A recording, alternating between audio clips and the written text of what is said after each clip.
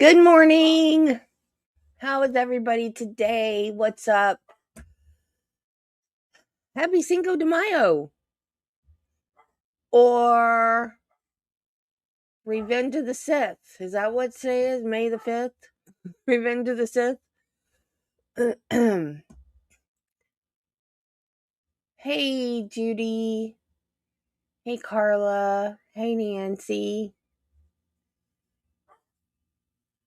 Hello to all my lurkers. Oh, we didn't have a stream yesterday, Nancy, so you didn't miss anything.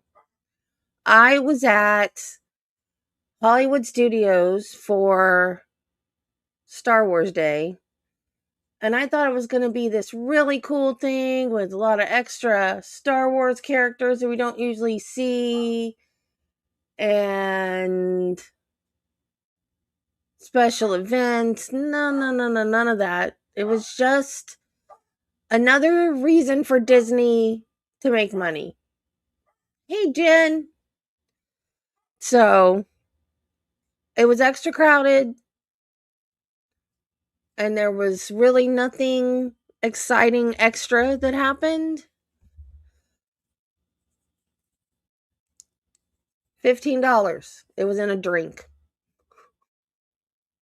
That was the non-alcoholic drink that was $15.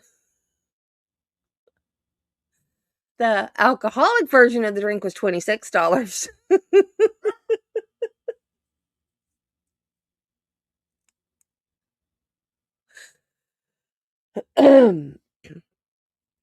My friend Mike was dressed as Qui-Gon. They do this like lightsaber light up thing down by the Millennium Falcon, but it's not sanctioned by Disney. It's just people get together and do it.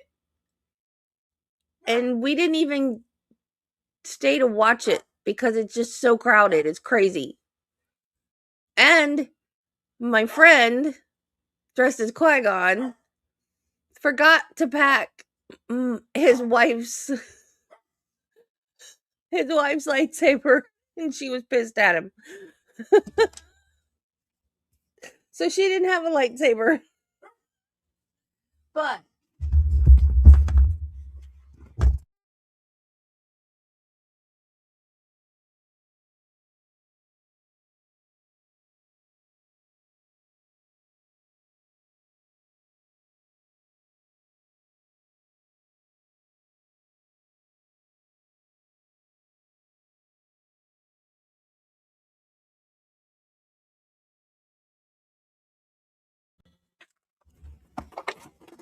hey, Jill, I swore I would never buy one of these stupid popcorn buckets. But I saw this and I had to have it. I paid $29 for it.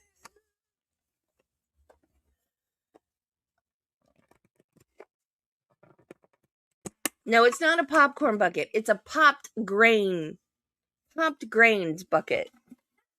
A popcorn bucket.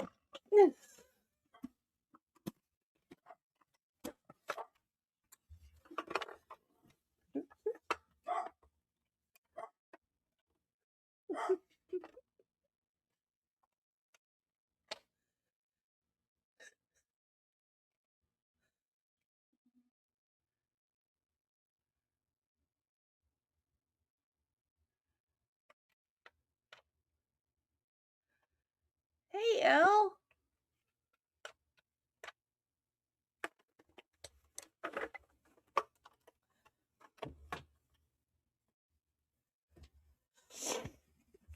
It was fun.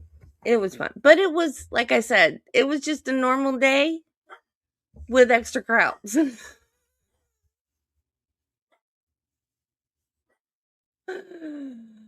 But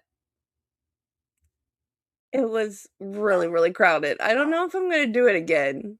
Not because somebody said we met up with another one of our friends who said last year all of like the event stuff was there all month because they didn't sell it all out on the day. So I don't know if I'm gonna do it again. It was a lot of people.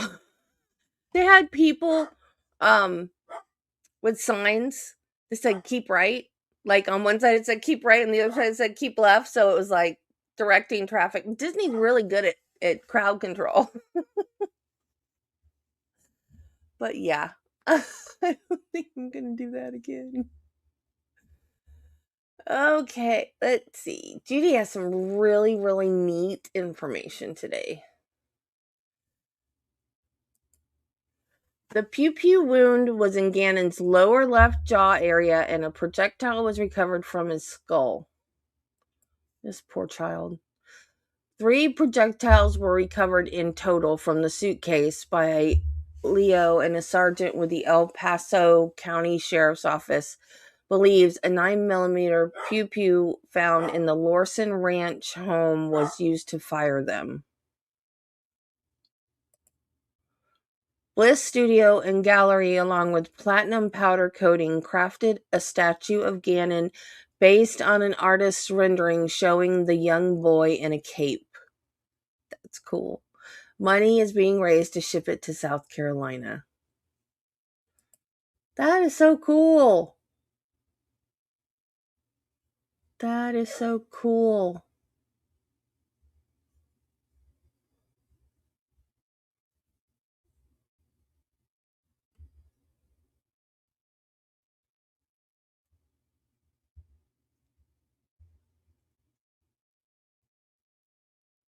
Yeah. Yeah.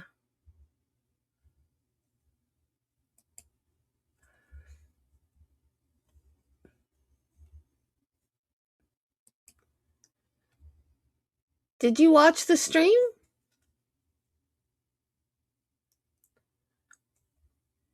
Hey, Marty. Hugs.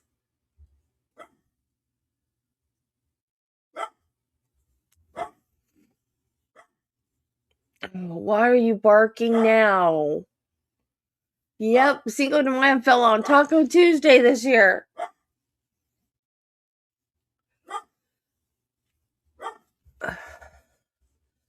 Okay, so we're on. Oh, cool.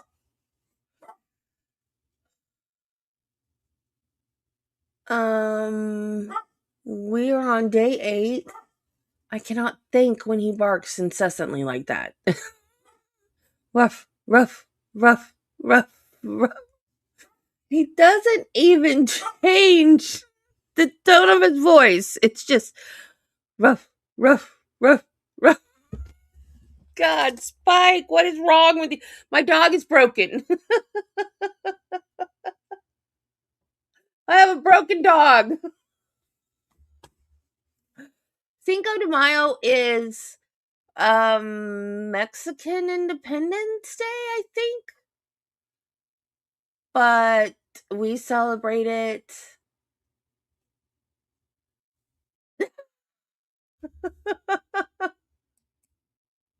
Hi, thank you.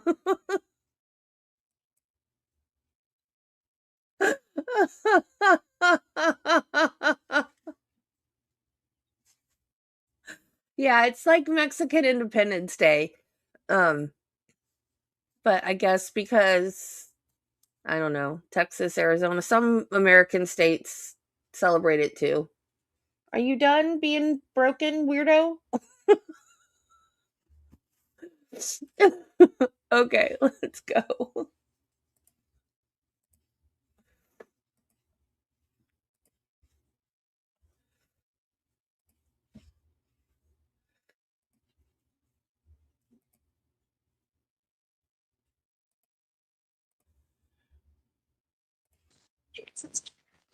So much. I appreciate you.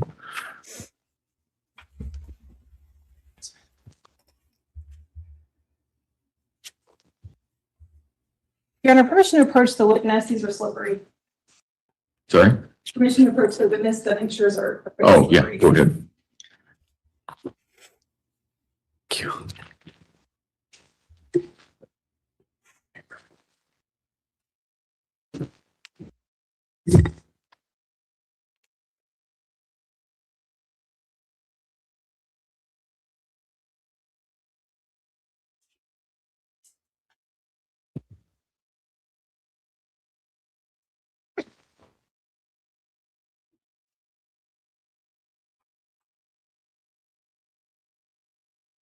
All right, do you generally recognize People's Exhibits 460 through, I believe, 477? Yes, I do. These are additional photographs that I took during my first scene processing. And Your Honor, sorry, just to clarify, 460 through 476 is actually the number of exhibits there. Right, go ahead. Are they fair and accurate? Yes, they are. Your Honor, at this time, we would move for the admission of People's Exhibits 460 through 476. Mr. Tellini? No objection. Exhibits 460 through 476 will be admitted. Now, Mr. Leeward, behind you is People's Exhibit 460. You'd mentioned some presumptive positive reactions that you noticed with the boards. What are you documenting in People's Exhibit 460? What I'm documenting here is that there was initially an additional black bag right in the center of the photograph to the right or the east of the last board. And I moved that bag, and that's what I'm photographing in this depiction right here. In 461, what are we seeing here? This is a blue star positive reaction photograph slightly east of those boards and on the boards as well. 462. This is a photograph directly of the boards at their south end. 463. Again, a blue star positive reaction photograph. It's difficult to see, but it's on the farthest bottom board or the farthest east board in this photograph. And Mr. Leeward, would you use the pointer just to point that out to the jury? So using the pointer, it's going to be slightly in the middle of this image, but it's going to be the board that we are going to refer to as, I believe, 4.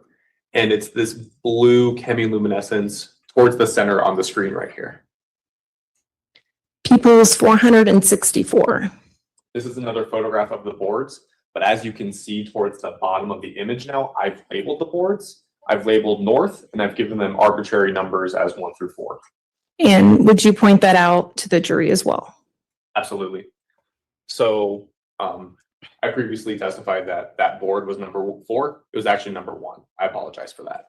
But here on the bottom side of this image, you can see towards the center of these boards, I've labeled them 1, 2, 3, and 4. I've indicated a north arrow, and I've written top, indicating that that is the top of the board. 465. This is a close-up image of that information. 466. This is after I cut the boards. We decided to do this because the boards were very long. They spanned the entire length of the garage.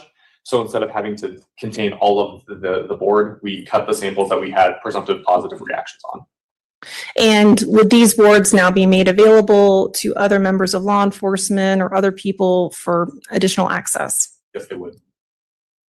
People's Exhibit 467, can you orient the jury as to where we're at now? Absolutely. This is kind of a difficult photograph to discern where we are. But along the left side of this image, you can kind of see the end of a stairwell.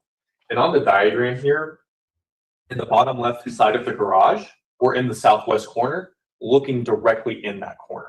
So where the rug initially was, it'll be slightly west of that. People's 468. This is a blue star reaction underneath the items within that southwest corner. 469. We've moved some of those items to better visualize what was under those items. 470. An additional blue star reaction photograph of that same area. Now, you did explain that you like to work outside in, and so as you've documented various areas around the garage, what is the next area of focus for you? Naturally, our next indication would be to move into the garage. So what we did after we blue starred this area was move further into the laundry room. So in People's Exhibit 471, what are you documenting here? This is a photograph of the door to the laundry room, but we're within the garage. We have not crossed that threshold yet. And People's Exhibit 472. This is a blue star positive reaction photograph, and it's kind of difficult to see, but at the top of this image, towards the middle of the screen, there's a blue marking on the door. People's Exhibit 473. This is a photograph once we've opened up the doorway to the laundry room. People's Exhibit 474.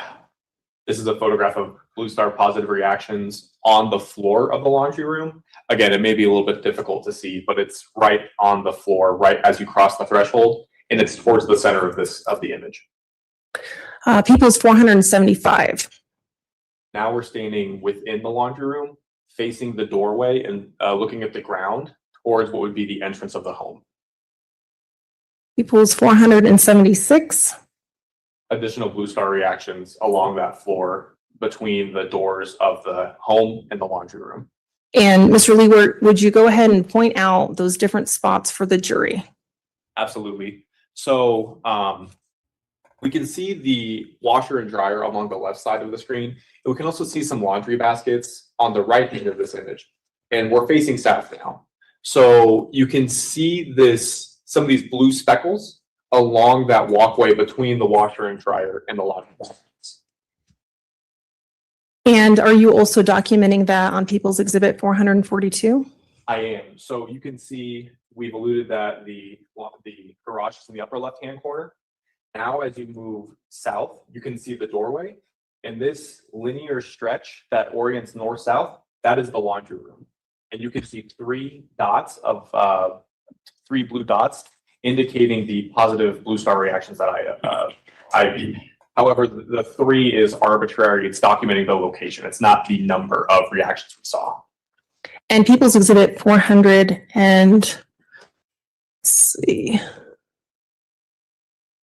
You can take a seat now if you'd like. Now, at some point, you'd explained that certain ideal conditions for photographing Blue Star. At what point in the day are you now coming back? Can you explain that again to the jury? So as I mentioned before, we are there around noon, the noon time, so very bright outside. You can see that in this image depicted that there's light coming in underneath the doorway, which can be troublesome when we're trying to take very dark photographs for a Blue Star. So at this point, we decided with the amount of Blue Star reactions that were observed, that it would be beneficial to respond to the address in the evening hours to search for Blue Star. So because we could make the house darker. And did you actually respond later in the evening hours on February 3rd of 2020? Yes, I did. I responded around 6 p.m. And did you respond with anybody else from your team? CSI Robert Zaleski responded with me in a training capacity.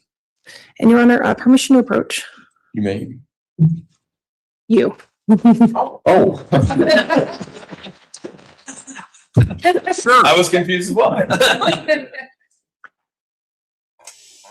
Hey, Wiggles.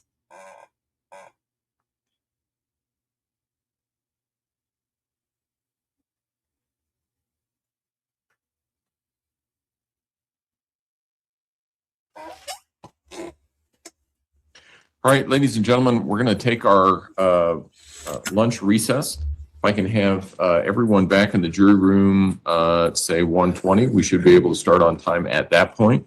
Again, don't discuss the case among yourself. Don't discuss the case with anyone else, and have a good lunch. And we'll see you back at 1:20. All rise for the jury, please.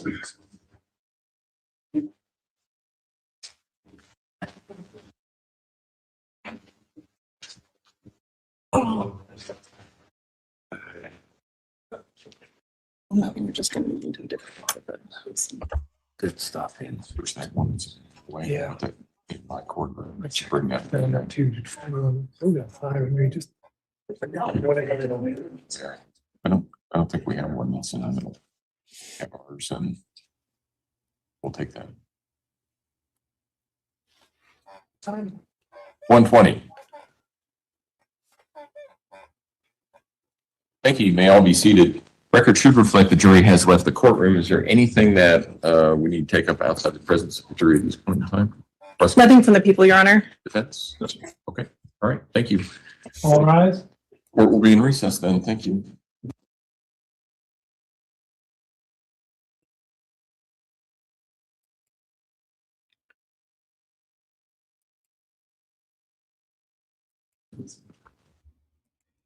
And Ms. Gratiano, you can move that once the jury gets in and whenever you're ready. Yes, Your Honor, I'll do that.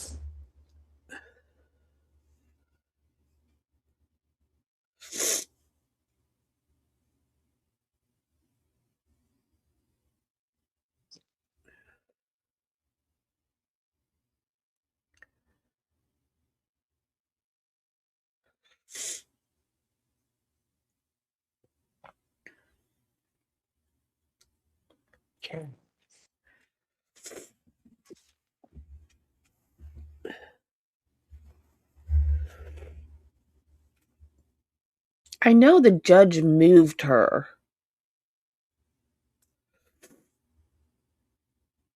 That's fine. Yeah. Okay. Yeah, that's okay. Because she shot birds at some of the witnesses.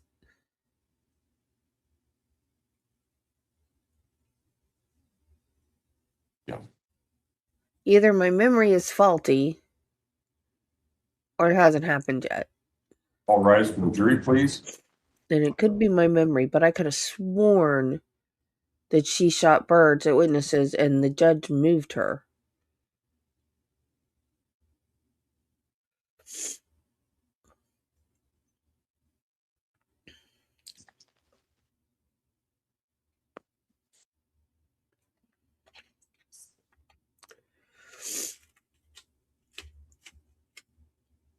Oh, she did. Okay.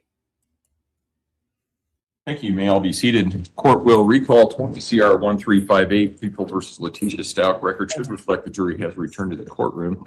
When we took our break, we were in the midst of the testimony of Mr. Leweir. That's where we will resume. Ms. Gratiano. And we'll continue on. Well, good afternoon now. Everyone. Your Honor, permission to approach to move the easel? You may go ahead.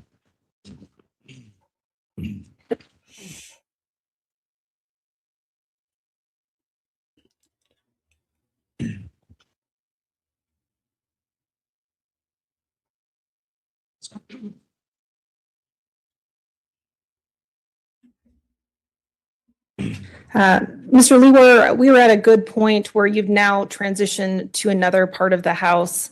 I would like to take a moment to take a step back. There are two exhibits, I believe, in front of you. I just have the one. Sorry? I just have one photograph. One photograph. And what photograph exhibit is that previously admitted? This is People's Exhibit 446. I project that.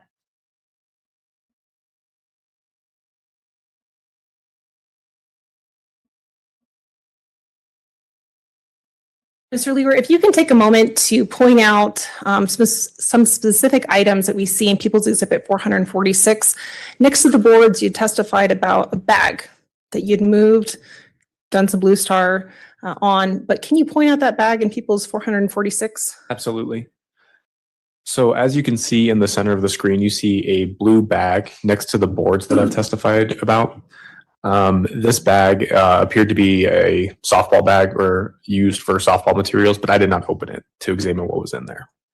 And can you point out that bag? To be clear, there may be maybe two bags in that particular photo. Can you point out each of those bags? Absolutely. I'm going to stand up if that's okay with you. Go ahead. Thank you. So as you can see in the center of this image here, the blue bag I was referring to earlier, there's a big E in the middle of it. But additionally, there's a box to the south end of the boards. There's also another Easton bag with what appears to be a pink softball bat as well. Thank you. Now you'd explained that your work on February 3rd of 2020 was split basically into two parts. The second part was to maximize the advantage of what? We wanted to respond again in the evening to take advantage of the darkness so we could see the Blue Star reactions if present. Okay. And in terms of that, were you able to document any Blue Star reactions that you noticed? Yes, we were. We were able to document it via notes and some photographs. There was a camera malfunction during my response, which I can explain in further detail. Go ahead. So I mentioned before the shutter of a camera is what opens and closes for a photograph to be taken. And that when we take our Blue Star photography, we want to make sure the shutter is open as long as we can to get as much light in. So traditionally, if you have a shutter that is open for a very long time, you're going to have a brighter and brighter photograph. with my camera, there was a shutter issue where I had my shutter open for a very long time, 30 seconds, and my pictures were coming out almost completely dark.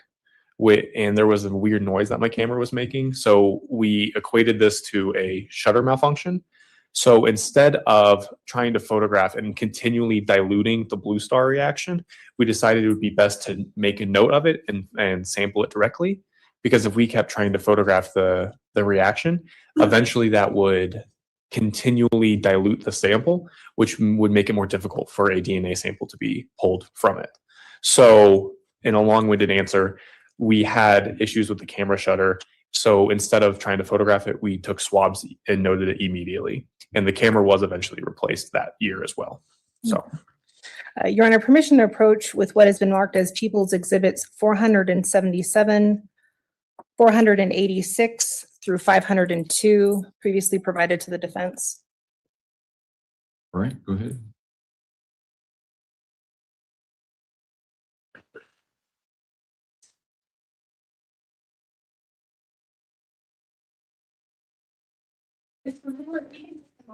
To familiarize yourself with the exhibits that I've handed you. absolutely.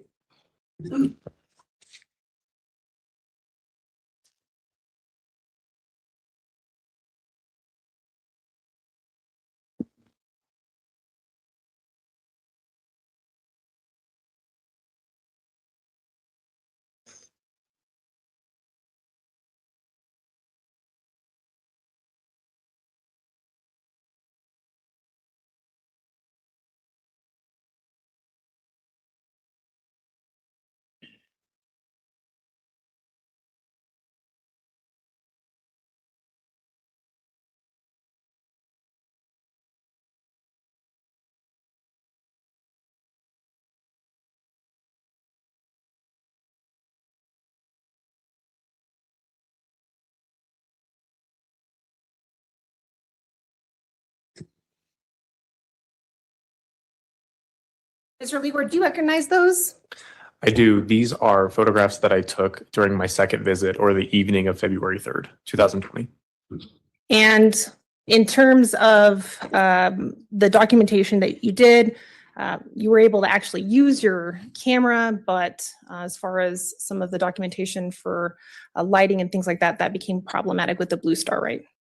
That is correct. During the second visit we were there, the CSI Robert Zaleski had his camera. I did switch to that momentarily to photograph some blue star reactions, but overall my camera was having those shutter issues. So again, we predominantly decided that it would be best to note and swab.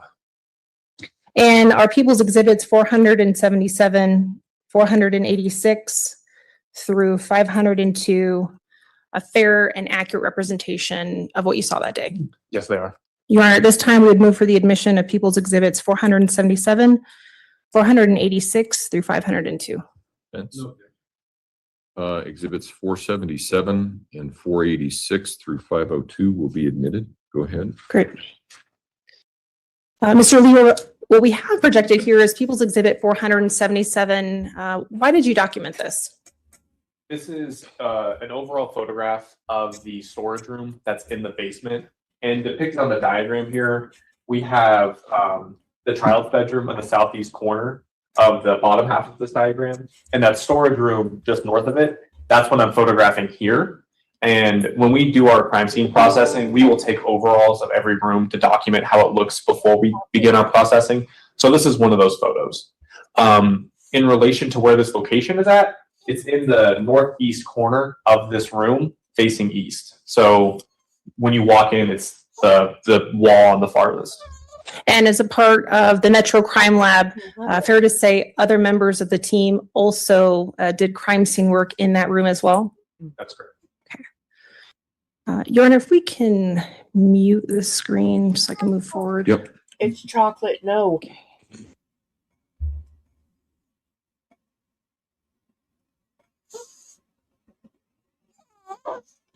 No. Great, thank you, Your Honor.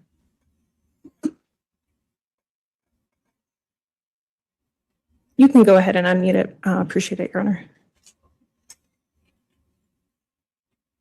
Right. Oh. Lost it. Thank you. And now as you move forward throughout the house, continuing your documentation with specific areas of the house, what are we seeing in People's Exhibit 486? This is a difficult photograph to recognize because we don't have any labels for it. Traditionally, when we see visible possible bloodstains, we will label them. But with how small what I observed here was, I didn't want to lose it. So what we're looking at here is that first landing. And when I refer to the landings, the first one, we're referring to going downstairs. So the first landing is the first one you hit when you're going down the stairs. The second one is the second landing when you're going down the stairs. So in this diagram, in the center of the top level, it's going to be this north wall of the first landing. And it's kind of, you can't see it, but there's a zoomed in photograph. Okay. The zoomed in photograph that you're referring to, would that be People's 487? Yes, it is. That there was a red possible biological sample on that north wall that we thought would be probative to take a sample of. Okay.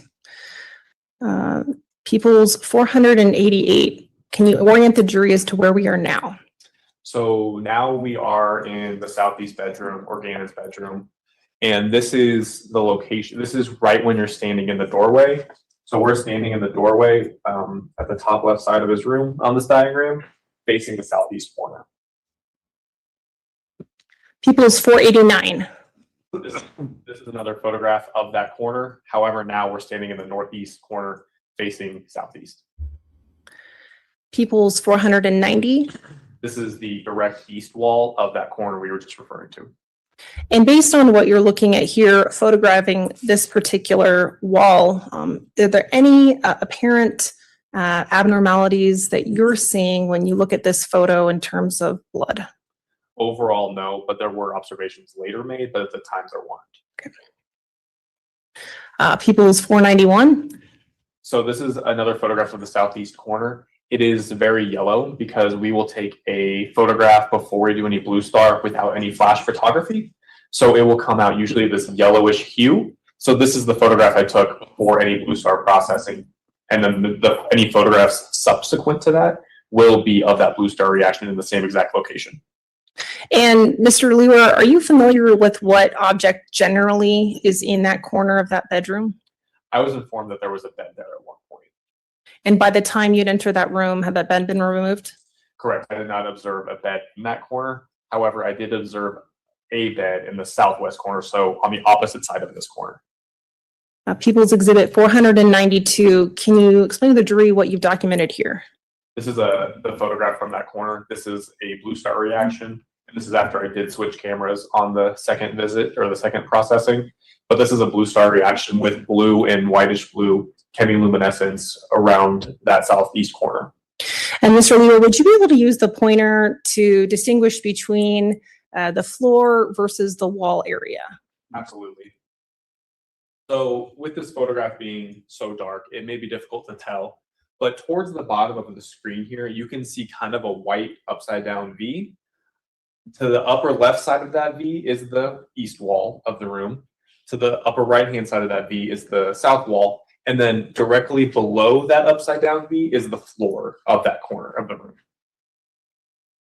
And based on the color of the reaction that you see here, is there anything that you can say or opine as to the color and what that means? So with it being a blue chemiluminescence, it is presumptive positive, is a presumptive positive reaction with blue star, indicating that it could be blood. People's Exhibit 493. What are you looking at and documenting here? This is another photograph of the same reaction. However, the spray has been distributed differently, so that's why there's a different appearance now. But again, this is another photograph of the presumptive positive reaction in that corner of the southeast bedroom. Compared to People's Exhibit 492, would 493 show a greater height of the wall? Or is that just additional spray that you put to document that? I wouldn't make any conclusions based on that alone, but because when you're spraying with blue star, you're spraying where you can. You may not be hitting every single possible area, possible bloodstains. I know. But I will say the reaction does span a higher level in this photograph than the previous photograph. People's Exhibit 494. What are you documenting here? So once we saw the blue star reaction in that corner of the room and some discoloration on the carpet, we thought it would be probative to cut the carpet up to see if we could see any visible possible blood stains. And at that point, when we cut the carpet up, we saw a reddish brown stain consistent with blood stains on the underside of the carpet. And as we had gone through the prior exhibit showing the carpet, was there any discoloration that was apparent on the top of the carpet as you documented? Yes, it was darker and brown, but it was faint, but it was still present. And can you point out, let's see, on People's Exhibit 495, what are you specifically showing in here? This is a zoomed in photo of the underside of the carpet, kind of highlighting that reddish brown the area of possible blood stains. And given that you're seeing some possible blood stains soak through the carpet, what's the next level or layer that you're interested in? When we're concerned about absorption, we're going to continue on to see how far down it goes. So with carpet, traditionally, there's also padding underneath. So we pull that padding up, which will then have the concrete sublayer. So we're just trying to see how far down that absorption of any biological material would go.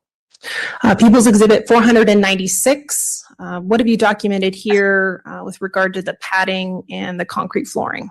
So as I alluded to, we're going to keep searching further down. This is after that padding has been pulled back. So now you can see there was an amount of saturation through the carpet and the padding that resulted on the concrete subfloor.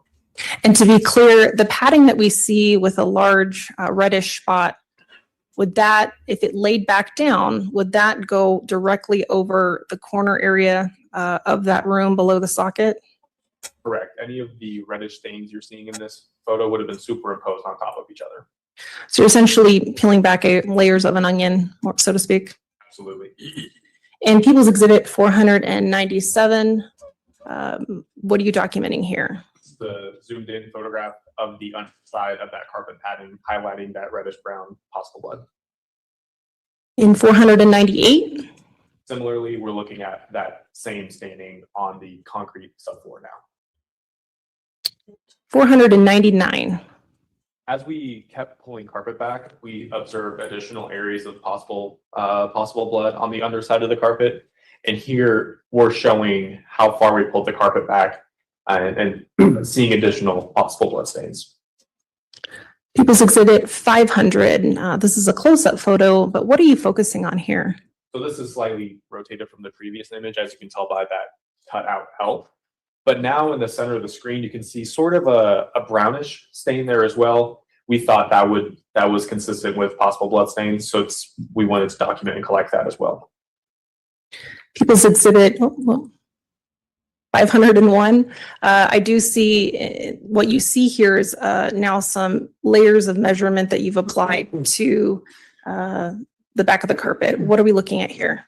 We're looking at that same photograph that we just observed, but this time I put a scale down showing the size and dimensions of that possible blood stain.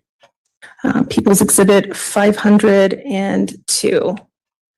This is a further zoomed in photograph of that same area. Now, as you explained, noticing that you likely think that it may be blood, are you going to blue star these areas? No, when we are using Blue Star, we will exclusively use that for latent blood stains. And the reason is if you have visible blood stains, you can sample that and test it later. However, you do not have that opportunity with latent blood stains because they are invisible, you can't see them. So if we were to have visible blood stains, all we're doing is diluting it further for any subsequent DNA testing. So when we saw this, we didn't want to test it any further. We wanted to cut it out and collect it in a way that it would be preserved best as possible. Then our person approached the witness with what has been marked as People's Exhibit 503 and 504, previously inspected by the defense. You may, go ahead. Beautiful.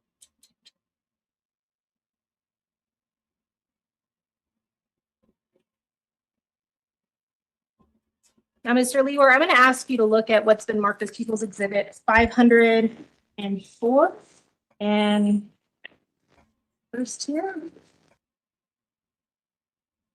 Oh, boy. 503. Perfect. You recognize it? I do. Could I look at the seals real fast?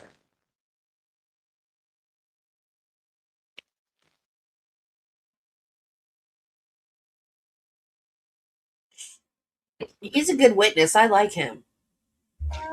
Yes, I do recognize this. This is that carpet that was directly in the southeast corner of the bedroom, and it also includes the padding. And again, I recognize this based on the label indicating where it was at, having my employee number, and then the tape seals on it having my initials. However, with it being having the package been open, there were additional analyses done by additional forensic personnel. No, and that's specific to People's Exhibit 504. I think just below that is 503. Can you also take a moment to inspect People's Exhibit 503 as well? Absolutely.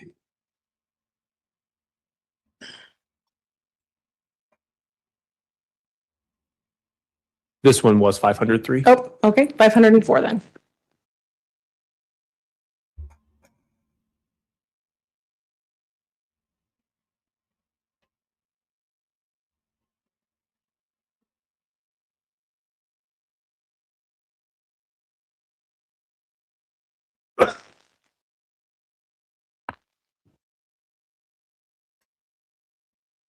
And in terms of People's Exhibit 504, do you recognize it as well in the same way?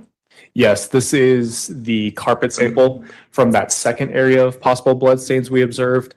I separated them out because there was enough of a delineation between the one blood stain pattern, possible blood stain pattern, and the second one. So this is that carpet and that padding, again, with the label and the additional tape seals that it is the same item. And would you say that's in the substantially same condition as when you last collected it? Yes. Your Honor, at this time we would move for the admission of People's Exhibits 503 and 504. No objection. Exhibits 503 and 504 will be admitted. Go ahead. Mr. Lieber, as you move forward in the room, you're continuing to document the different stains, et cetera, that you see in the room. What else, in addition to blood, were you also tasked with looking for? In terms of defects, projectiles, that sort of thing. So when we were initially called, we were told to look for blood stains and defects, or latent blood stains and possible projectile defects. During that search, we didn't observe any additional or any defects at all, but we did do the searches for the latent blood stains. Okay. Your Honor, permission to approach the witness with what has been marked as People's Exhibits 505 through 509. You may, go ahead.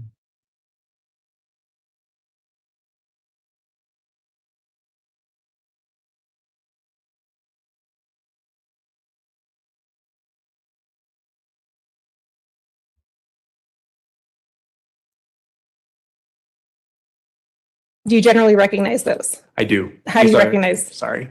It's okay. These are photographs that were taken the evening of February 3rd during my scene processing. And they include People's Exhibits 505 through 509. Are those also fair and accurate representations of what you saw that day? Yes, they are. Your Honor, we would move for the admission of People's Exhibits 505 through 509. Exhibits 505 through 509 will be admitted. Go ahead. Now, Mr. Lee, we're seeing a lot of photos of carpet. How many photos would you normally take at a scene? So during a crime scene processing, it's not abnormal to have anywhere between 500 to 1,000 plus photographs. Wow. Most photographs we use are to show the conditions of the scene before, during, and after our scene processing. However, there are times when we take photographs, we'll have placards out, we'll have labels out highlighting particular items. But during a search warrant, we're documenting as we're searching. Okay. And so what we see in People's Exhibit 505 here, what was important again for you to document closely here? As you can see along the right hand side of this image, that's the original possible blood stain that was under the carpet. What we're looking at here is an area on the concrete subfloor under that second possible blood stain that we observed. People's Exhibit 506, we see some measurements here. What are you documenting? This is additional possible blood stains that were on the concrete subfloor under that second pattern we observed. And is the idea behind putting this sort of measurement indicator to give you a sense of scope, some sort of frame of reference? Absolutely. People's Exhibit 507. Again, this is a photograph of that first area of possible blood stains. but now a scale is included to show the overall dimensions of that possible stain. And Your Honor, permission for the witness to publish People's Exhibits first 503 and then 504 to the jury by walking past the jury box. Oh, yes, you may, go ahead. Mr. Lewer, if you would go ahead and walk 503 past the jury slowly so that they can review it.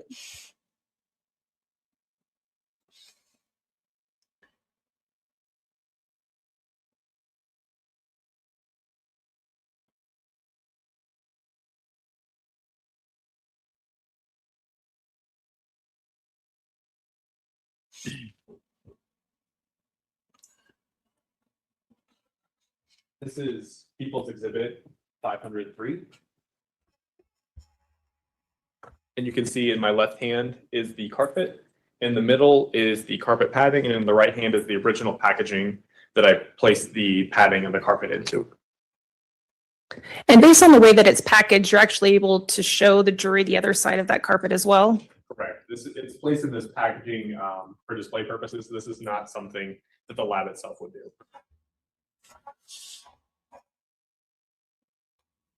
This is the underside of the carpet padding and the underside of the carpet itself. Now that it's flipped, in my right hand is the underside of the carpet, in the middle is the underside of the carpet padding, and in my left hand is the underside of my packaging.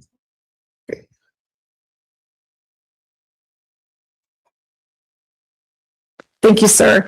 And if you would do the same with People's Exhibit 504 as well.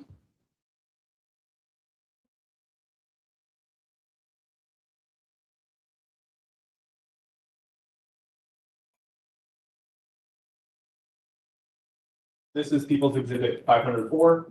This is that secondary carpet area that I alluded to before. In my left hand is the packaging. In the middle is the upper side of the carpet. And in my right hand is the upper side of the carpet padding. And if you would show the jury the back side of People's Exhibit 504 as well. Same thing now, but in the left hand is the padding, all the underside. In the middle is the carpet. In the right hand side is the packaging. Thank you.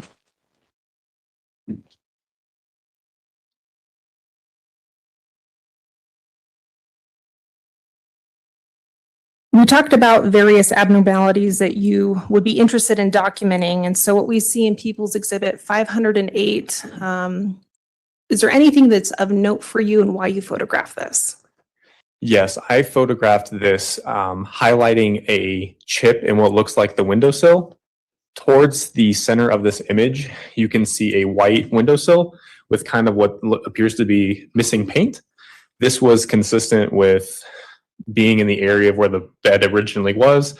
So I thought if an incident did occur there, based on the blue star reaction and the amount of possible bloodstains, this may be noteworthy.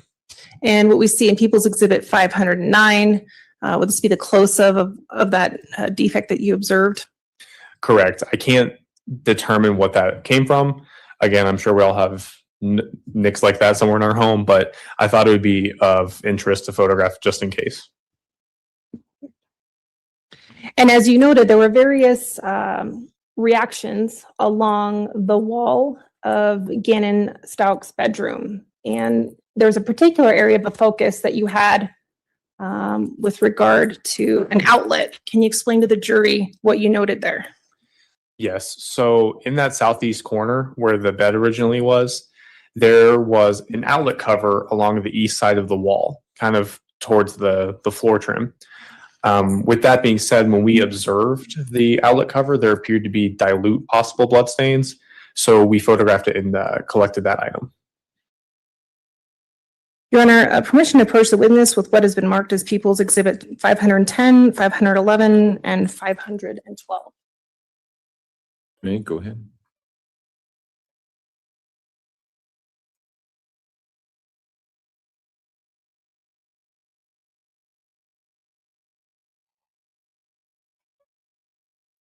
Mr. Leeward, I handed you People's Exhibits 510 and 511. We'll take those to start. How do you recognize those? These are photographs that I took during the second visit of the outlet cover in that southeast corner of the southeast bedroom. And are they a fair and accurate depiction of what you observed that day? Yes, they are. Your Honor, permission to admit People's Exhibit 510 and 511. 510, 511 will be admitted. Go ahead, Permission to publish as well. you may. So here what we have projected behind you is People's Exhibit 510. Does that depict that outlet you were talking about?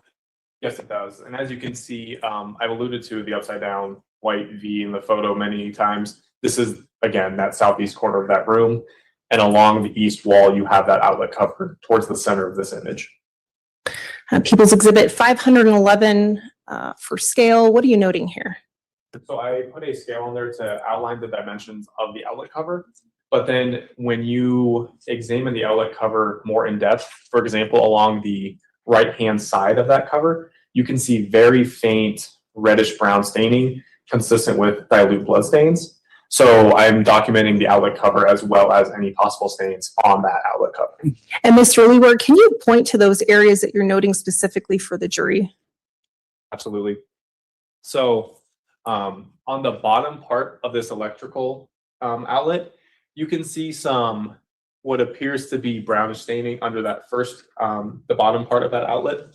And then additionally, you can see some, it's faint and difficult to see on this screen, but you can also see what appears to be some flow marks or very dilute marks with linear orientation.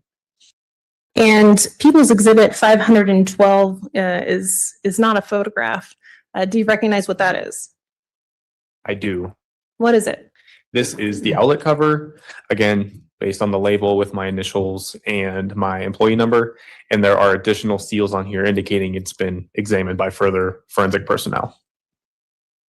And in terms of, again, the method that you use to process, would you have swabbed this? What would you have done to this particular area? Again, I would not have swabbed this because I want to make sure the sample is unsaturated as possible. With that being said, we did blue star this corner of the room.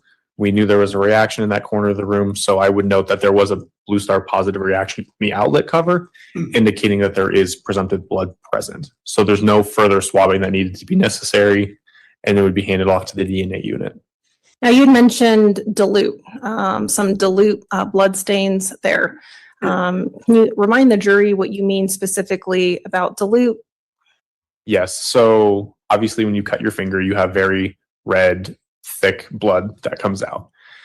And then when you try to clean it up, like if you're in the sink, when you wash it off, it starts to appear runny and starts to become a little bit more clear. That's what I'm alluding to here, is that when I say dilute blood stains, that you have very clear, very faint reddish brown staining instead of the very obvious present red color of blood.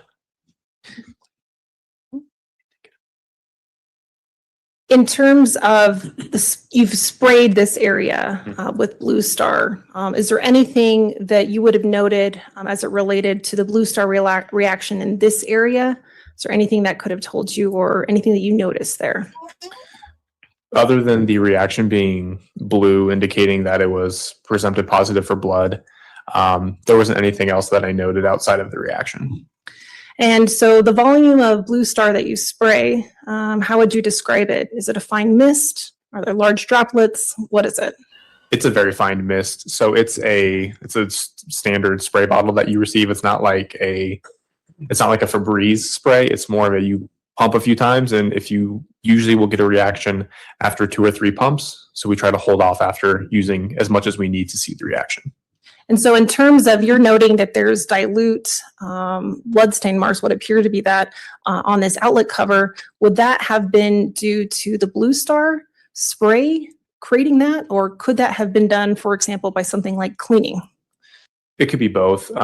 Because the Blue Star is a liquid that is water-based, there will be some dilution, but the amount you're spraying isn't going to dilute it to this level. Okay. And based on what you're seeing with the outlet cover, you're working outside in, what are you going to do next?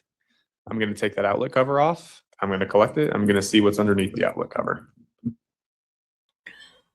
You're on a permission to approach with what's been marked and previously provided to the defense as People's Exhibits 513 through 515.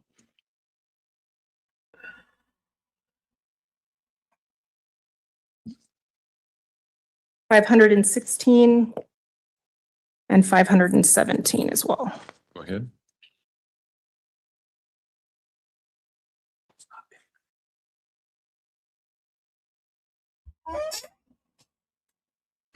Your Honor, permission to approach? You may.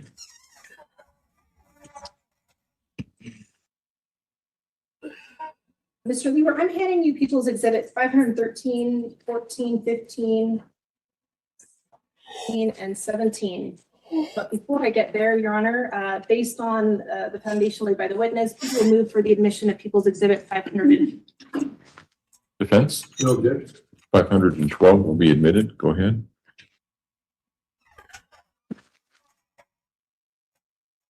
Mr. Lewer, can you take can you take a moment to review that? Absolutely.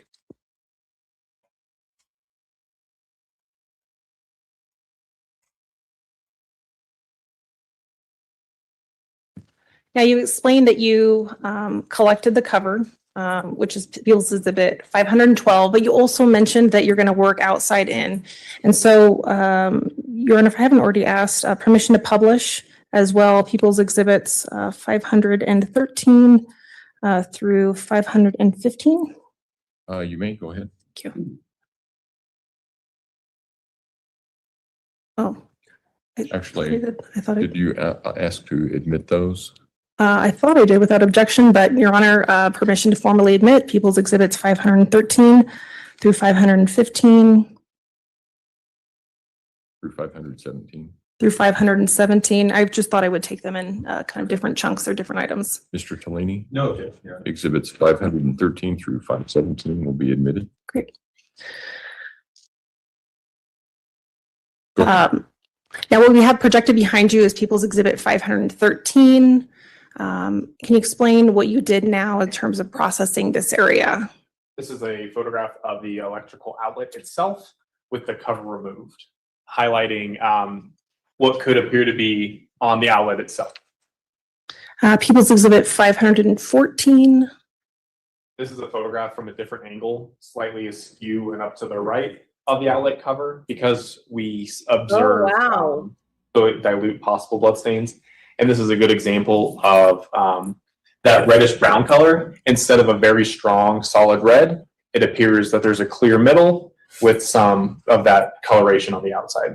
So this would be a good example of possible dilute blood. People's Exhibit 515. Another photograph just from a slightly different angle. Great. And on the witness stand before you, you have People's Exhibit 516. How do you recognize what that is? These are the swabs of those possible blood stains on the cover. On the outlet itself, because I wasn't going to remove the cover based on possible electrical hazards, and it's easier to swab it than take it with us. But I identify it based on my employee number on here and the tape seals on the back, with additional tape seals on here indicating it's been tested. And so, for example, do you need to open that envelope to know that those are the swabs that you collected? No. Okay. For those reasons, while the defense hasn't objected, Your Honor, I would ask if People's Exhibit 516 can be admitted as well. No objection.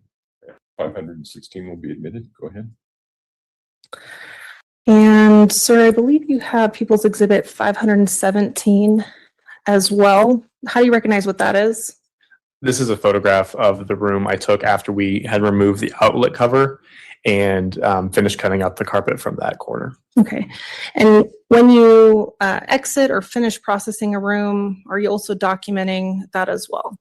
Yes, I mentioned earlier that when we are taking our photographs of our scene, it's before, during, and after processing. And we want to document how we left the area after we finished processing as well. So that's this photograph. Great. And again, Your Honor, while not objected to by the defense, based on that, permission to admit and publish People's Exhibit 517. Objection. 517 will be admitted. You can go ahead and publish. Okay.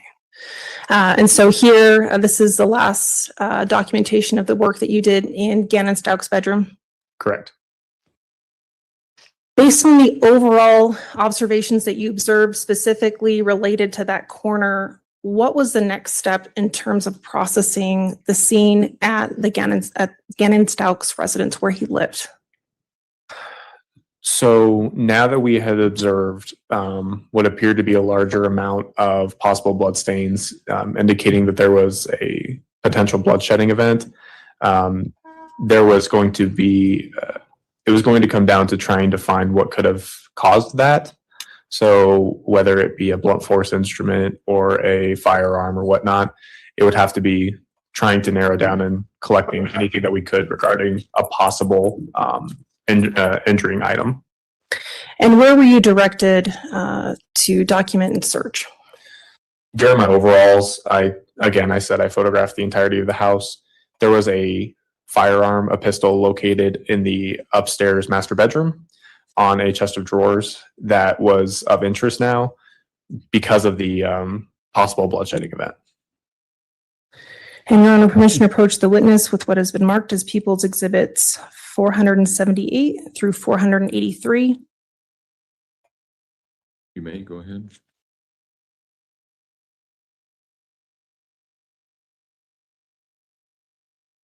Thank you.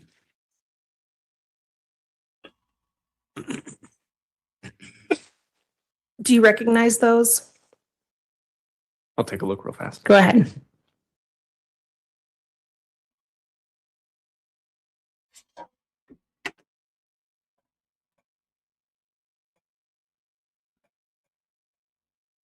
Yes, I do. How do you recognize those? These are additional photographs that I took within the master bedroom of the room and of the handgun we observed in on the evening of February 3rd. And are they a fair and accurate depiction of what you observed that day? Yes, they are. Your Honor, at this time, we'd move for the admission of People's Exhibit 478 through 483. Defense. 478 through 483 will be admitted. Your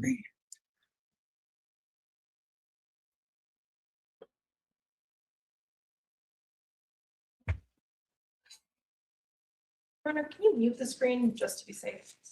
Oh, yeah.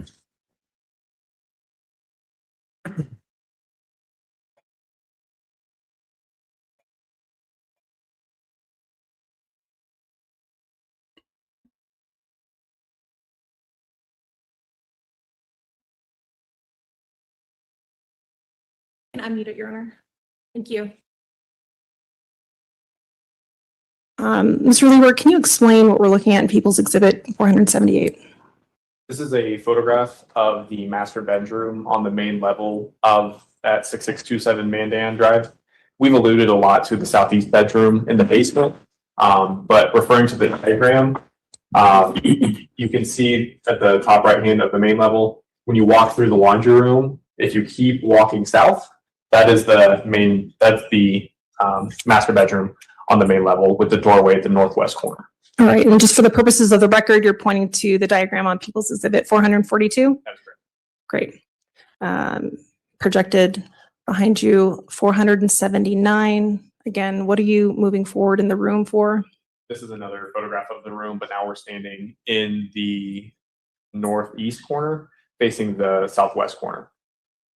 People's Exhibit 480. We're facing the chest of drawers that was in the southeast corner of the bedroom.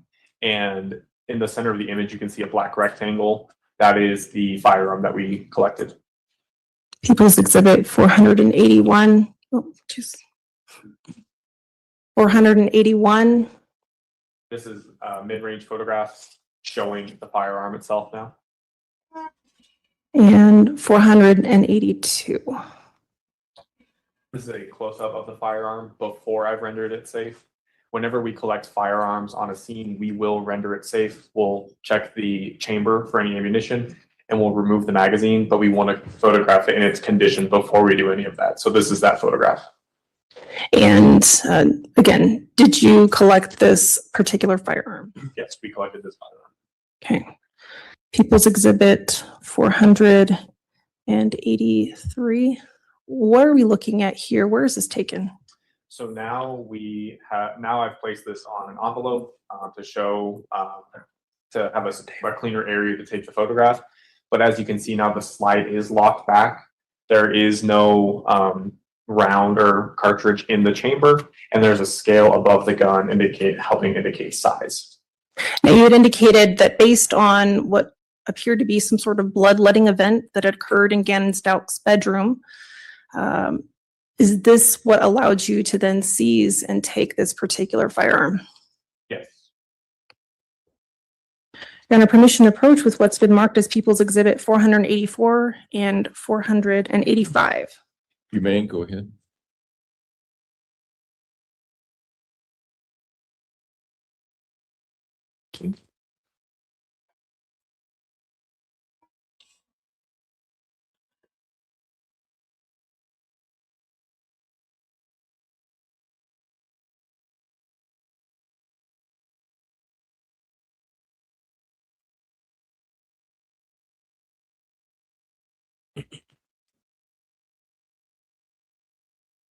Yes, I recognize these.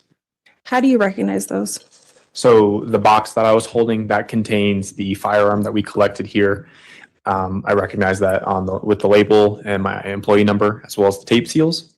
And then the envelope that I was holding, which is People's Exhibit 485, that is the magazine from within the firearm, containing approximately 16 cartridges. Now, at this time, I'll direct your attention to People's Exhibit 484. What can you tell based on the markings on that box? I can tell that it's been processed for fingerprints as well as DNA sampling, and that it appears that there have been additional exams done by the firearms unit as well as the DNA unit. Okay. And at this time, would you use the scissors that are next to you to open that box? Absolutely. And to be clear, while you're doing that, when you receive a firearm and you take it into evidence, what have you done specifically with this particular firearm that we see photographed in People's Exhibit 583? So when we collect a firearm, when I say render it safe, what that means is I will lock the slide back. That will disengage the firearm. And when that occurs, a chambered round, if there is a round within the chamber, that will also be expelled. So now there's no cartridge in the chamber that can be fired. And I will also remove the magazine, meaning that there's no ammunition in the gun and that is not able to be fired with the slide lock backed. And when you checked the chamber of this particular firearm, was there a round in the chamber? There was no round in the chamber. Okay. Do you recognize, after you've opened the box, People's Exhibit 584 before you? May I handle it to observe the serial number? Your Honor, just to confirm, that particular item has it still been in the state that it's been rendered safe? Yes, it is safe. Your Honor, permission for the witness to further inspect? Sorry. Got to put some gloves on.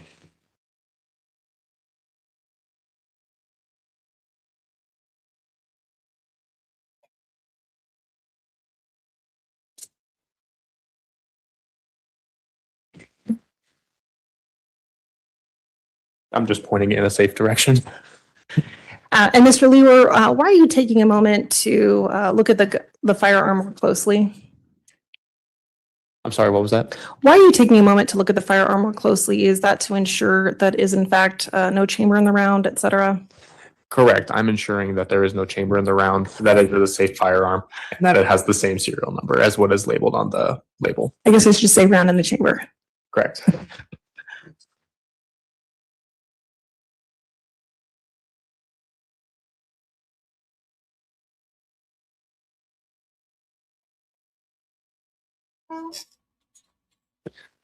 So I remember with this firearm, there is a particular grip cover that is covering the serial number. So to preserve the evidence, I'm not going to remove that cover, but it is consistent with the firearm that I observe here, especially with that grip cover being there. It's giving me a friendly reminder. Okay.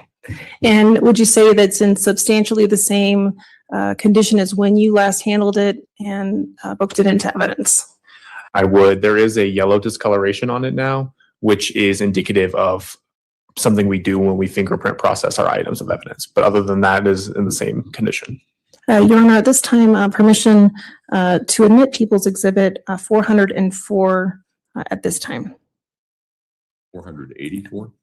484. Okay. Oh, I'm sorry. Defense? As long as 480. It's 484. 484 will be admitted. Go ahead. All right. And Your Honor, permission to publish to the jury by the witness walking past the jury box. You may, go ahead.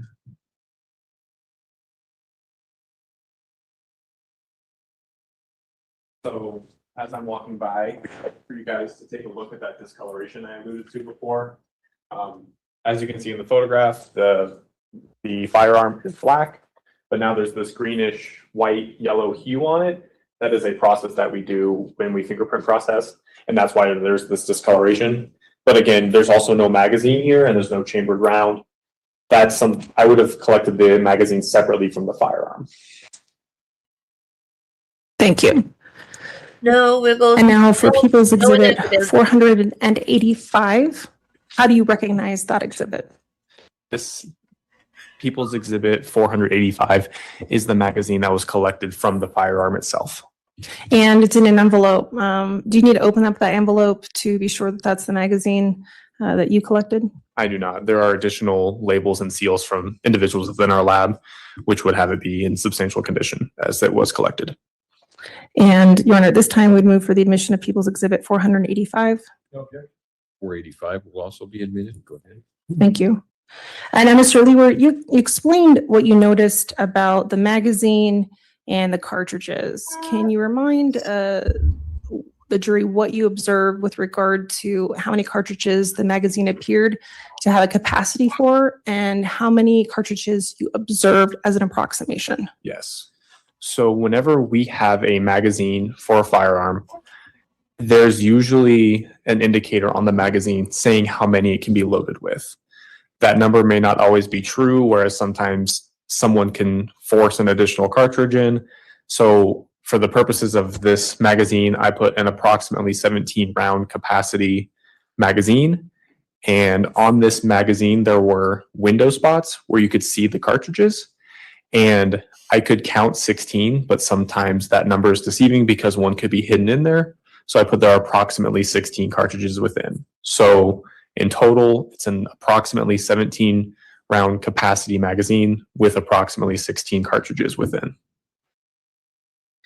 And specifically, again, that magazine was found in relation to the firearm, with the firearm? Correct. It was within the firearm when I collected it, and I removed it and collected it separately. And is that pursuant to the policy that you have with the Metro Crime Lab? Yes, with our policy, we cannot put loaded firearms into evidence. So we will always remove the magazine. And additionally, when we have magazines with ammunition in them, we do not want to remove the ammunition from within because it may destroy fingerprints and any DNA evidence. So instead of pulling out the cartridges and counting them, I believed it would be most probative to preserve the fingerprints and DNA if present. And based on how you make that item of evidence, that firearm specifically available, is it now available to other members of the Metro Crime Lab for additional processing, Yes, testing? correct, yes. Your Honor, permission to approach the witness with what has been marked as People's Exhibit 518 through 527. You may, go ahead.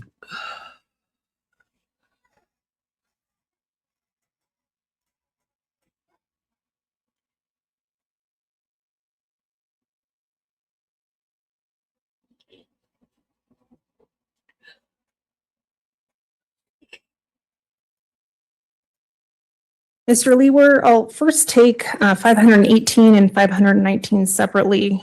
Do you recognize each of those?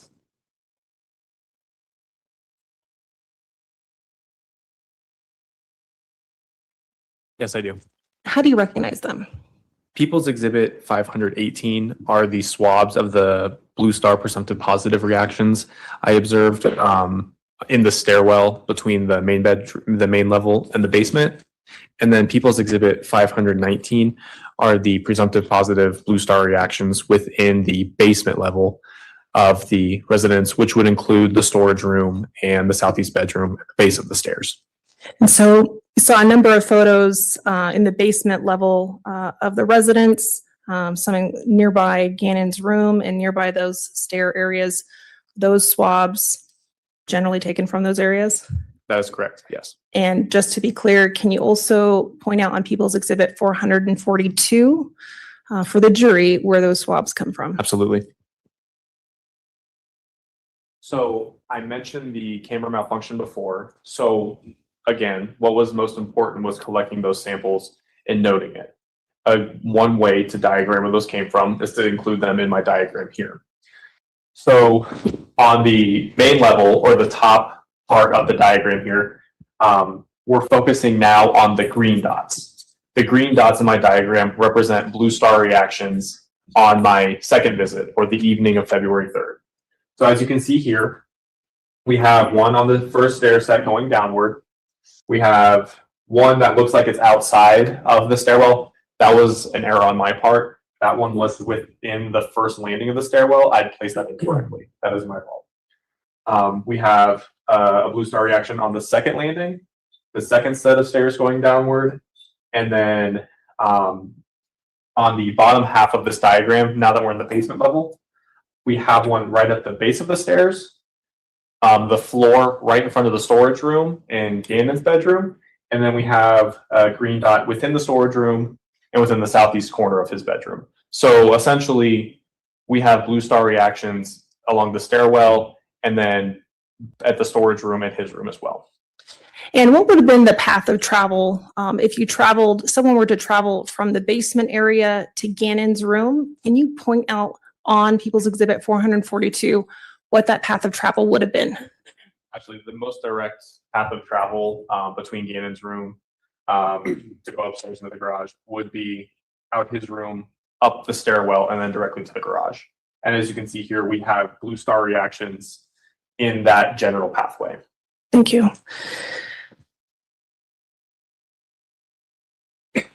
I've also handed you People's Exhibit 520 through 527. Those are different, right? These are different. Okay, what are those? I responded to the address on February 5th for another search, and these are photographs that were taken during that search. Okay, and are those also fair and accurate representations of what you saw on February 5th of 2020? Yes, they are. Your Honor, at this time, we'd move for the admission of People's Exhibit 518 through 527. Thanks. Exhibits 518 through 527 will be admitted. Go ahead. And Your Honor, permission to publish People's Exhibits 520 through 527. You may go ahead. Thank you. Okay.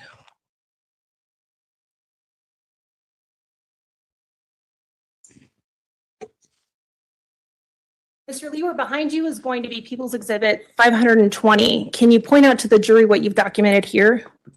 Yes, so there isn't a mid-range photograph showing what this is, but at the bottom of the screen, you can see the red washer and dryer we've mentioned before. So what we're looking at here is the top of that washer and dryer in the laundry room. And what's of interest, or what was of interest for us in this photograph, was a bottle of vinegar on top of one of those appliances. And based on seeing, again, the bloodletting event, or at least what had occurred, the remnants of something in Gannon Stauch's bedroom, what was the specific scope of what you were looking for on February 5th of 2020 now? We wanted to document and search for any cleaning products because now that we had a bloodshedding event with dilute possible bloodstains, there was evidence that there may have been possible cleanup. So we wanted to search for any possible cleaning materials that would have been used in that action. Okay. People's Exhibit 521, what is this a close-up of? This is a close-up of a bottle of distilled vinegar from top of one of those appliances.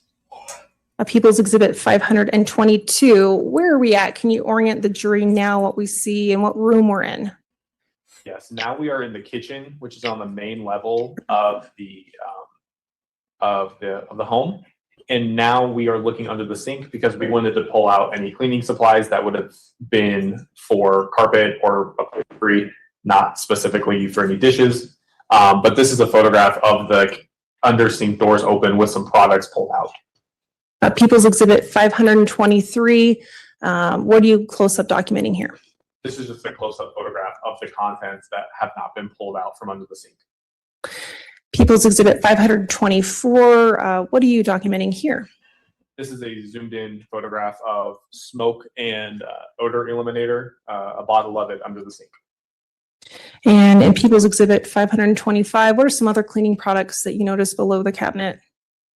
Again, this is the other side of that sink cabinet now, where there's a box of Arm & Hammer cleaner under the sink, or baking soda, I believe. People's Exhibit 526, is that a close-up of that box you're referring to? Baking soda. People's Exhibit 527, is this the overall shot of the various substances that you found under the kitchen sink in that cabinet area? Correct. This is with some of the contents pulled out. And you can take a seat. You've walked us through at least 3 instances that you were present to document in the residence at 6627 Mandan Drive. Those 3 dates were 2 dates with 3 instances that you searched. What again? February 3rd around 11 o'clock, February 3rd around 6 p.m., and then February 5th closer to the lunch hour as well. And while you were present on scene, was there any obvious signs of blood or a struggle that you observed on any of those times? So when we responded on February 5th, it was much more lit in Gannon's bedroom, and we had many individuals focusing on the walls, and we observed very, very tiny non-diluted blood stains or possible blood stains. So we called in one of our crime scene investigators to help document those blood stains. And another member of the Metro Crime Lab team would have done an in-depth review of those smaller, very clear blood stains. Correct. They would have done a documentation of those stains, which would have allowed them to do any blood stain pattern analysis going forward. That's not your area of expertise, right? That's not my area of expertise. To be clear, the 2 times that you were present on February 2nd of 2020 and February 5th of 2020, at any point, did you see any shell casings? I did not see any cartridge casings during any of my visits.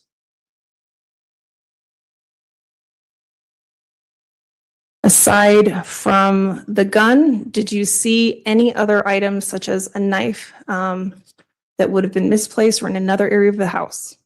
I did not see any knives in any odd places in the house. Thank you.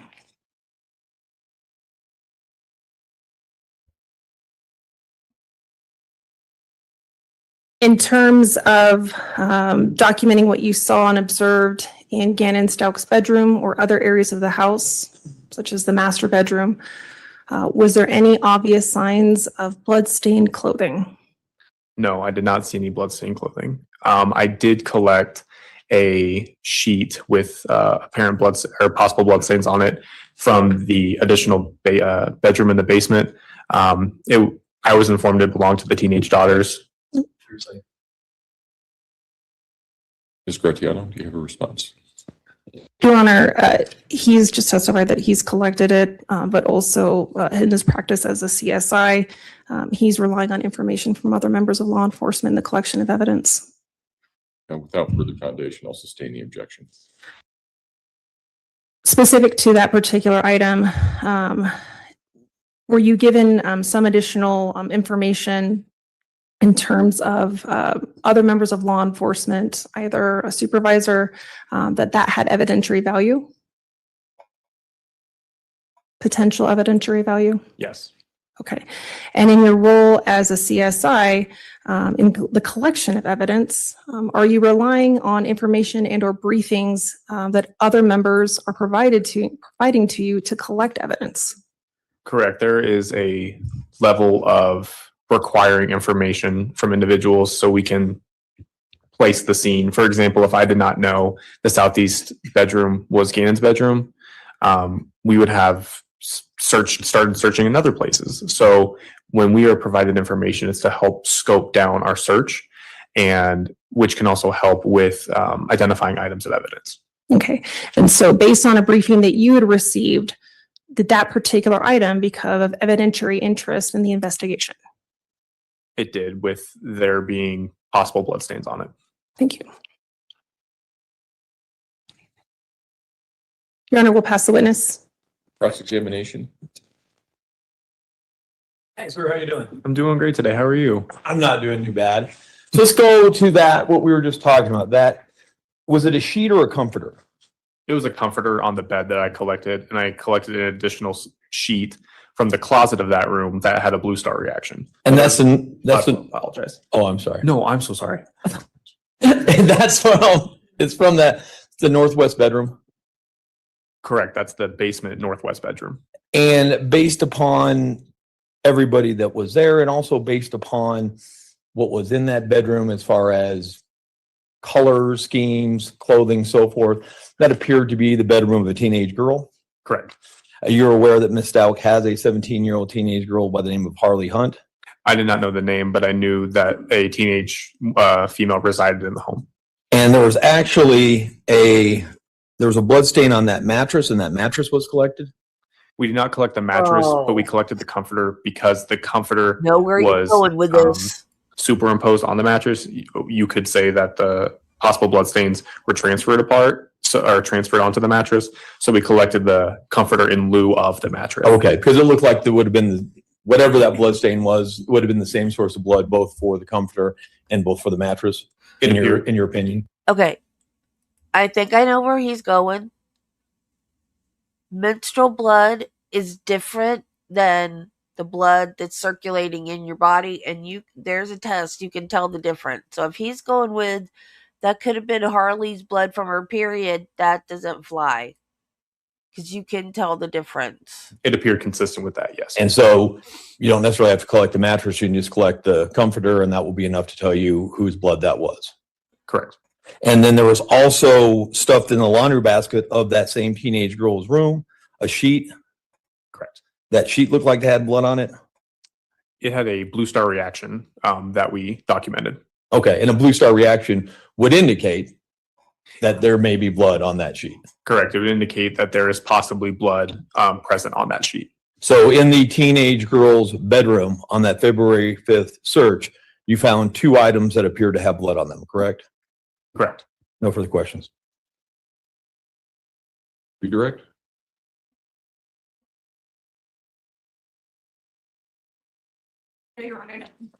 Do any of the jurors have any questions for Mr. LeWare? All right, looks like we have one. All right, council approach, please. I wonder if the question is, can you tell the difference between menstrual blood and regular blood? Because the answer to that is yes.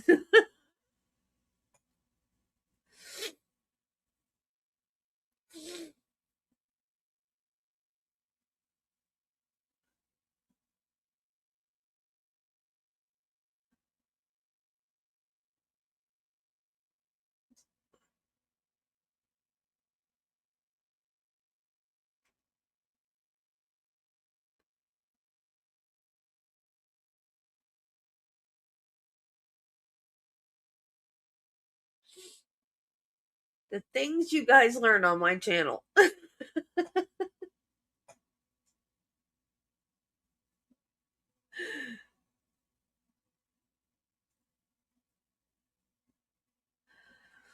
Mr. Lewer, if Blue Star is a presumptive test for blood, how is testing accomplished to separate Blue Star from an actual blood sample?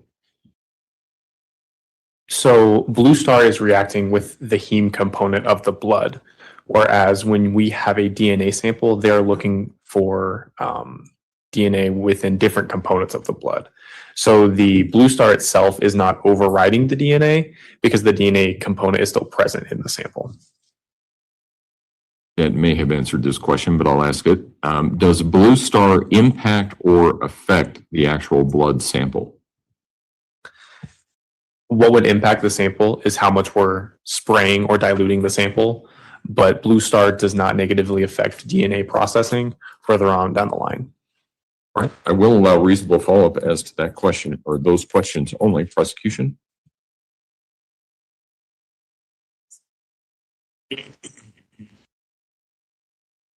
Nothing further, Your Honor. Defense? Nothing, Your Honor. Thank you, sir. You may step down. Thank you all. Prosecution, call your next witness, please. Judge, our next witness is an expert and we need to gather some exhibits together. And I'm wondering if we could just give the jury about a 10-minute break to do that. Yeah, that's fine. Or if you want to do the afternoon break too. No, we'll probably do two of them because it's a little bit early. So what we're going to do is take about a 10-minute recess. Again, you may not discuss the case among yourselves, may not discuss the case with anyone else. With that, all rise for the jury, please.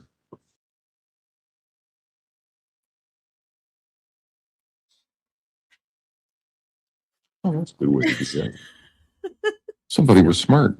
Either that or it did it on its own. Jim McIntyre did it and Marcus was driving. And it usually tips the other way because the paper on it. Yeah. So,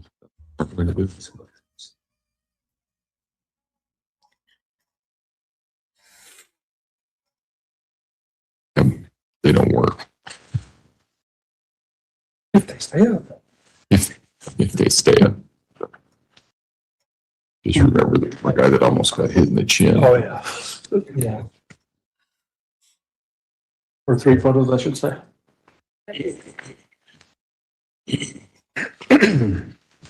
All rise for the jury, please.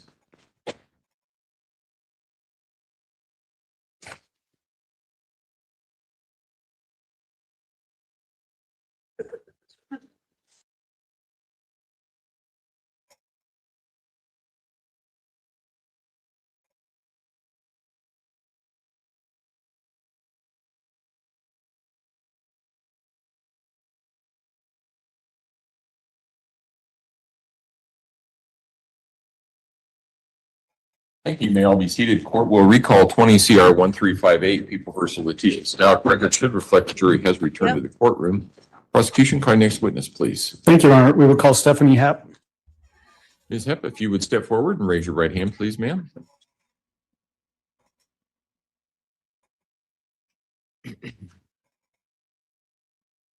You swear affirm the testimony about to give in this man will be the truth, the whole truth, and nothing but the truth. Go ahead and have a seat in the witness stand. Please watch your step as you step into the stand.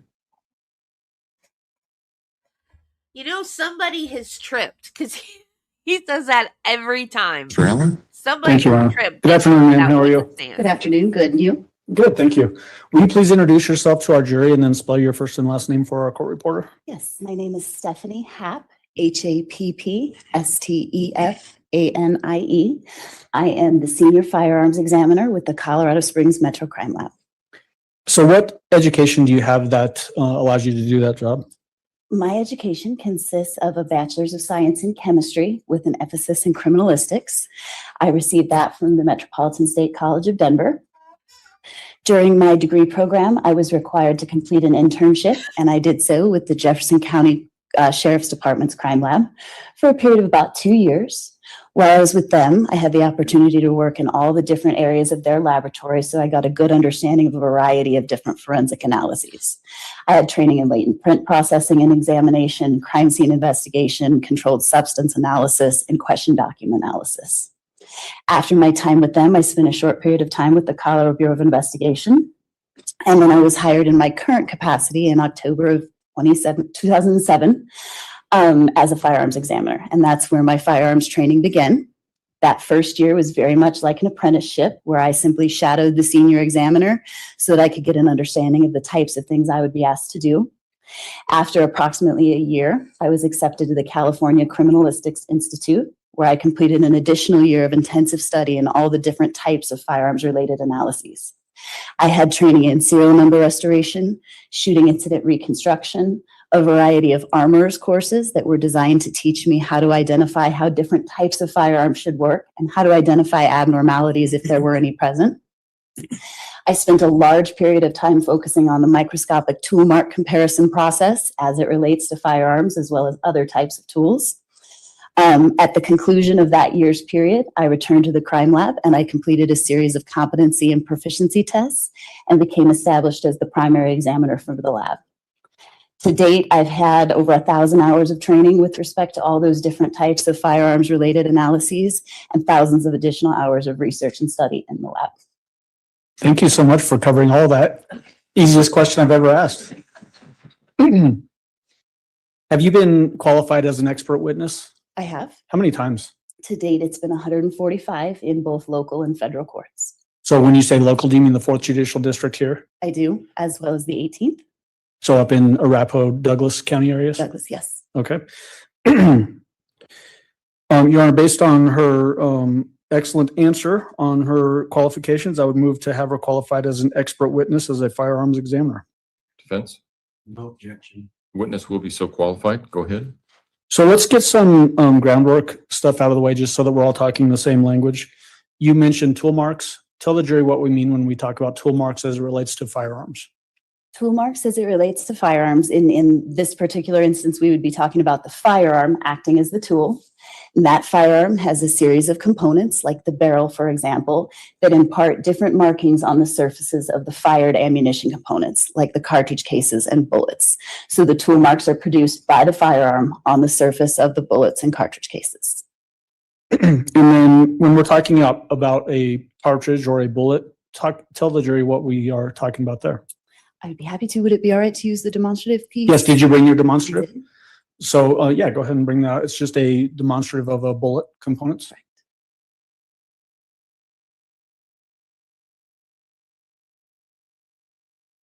So this is just a large plastic demonstrative piece. It depicts, rather, a cartridge of ammunition in its unfired state. When a cartridge of ammunition is fired, the firing pin component of the firearm contacts this silver portion right here, the primer. The primer contains a shock-sensitive material that, when it's struck, ignites a powder charge that's located inside the body of the cartridge.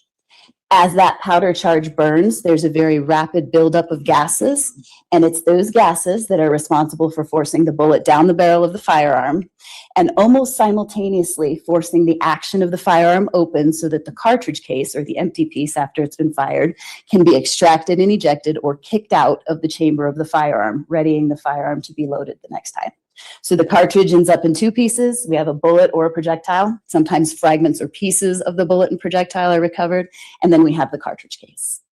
In the way that you're describing using that particular demonstrative, is that for a semi-automatic firearm? That general description would cover most firearms, but semi-automatic would fit in that. And then as far as handguns go, tell the jury the difference between a revolver and a semi-automatic. So with a semi-automatic handgun, and to be clear, when we're speaking in those terms, semi-automatic means one cartridge of ammunition is fired for each pull of the trigger. With a semi-automatic firearm, the primary difference, other than the way it looks, but in terms of its function, is the cartridge case is extracted and ejected and often found left behind. With respect to a revolver, the cartridges of ammunition are loaded into a cylinder, and those fired cartridge cases remain in that cylinder until the operator chooses to manually remove them. As it relates to this particular case, did you have a chance to review items that were recovered from autopsy? I did. Your Honor, may I approach? You may.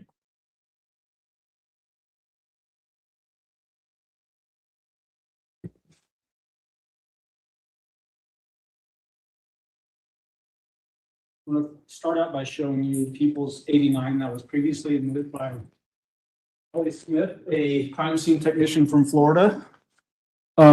Did you have a chance to look at that item? I did not evaluate this specific item. Okay.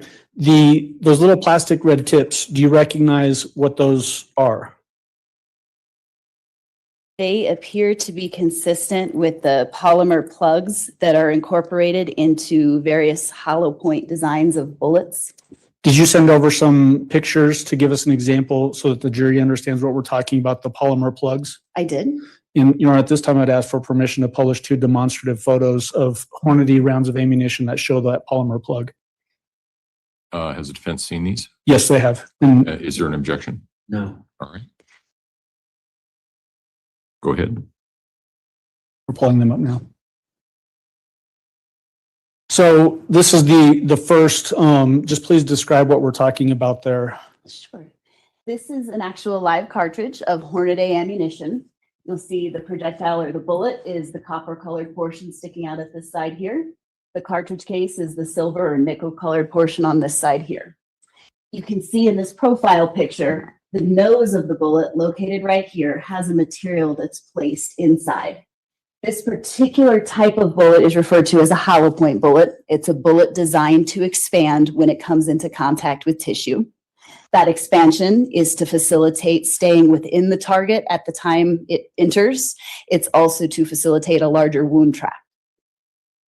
Does that mean basically that the bullet head is the way I'll say it, expands so that it has more friction? It opens up, looks very much like a mushroom. It's actually called mushrooming. So the top of that opens up like flower petals and it increases the diameter of that projectile. Okay, and if we could pull up the next demonstrative. Tell the jury what we're looking at there. This is a photo looking down at that same cartridge. So now instead of looking at it like this, you're looking at it from this way. And it's just capturing an example of what that polymer plug that some ammunition companies utilize. That polymer plug is designed to prevent that hollow point cavity from filling up with other materials, preventing the expansion of that bullet when it comes into contact with tissue.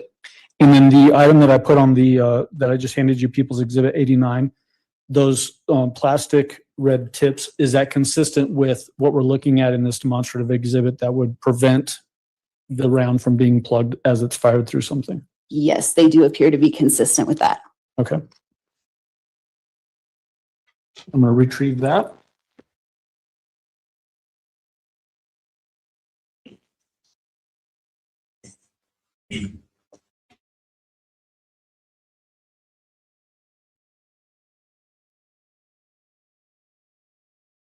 With your job as a firearms examiner, were you asked to examine some firearms in this particular case? I was. What exactly were you asked to examine for this case? I was asked to look at 3 different firearms, complete mechanical functioning examinations on those firearms. So an examination to determine whether or not they work and whether or not they work the way the manufacturer intended. And then to evaluate those firearms for comparison to recovered bullets. So tell the jury which types of firearms you were asked to examine. The first firearm that I have listed was a FMK Model 9 Hey, Nichelle. C1G2 9mm pistol. The second firearm, and this is really in no particular order, the second firearm was a Smith & Wesson M&P Bodyguard caliber .380 auto pistol. And the third pistol was a Smith & Wesson M&P 9C 9mm Luger pistol. So when we're talking about those 3 different firearms, are 2 of those Ice bullet. 9mm and then one is a .380 caliber? Ice That's bullet. correct. Tell the jury the difference between 9mm and .380.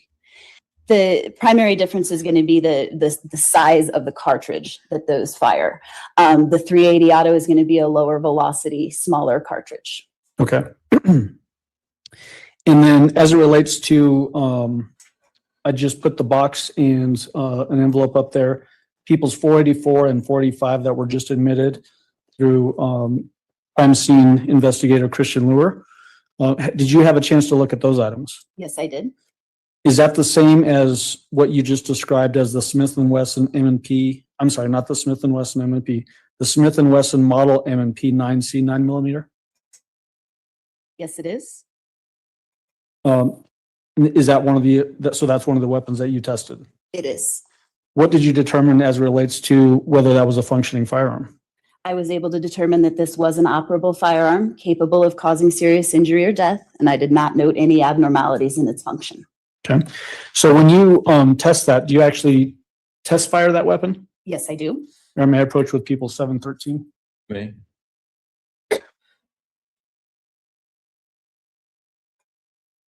You recognize 713? Yes, I do. How do you recognize it? I recognize it from the label that I created when I created these items, as well as my dates and initials on the seal. Is it in the same or substantially the same condition today as when you packaged this up? It is. And I move for admission of people 713. Defense. Exhibit 713 will be admitted. Go ahead. So when you do a test fire, what do you do? How do you do that to compare maybe rounds or projectiles that are found in an investigation to what you're test firing? Once I have documented all of the identifying characteristics of the firearm, like the make, the model, the serial number, and the caliber of ammunition it's designed to fire, the final step in confirming function is to load that with the appropriate caliber ammunition and actually fire it. Okay. And then once you have an expelled round from your test fires, what do you do with that expelled round? I recover those cartridge cases and the bullets. The bullets are fired into a giant steel tank full of water. That water serves to slow those bullets down gently and without imparting any additional markings or details on the surface of those bullets. So when I recover them from the water and I look at them, I know that any marks produced on the surface of those bullets are solely produced from the barrel of the firearm that I just fired them through. I recover those bullets from the water tank as well as the cartridge cases, and those now become an item of evidence in the case. And is that what we have in 713? It is both the test fired bullets, the test fired cartridge cases, and a silicone cast of this barrel. So tell us about a silicone cast of the barrel. What does that mean? The barrel of firearms, when we do comparison and evaluation, has to be looked at for the types of markings that are present inside the barrel, the types of. Yeah, I was talking about medical stuff. And Wiggles took it to ways to get away with murder. Wiggles took it in a totally different direction.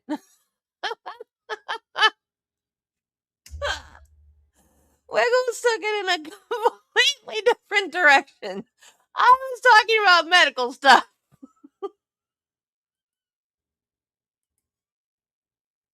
Tool markings that were produced when it was manufactured. It's those different markings inside the barrel that are then transferred to the surfaces of the bullet when it's pushed through the barrel of the firearm. And it forms more or less a signature of a particular firearm.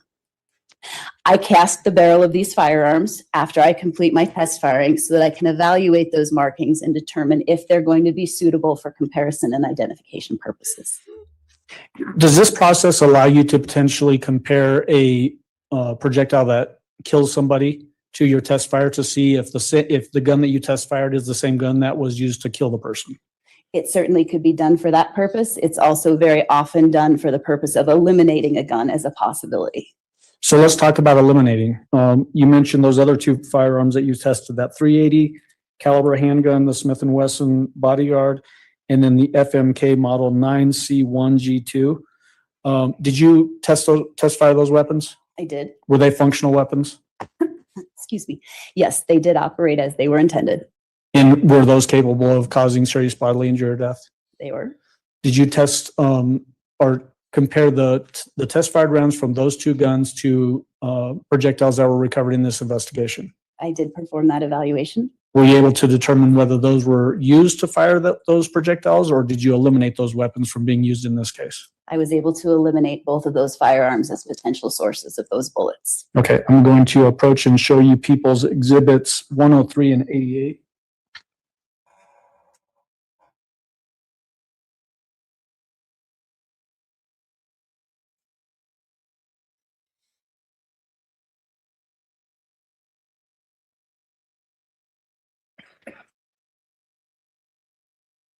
I want to start with People's number 103, which was previously admitted by crime scene technician Kelly Smith from Florida, two projectiles that were recovered from a pillow. Okay.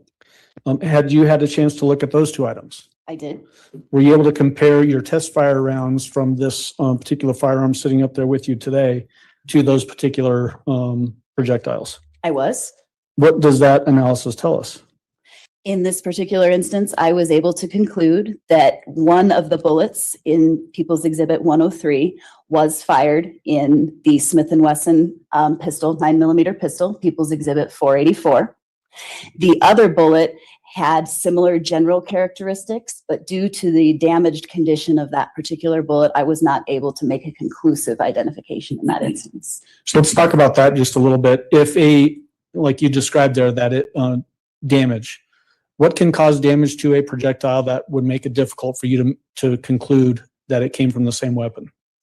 The first issue to contend with is any of the target surfaces that bullet travels through. So anything it travels through has the ability to impart additional damage to the surfaces that may obliterate the markings that were left behind by the firearm. In this particular instance, the extended period of exposure to biological substances also left significant damage in the form of corrosion, if you will, on the surfaces of these bullets. And in this case, the first projectile that I discussed, I was able to clean up well enough to be able to still visualize the tool marks from the barrel In the second circumstance, it just simply was no longer in suitable condition. Okay, and then when we talk about People's Exhibit 88, which was previously admitted again by crime scene technician Kelly Smith from Florida, projectile recovered at autopsy. Did you have a chance to look at that item? I did. What did your analysis of that item tell you? I was able to conclude that that bullet was also fired in the Smith & Wesson pistol, People's Exhibit 484. Meaning that the pistol that's in the box in front of you was fired and struck Gannon and was recovered in Gannon's autopsy. That bullet was fired through that pistol, yes. Okay. We also have some photographs.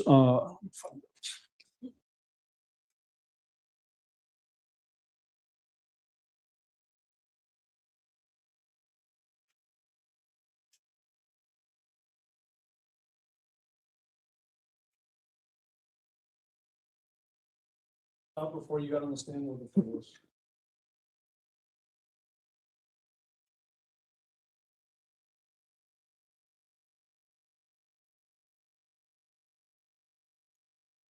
I can assist you.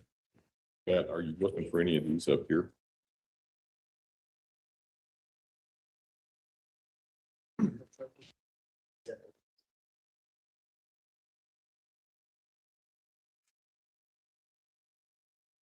Mr. Allen, Yes, sir. are you looking for that stack there? Oh. Okay. No, those were previously admitted.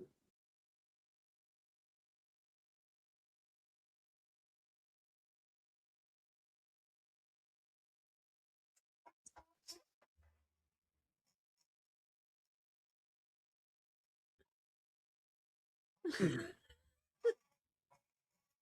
right. Approaching you with People's Exhibit 680, 681, and 682. Recognize those photos? Oh, that's ew. Yes, I do. How do you recognize them? Ugh. These are photographs that I took using the comparison microscope when I was making the comparisons of the evidence bullets to the test fired bullets from the Smith & Wesson pistol. Will these exhibits help explain the way that you do your examination of your test fired rounds to the known rounds or the rounds recovered in this case? They do. Are they fair and accurate representations as to what you saw when you performed your analysis? Yes, they are. I'd move for admission of People's Exhibit 680, 681, and 682. Mr. Cook? Exhibit 680, 81, and 82 will be admitted. Go ahead. In permission to publish? You may.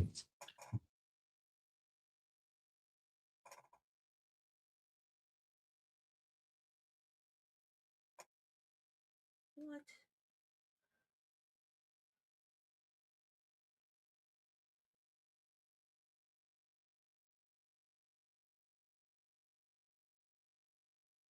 I think you just turned the screen off, Judge. I did. Okay. Let me know when you're there. I didn't want to have anything else appear.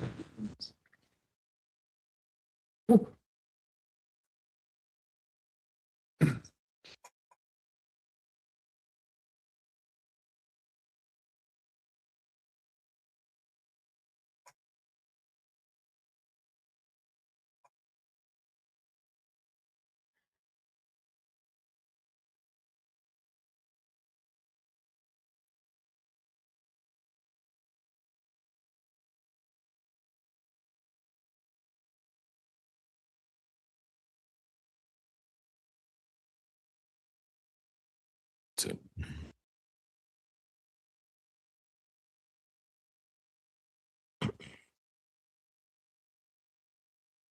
it. So you've got presenter mode. So you need to slide that back over to our side.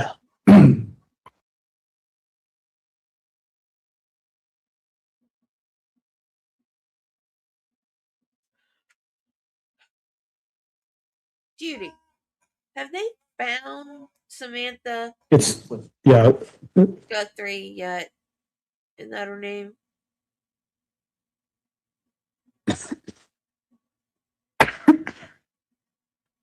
we'll just work through this. So we've got six, go back, please.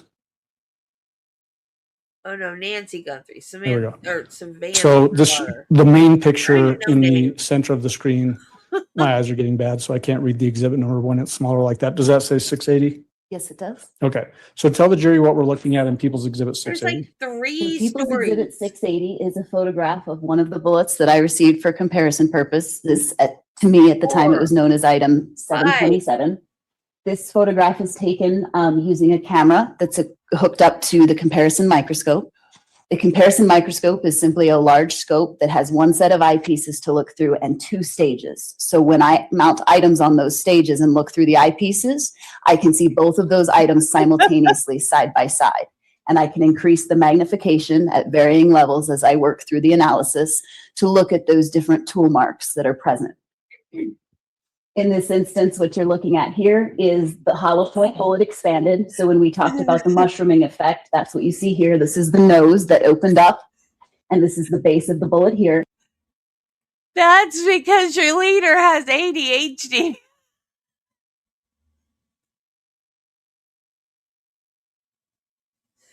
That's why Judy's my second in charge.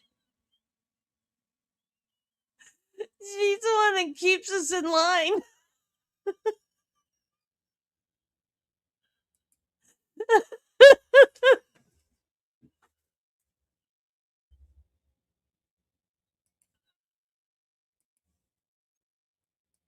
And in this photograph, it's just documenting the overall condition of the projectile, as well as one of the land impressions that I evaluated. What is, just so we understand it, what's that opaque blob in the front of the bullet?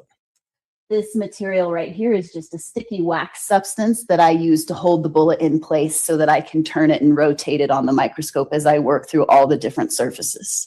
In this particular Exhibit 680, can you point out some of the tool marks that we talked about earlier on this particular item? I can. So in this particular area right here, this thing that looks like tracks right in the center, that's what's known as a land impression. The area above it right here and the area below it right here is what's known as a groove impression. Those are, lands and grooves are high spots and low spots that are formed into the barrel of a firearm. They're formed in a particular number and with a twist to either direct the bullet to spin to the right or spin to the left when it's fired. The purpose of rifling is for spin stabilization. It allows that bullet to travel in the straightest possible distance for the longest amount of time accurately. It's very much like throwing a spiral football down a field as opposed to just lobbing it out there. Those markings are impressed then onto the surface of this bullet as it passes down the barrel of the firearm. Okay, and then if we can move on to 681. What are we looking at in 681? 681 depicts only one photograph of many that were taken during the comparison process. And what you see here is item that was known to me as item 727, so one of the evidence bullets. There's a black line that runs down the center here separating the 2 images. And on the left-hand side is a portion of the test-fired bullet that I generated using the Smith & Wesson pistol, People's Exhibit 484. And what I'm capturing in this photograph is the overall size dimension correspondence, as well as an area of detail that I'm interested in right in through here. And then there was some additional detail in through here. When you say the item that you understood as number 727, what specifically, for your purposes, is item 727? 727 was the bullet that was recovered from the victim at autopsy. Okay, thank you. And then if we can go on to 682.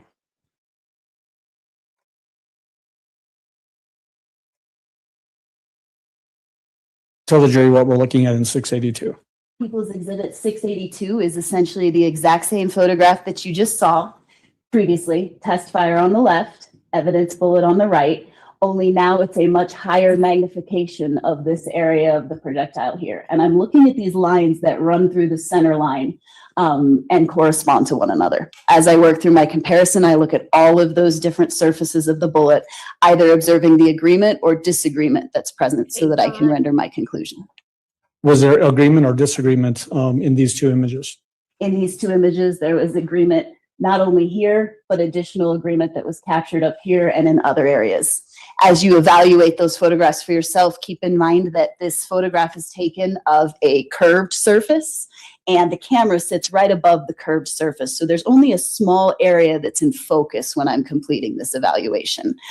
So the stuff that you see that starts to phase out of focus is not necessarily in misalignment. It's simply not the area being focused on for the photograph. Again, does this photo show that the item recovered from autopsy came from the same gun? This was one of many photos taken that depict that, yes. Okay. You can go ahead and take the photos down now. What I would like to have you do at this point is using People's Exhibit number 484, if you could just open that up and show the jury. When this particular type of firearm is fired, just explain the mechanism and what happens with a shell casing.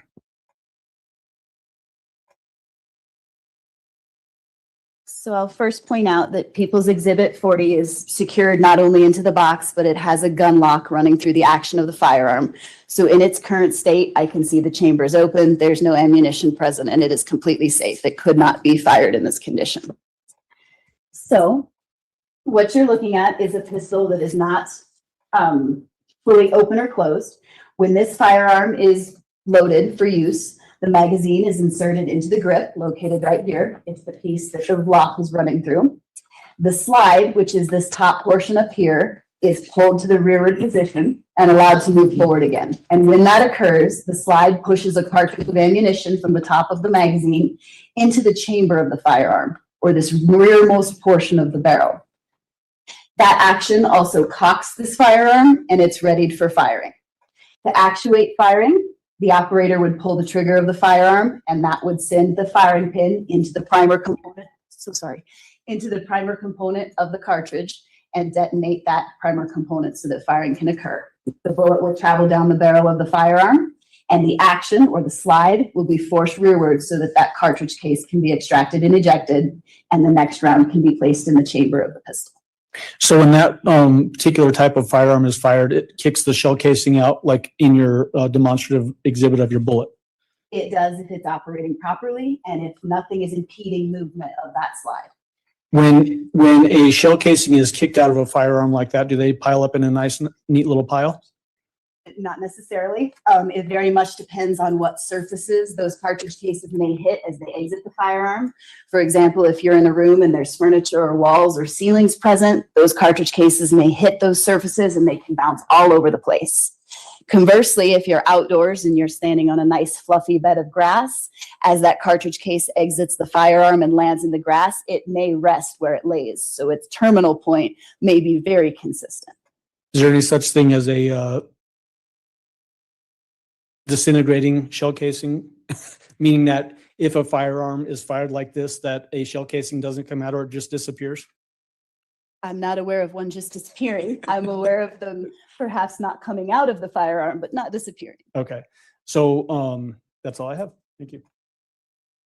Cross-examination. Good afternoon. How are you? Good afternoon. I'm well. Thank you. So can you look at the exhibit with the pistol in the cardboard box again? Of course. That are firearms or handguns, semi-automatic handguns, are they like a shotgun that's a semi-automatic where they're left-handed and right-handed shotguns? Are there left-handed and right-handed pistols? Are we speaking in terms of the direction it ejects? Yes. Yes, there are. Examining that one there, would that be a pistol that is shot by a left-handed or a right-handed person? I should say that it could be fired by either a left-handed or a right-handed person, but I will state that it ejects the cartridge case if it's being held in its conventional proper manner. It ejects the cartridge case to the right. Okay. So more than likely, this would be a pistol that was shot by somebody that was right-handed. Cartridge goes off, is ejected to the right, so it's not going across the shooter's field of vision. I would object as to speculation. He's asking to speculate as to the handedness of the shooter. Well, I will allow him to rephrase the question because at one point he was talking about if it's in your left hand, the shell is going to be ejected over your field of vision. So I will allow that. What do you base your opinion on as far as that's a left or right-handed pistol? So I would not refer to it as either a left or right-handed pistol. I would simply address it in terms of what direction it ejects the cartridge case. And handedness, as far as shooters go, is one element to consider with respect to whether or not they want it ejecting to the right or left. But the other factor to consider is whether they're using their right or their left eye predominantly for sighting. Okay, well, let's say generally speaking, a right-handed shooter is right eye dominant. That pistol there is going to eject the shells in a right direction. That is correct. Okay, so if I'm holding a pistol, my finger pistol, it's deadly, watch out. If I'm right-handed holding my pistol in the right hand, the shells from that are going to eject out away from my body. That's correct. They will come this direction, so they will not cross over you. Okay, if I have a semi-automatic pistol that is associated with more of a left-hand favorable shooter's ejection, if I'm holding that with the right hand, it's going to eject to the left, and it's a semi-automatic pistol, so you can shoot more than one time, correct? That's correct. I'm going to have cartridges ejecting across my line of sight. That is correct. If this ejected from the left side of the pistol and I'm right eye focused, it's going to eject this direction. And having spent shell casings, if I'm shooting more than one time going across my line of sight, might not be optimal optimal shooting and aiming conditions. Let me tell you about my friend Corn Dog. Every time a ride broke down yesterday, he said it was because of my potty mouth. Y'all, do I have a potty mouth? I do not have a potty mouth. I did not break it. Okay, I take that back. I did break one ride. Because my ears fell off. My Mickey ears fell off, not my ears. My Mickey ears fell off. And they had to shut the ride down because my ears fell off onto the ride. That's the only ride I shut down, though. The other two were not my fault. They were shut down when I got there. My potty mouth. I don't have a potty mouth. To have stuff going right across my face. For aiming purposes, yes. Okay. So if you had somebody that was left eye dominant I don't. and a shooter that was left-handed, That was a line it would started by probably my be bestie. better to have a semi-automatic pistol that ejects to the left. If I were that shooter, that is how I would prefer the design. Okay. So did you say that is a pistol that ejects to the right? Yes, it is. And so that would be a pistol that would favor a right-handed shooter, right eye dominant. That's how I would prefer it if I were the shooter. Okay. Now, may I approach the witness? You can put that back. Thank you. May I approach?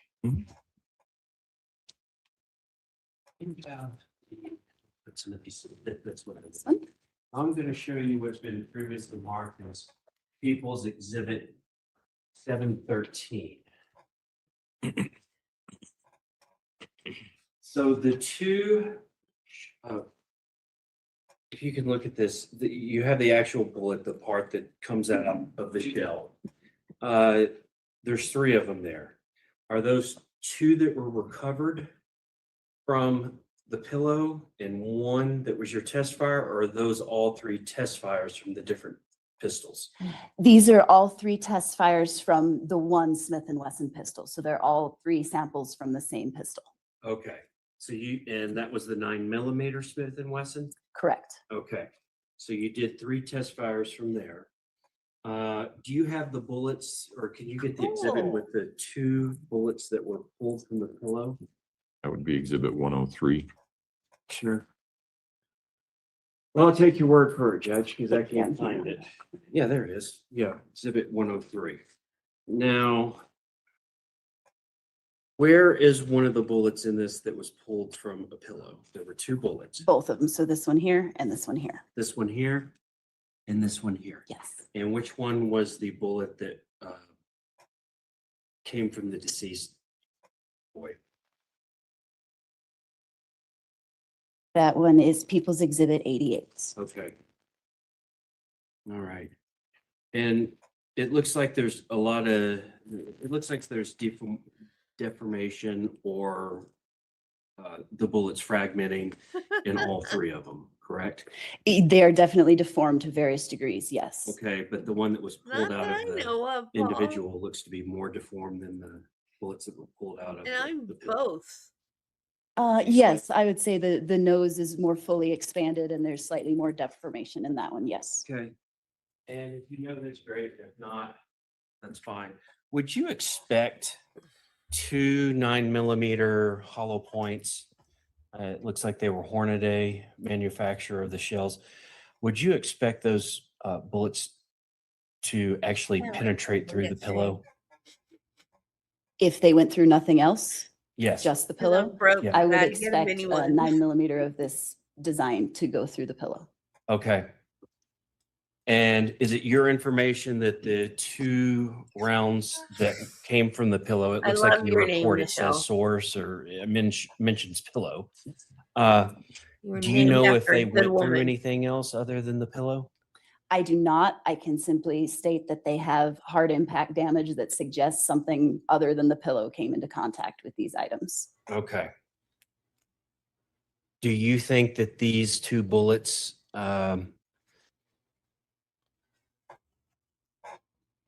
just a second here.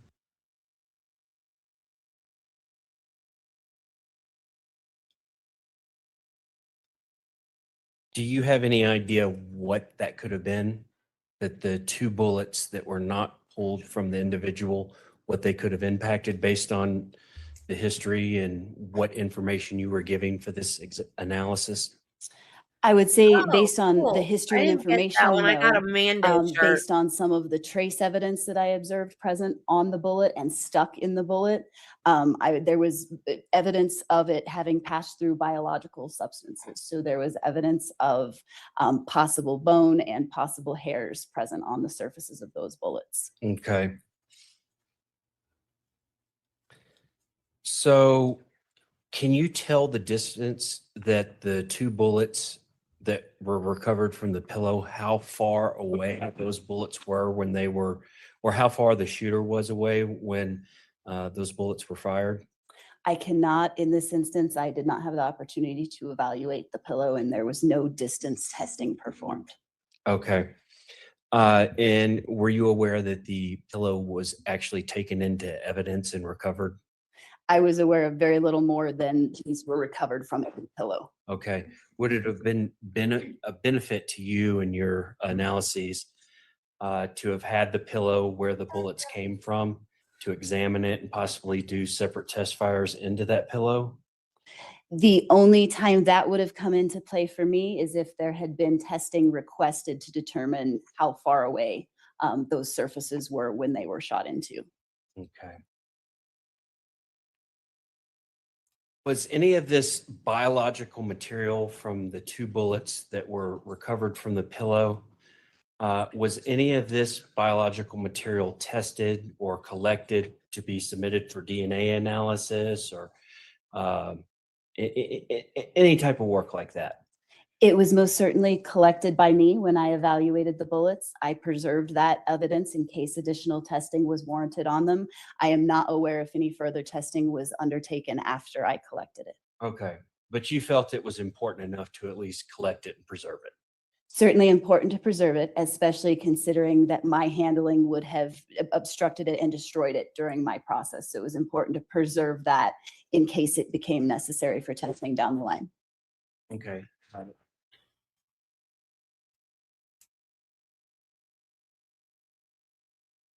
That's all I have. Thank you. Redirect. Thank you, Aaron. Ms. Happ, when you were talking about shell casings ejecting out of the right or left, would you say that, well, you tell us, are most guns manufactured to kick to the right? The large majority are manufactured with a right-hand ejection, yes. Does it require some special hunting to find a gun that will kick off to the left? Sometimes special hunting, there are a few manufacturers, if you want your firearm in that configuration, that you might seek out specifically, or you can consider purchasing a different slide for that firearm to allow that function. In your opinion, as an expert, is it common for a weapon like this that the shell casings kick to the right can be handled equally as effectively by either a right or left-handed person, Yes, it can. or a right eye or left eye dominant person? It can. Were you aware that the shell casings recovered from that pillow were in a suitcase with a decomposing body? I became aware of that later, yes. Could that have been contributing to some of the biological substances that you found on those two those two projectiles? That certainly contributed to some of it, yes. And then as it relates to other types of scientific testing, is it very common or not very common to find fingerprints on bullets? On fired bullets? Yeah. It would be very uncommon to find that after a bullet passes through the barrel. Theoretically, the way that would work is the fingerprint would be deposited before it was fired. Then that bullet is going to pass down the barrel of the firearm. And as that happens, the action of the bullet rubbing in the inside of the barrel would obliterate the fingerprint. Further, if anything should sustain the firing process, as it goes into that target surface, again, that bullet will be wiped clean of whatever was present on it, fingerprint-wise. What about on shell casings? On shell casings, there's a greater likelihood that fingerprints can be recovered on shell casings. One, because this casing doesn't go through anything after it's been fired. However, there are elements of contact with the cartridge case and the body of the cartridge case inside the chamber of the firearm that may obliterate that. There's also a heat buildup that occurs when firing happens that may affect the cartridge case as well. So typically when we're successful with recovering fingerprints on fired cartridge cases, it's because they've been picked up afterwards and moved. What about, can you find fingerprints on shell casings that are never found in an investigation? No, that would be a definite no. That's all I have. Thank you. Do any of the jurors have any questions for us? Pass it forward and.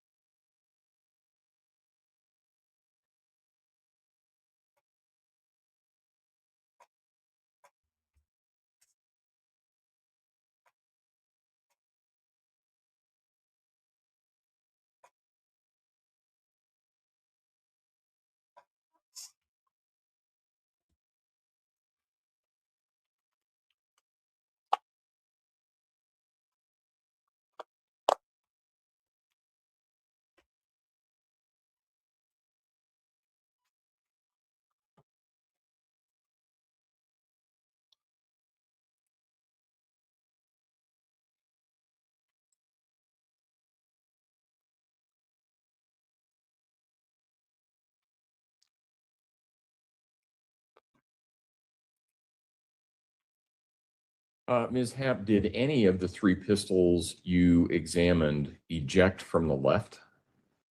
They did not. All three of these ejected to the right of the firearm. I'm going to ask this question. Let me know if you think it's outside your area of expertise.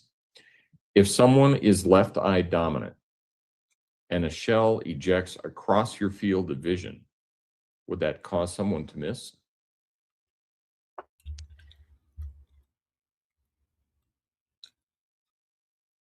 So in that regard, I would say there's a couple things to consider. The first thing is that first shot that's fired, nothing will be obstructing your vision. We would be talking about subsequent shot fired after that. And we would be talking about subsequent shots fired in rapid succession, meaning not a shot. That cartridge case ejection is quick. So the shot is fired, the cartridge case ejects and falls, often much faster than the shooter can recognize. Where that becomes a more serious consideration is firing of multiple cartridges where those shells. They do it in Colorado, and there's another state. I don't remember which one it is. Judy, do you remember? It's Nevada, I think. Did they do it in Tellus? Was that his name? The lawyer that was going to represent himself but then changed his mind. And then he took the stand in his own defense and his lawyer didn't ask him questions. He just did the long narrative.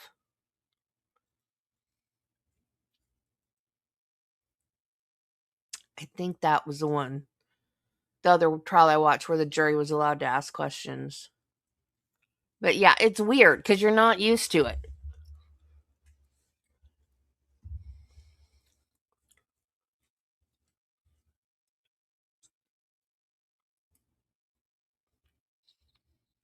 Oh, see, I didn't watch that one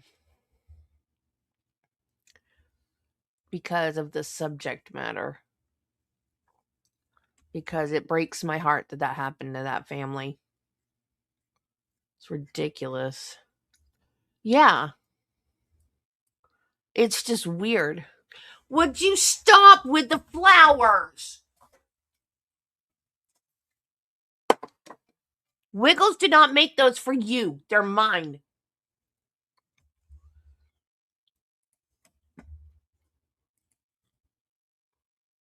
Are constantly running in front of the shooter's field of vision. I hope that Okay. covers it. I will allow reasonable follow-up as to those questions only. Prosecution? Are there a lot of factors that can go into accuracy of a shooter? Oh, absolutely. Can you list off some of those? The firearm Yes. is one. Whether or not that shooter is practiced is a primary. It's probably the biggest. Can left eye dominant shooters with a gun that kicks off to the right be very accurate in their shots? Absolutely. Thank you. Mr. Cook? Thank you. Ms. Heck, you may step down. Thank you. Thank you. I'm going to clean up the witness stand, Judge, before the next witness speaks. All right.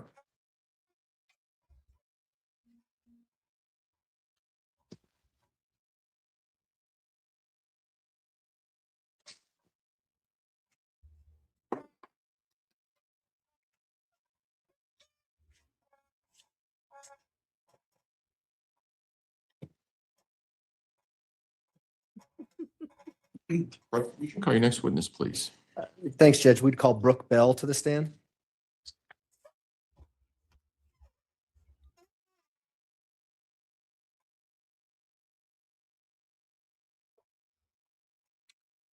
Okay, this is weird.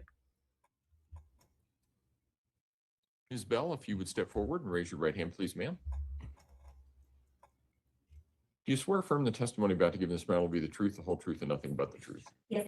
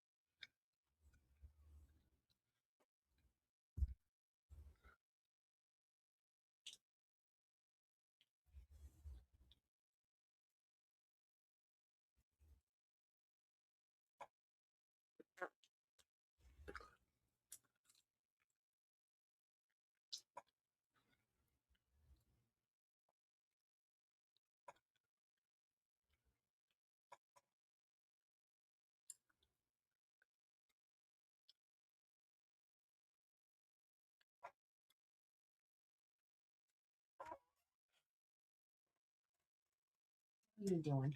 Why are you being a menace? You moved the camera. All they can see is black anyway. What are you doing?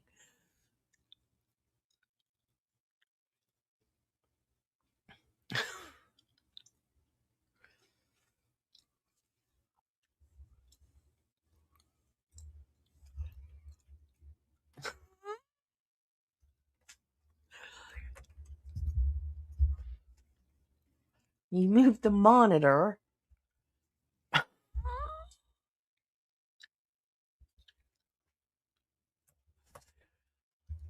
Harley Quinn and Brandy Lynn.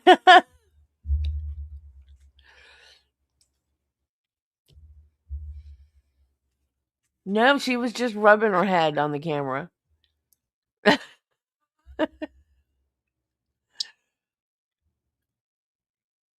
What are they doing? Now she's staring at Grogu. Oh, Lord, if the two of them get together. Is he going to ride on your back?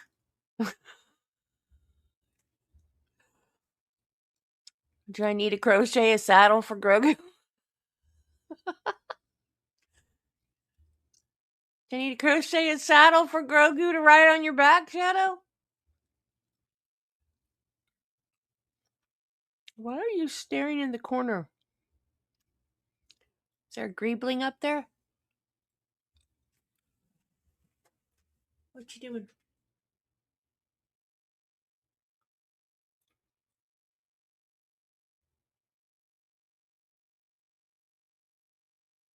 I love you.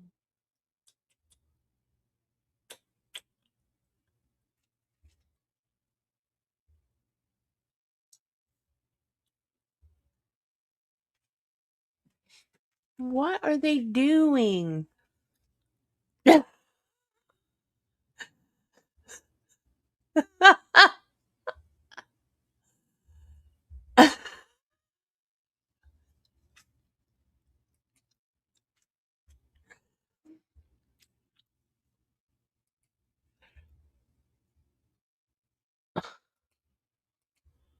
Is it frozen? What is happening? Carpet and an area rug. Did you receive any information about a potential wasn't sexual paused. assault or It just kidnapping stopped. on the 29th of January? So I did a little bit further once I'd been on scene for a little bit longer. I believe it was possibly during our walkthrough. The information that they provided to me was that Gannon's stepmother, who was identified to me as Letecia Stauch, had contacted an individual about the carpet repair, and that individual came to the house and she was sexually assaulted in Gannon's bedroom, and that Gannon had been kidnapped. And so did that change at least your game plan on how you're going to process that crime scene based on this new information that comes in? So with the information I had on this very first response, the areas that I'm focused on is the downstairs living room, where this area of carpet has been burned down to the padding, or basically down to the subfloor, which is unusual and had been cut out and removed. And then with this possible sexual assault information, so that was some new information, and having a location, that told me that I was going to search for evidence that might be potentially related to that in that bedroom. And so what kind of evidence would you be looking for based on that? So when we're in the case of a sexual assault, we use what's called an alternate light source and filtered goggles. And so we actually will check the room for possible biological fluids.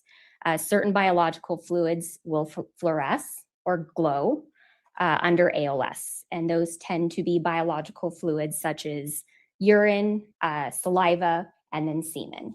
So in the case of a sexual assault, we're using that so that we can try and identify potentially semen. Had you learned that the residents had at least initially been searched the night before on January 28th, 2020 by some El Paso County detectives?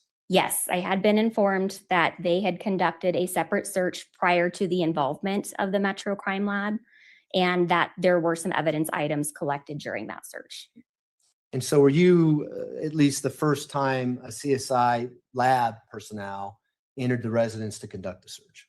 Yes, so I was one of the first responding CSIs. And Your Honor, just to kind of speed things up a little bit, there's going to be no objections to the following exhibits. Okay. 373 through 441. Okay. And 711. And defense, do you agree? I do. All right, then exhibits 373 through 441 are admitted, and so is 711. Go ahead. And it's a combination of photographs, mostly photographs, but also physical exhibits, Your Honor. And we'll, Okay. as we go through the photographs, we'll get the physical exhibits. Okay. If we could start with People's Exhibit 373, please. Publishing it. Yep. And if I may approach the witness, You may. Ms. Bell, I'll give you the pictures and you can either use the pictures to look at or Thank the you. two TV screens that we have. And then you got a fancy pointer up here somewhere. Is that what this is? It's old school. So what do we see in People's Exhibit 373? People's Exhibit 373 is a photograph that was taken of the exterior of Mandan Street. If we're looking to the left side of the photograph, we can actually see the Metro Crime Lab van, which was parked in front of 6627. So what direction are we facing here with this photograph? We are mostly looking east, slightly southeast. And so could you use the pointer and point out 6627 Mandan? May I stand, Your Honor? You may. Go ahead. You can step down if you would like to. Thank you. 6627 would be this residence right here, and it had a bright yellow chair on the porch. And the first house that we see on the right photograph, is that 6643 Mandan? I wouldn't be able to tell from a photograph in terms of reading the address. Okay. If we can go to 674 now. What do we see in 674? Oh, 374. I'm all over the place. 374. So People's Exhibit 374 is a direct photograph of the front of the residence 6627. And we can see that bright yellow chair that I had previously mentioned. We go 375 now. What are we looking at 375? People's Exhibit 375, and I don't recall just from seeing this image if this is, I believe it's from immediately inside the entry. So if we walked in the door, that it would be one of the walls on the side. Would this be the laundry room area? It's possible. I can't really tell from seeing the rest of it, but it's possible. Okay. If you look to the right-hand corner, top corner, would that be the entry to the garage? Yes, it would be. So with that being said, then this would be the entry into the house through the garage, which was first the laundry room. We can go to 376 now, please. What do we see in 376? So People's Exhibit 376 is, and I don't know if this is the washer or the dryer, but in the bottom of the photograph, we see the red. And there were a pair of tennis shoes. So they're black with white soles turned over on top. And part of my walkthrough and briefing information I had received was that when the sheriff's deputies responded on the 28th, they had observed possible stains on the bottom of these shoes and had collected swabs of those stains. And did you say that was done on the previous night, January 28th? That's correct. So when I mentioned they had collected some evidence on that first response, that was one of those items. 377, please. Is this a close-up of the same shoes? Yes, it is. And then, Your Honor, 378 are the actual shoes. And just for the jury's benefit, we're going to be opening those with another witness. Okay. So we're not going to be opening those at this time. All right. We can go to 379 now. What do we see in People's Exhibit 379? So People's Exhibit 379 is a photograph inside the garage. And if we look in the upper left-hand corner, we can actually see the door that's open, and that's what opens into the laundry room. Now, on January 29th, were you looking for blood in this particular garage?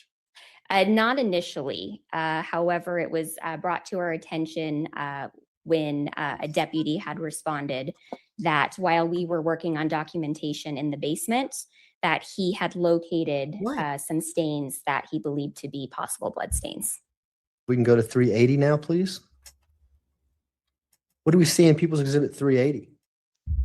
People's Exhibit 380, we've actually moved further into the garage, so now we're closer to the entry door.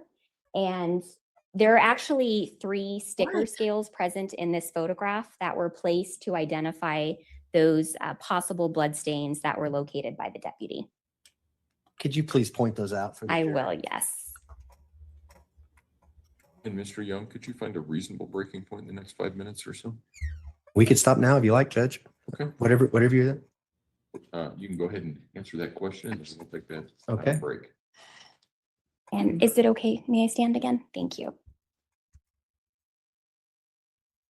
So when we look in the middle stair in the garage right here, you Shadow, can see a quit sticker messing with that was stuff. actually identifying a possible blood stain that we labeled A. And then we have 2 more on the floor. So possible blood stain B and possible blood stain C. All right. With that, ladies and gentlemen, we will take we'll take another recess for about 10 minutes. If I can have everyone back in the jury room a little bit before 4 o'clock, we should be able to start right on time. And at that point, don't discuss case among yourselves. Don't discuss case with anyone else. With that, all rise for the jury, please. Yeah, Shadow, don't discuss the case with anybody, okay? Dang, you about hit me in the head with my microphone. Quit messing with stuff. Why are you smelling my finger?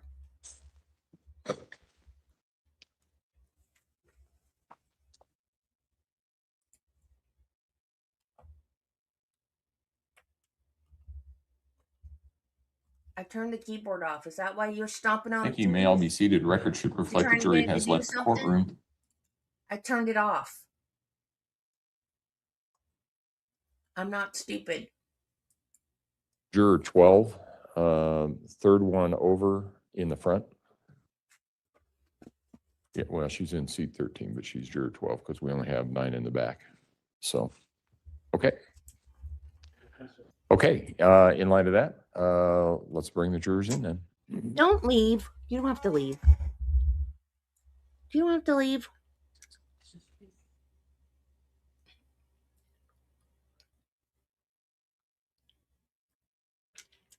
Just go sit down on the keyboard and behave like you always do. What is up with you today?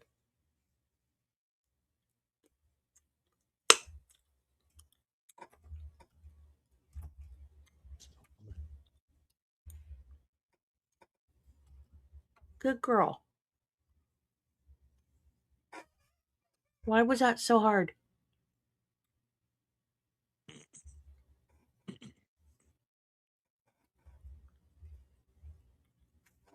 You're the All good rise for the one. jury, please.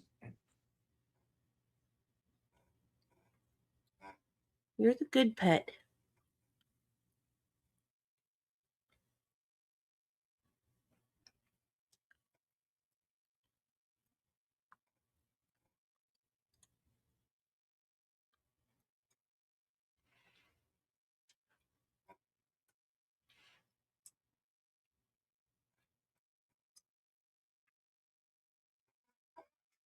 Thank you.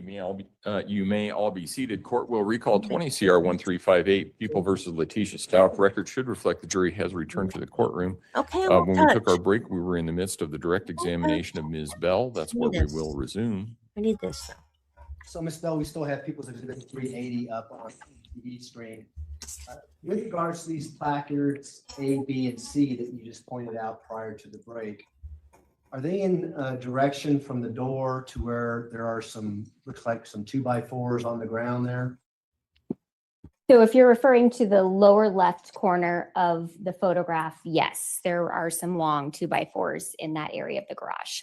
And when we looked at the picture of the entire garage, is that a space where a vehicle may be parked? Typically, it appeared to be where you pull a vehicle in, yes. Now, also in People's Exhibit 380, do you see any softball equipment in there or items related to softball? If we look to where the stairs are, there's a blue bucket over on the right hand side of that photograph. There appears to be yellow softballs inside that blue bucket. And on the left side of the photograph, there appears to be some kind of bag that says Easton or, right? Yes, on the left side of the photograph on top of the green box. We go now to 381, please. What do we see in 381? People's Exhibit 381 is actually a photograph taken standing inside the laundry room, so we can see the tile floor, looking down at the stairs. And Now in they're the not center of the showing photograph, us? we can see that sticker They scale were that I doing so mentioned good. previously, and that was the placard A, so the possible blood stains that were Your man observed heard there. me. And just so, Christian Lure just testified, he processed this garage on February 3rd. Obviously, you did this on January 29th. You do the blue star in the garage at that time, or did you note this blood just from your naked eye? So this was visible blood, so it was documented because we could see it without any type of chemical processing. And when I responded, I did not do or use Blue Star in the garage. And so we can go to 382 now. What do we see in People's Exhibit 382? People's Exhibit 382 is a close-up photograph of the possible blood stains identified using placard A. Ready to do some more exercise if you can get out and just show the jury exactly where the blood's located in this particular photograph. So we can see some dark staining throughout the center area of this photograph. Here, we can also see some slight discoloration over the left side of it.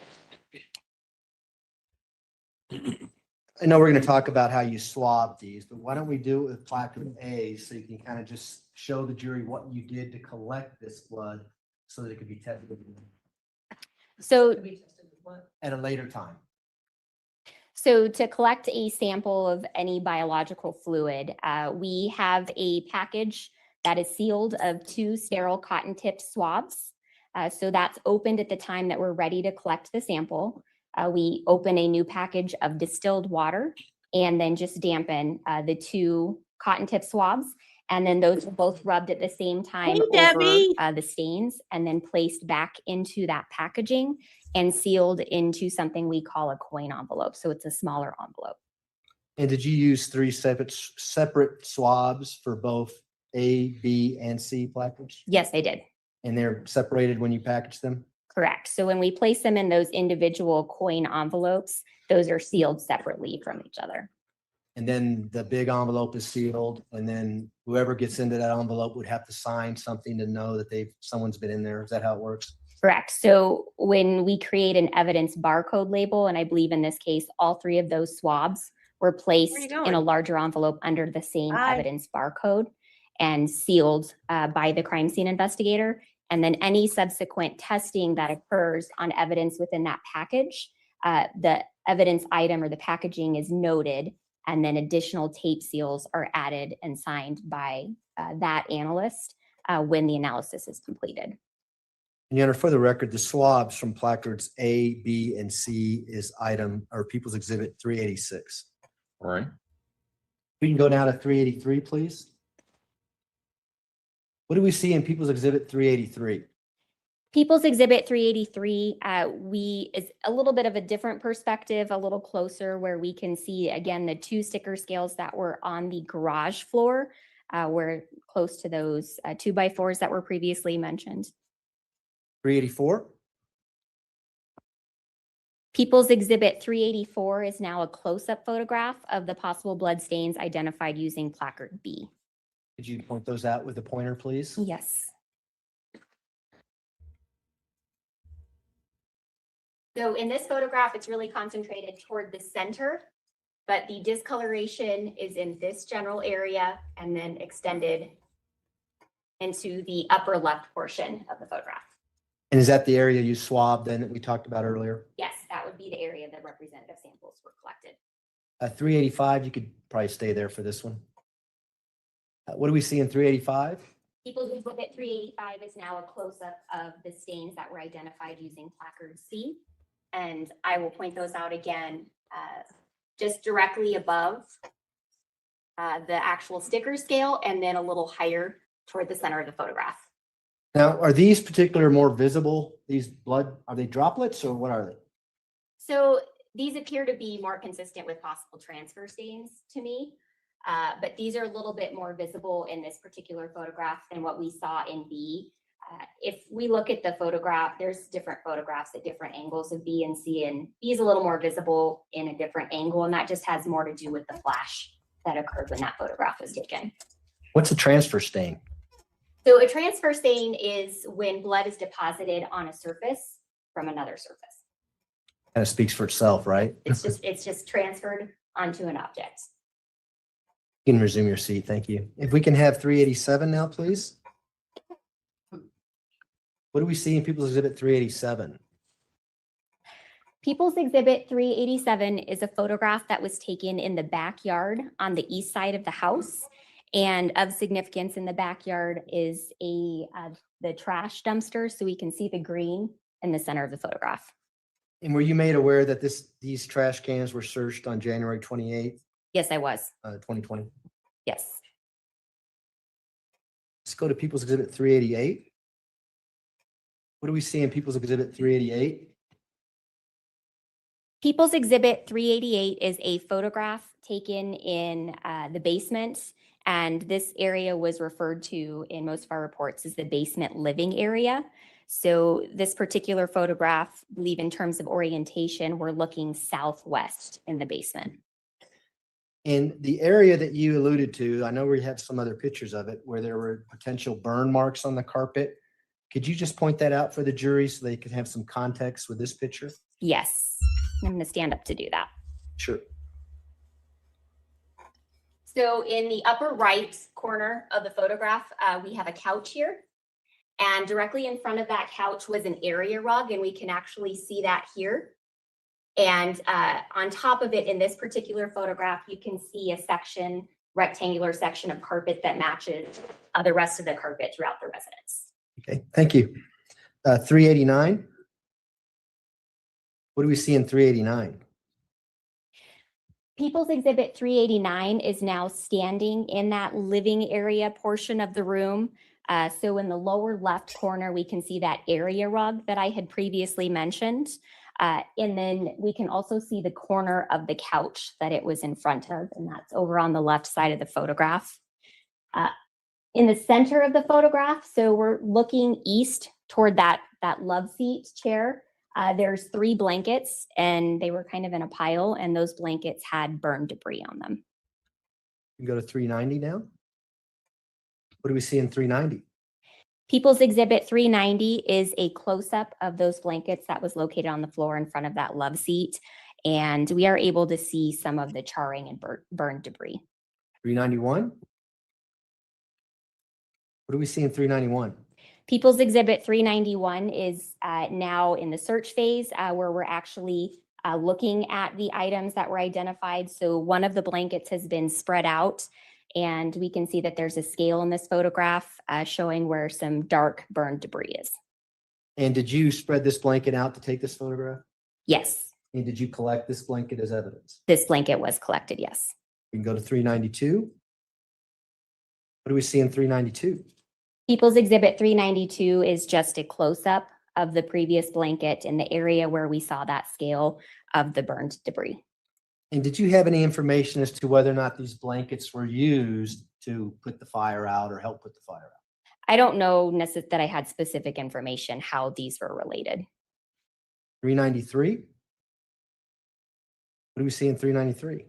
People's Exhibit 393 is another one of the blankets that was in that pile. And on the left side of the photograph, we can see where it's bunched together and the discoloration. So where there was some black char marks.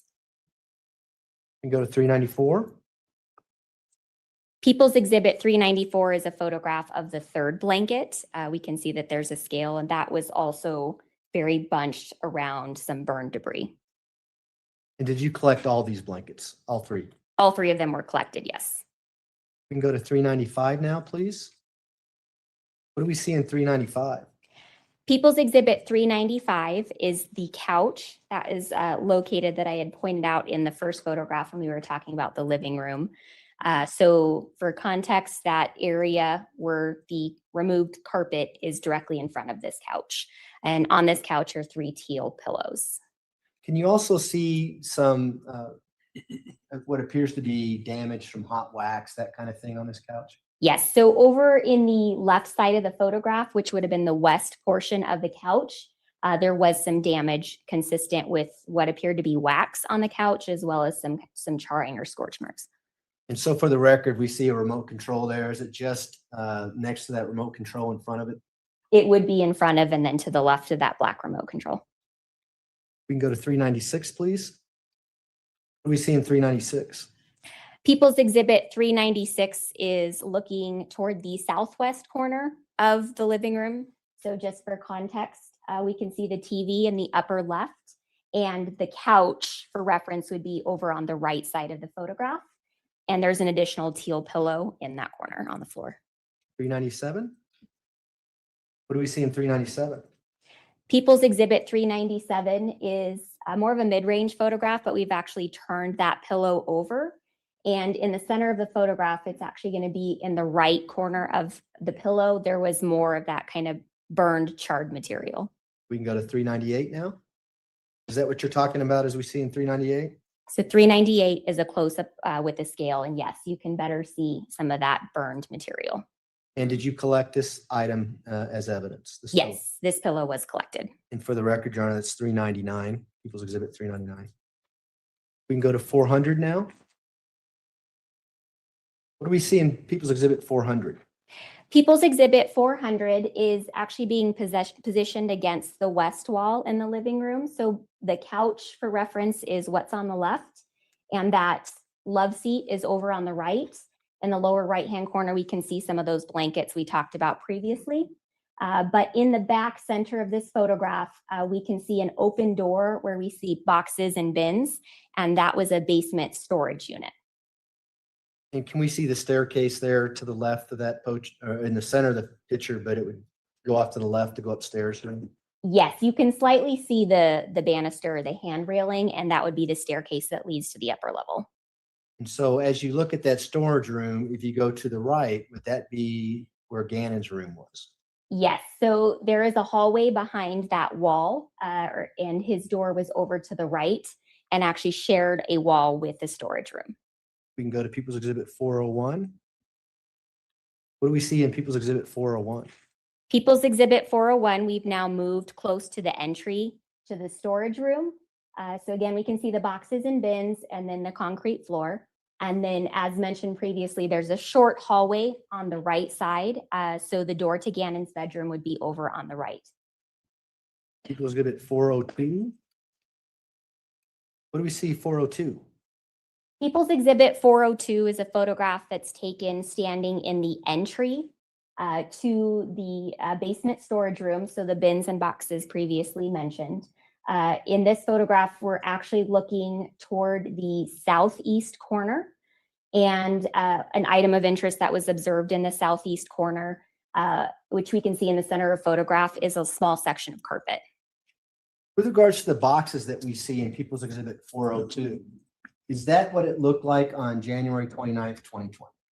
These appear to be the original overall photographs. So that's the series of photographs that we take prior to doing anything on scene. So this would be the condition of the storage room when we arrived. We can go to People's Exhibit 403. What do we see in People's Exhibit 403? People's Exhibit 403 is now standing inside that storage room. And on the left side, we can see the furnace, and toward the center, we can see the water heater. Those were actually positioned on the same wall, which would be the west wall, as the entry into the storage room. People's Exhibit 404. What do we see in People's Exhibit 404? People's Exhibit 404 is just slightly rotated to the right from that previous photo and down so that we can see the concrete floor. If it helps for reference in terms of from the previous photo, that bottle of Gain in the previous photo, if you go back one. We're at 403 now. So it's shifted slightly to the right and down. And go back to 404. Now, in People's Exhibit 404, there seems to be a box there at the lower portion middle there. Do you recognize that box? I do. So in the lower portion of the photograph, there is a box that has Amazon tape. And if I recall correctly, based on the marker, the writing on it, that was a box that was collected in a following response out to that residence. Did you go back to the residence on February 21st, 2020? I did, yes. And did you go back and completely clean out this entire storage room, look at every item that's in there, look at all the floor for blood? Yes, so that was the purpose of that following response, was to remove every item from the storage room and inspect it for possible blood stains. And this is where the box was, at least on January 29th, 2020, when you initially searched that storage room. Yes, based on the overall photographs, it is. We'll talk about that box when we get to the February 21st, okay? Okay. Don't let me forget. Okay. All right, let's go to, I'm sorry.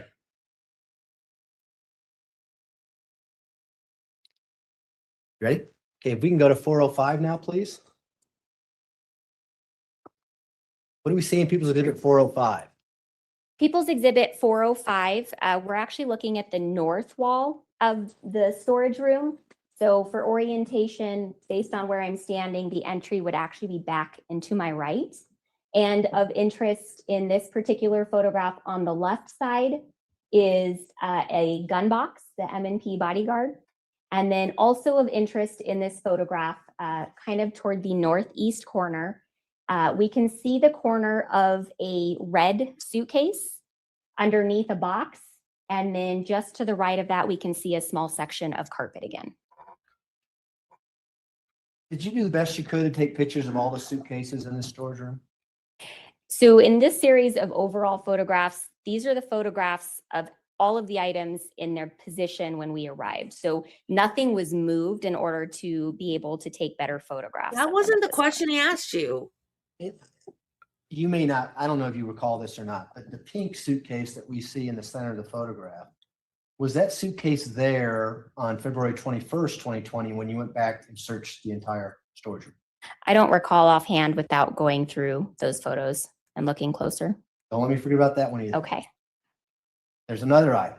I want to refer to a tub there that appears to have cables in it that's on the right-hand side of the photograph in the center there. Do you see that? I do. So all the way along the right edge, we can see a clear tub that has a purple handle. You can see just the edge of it.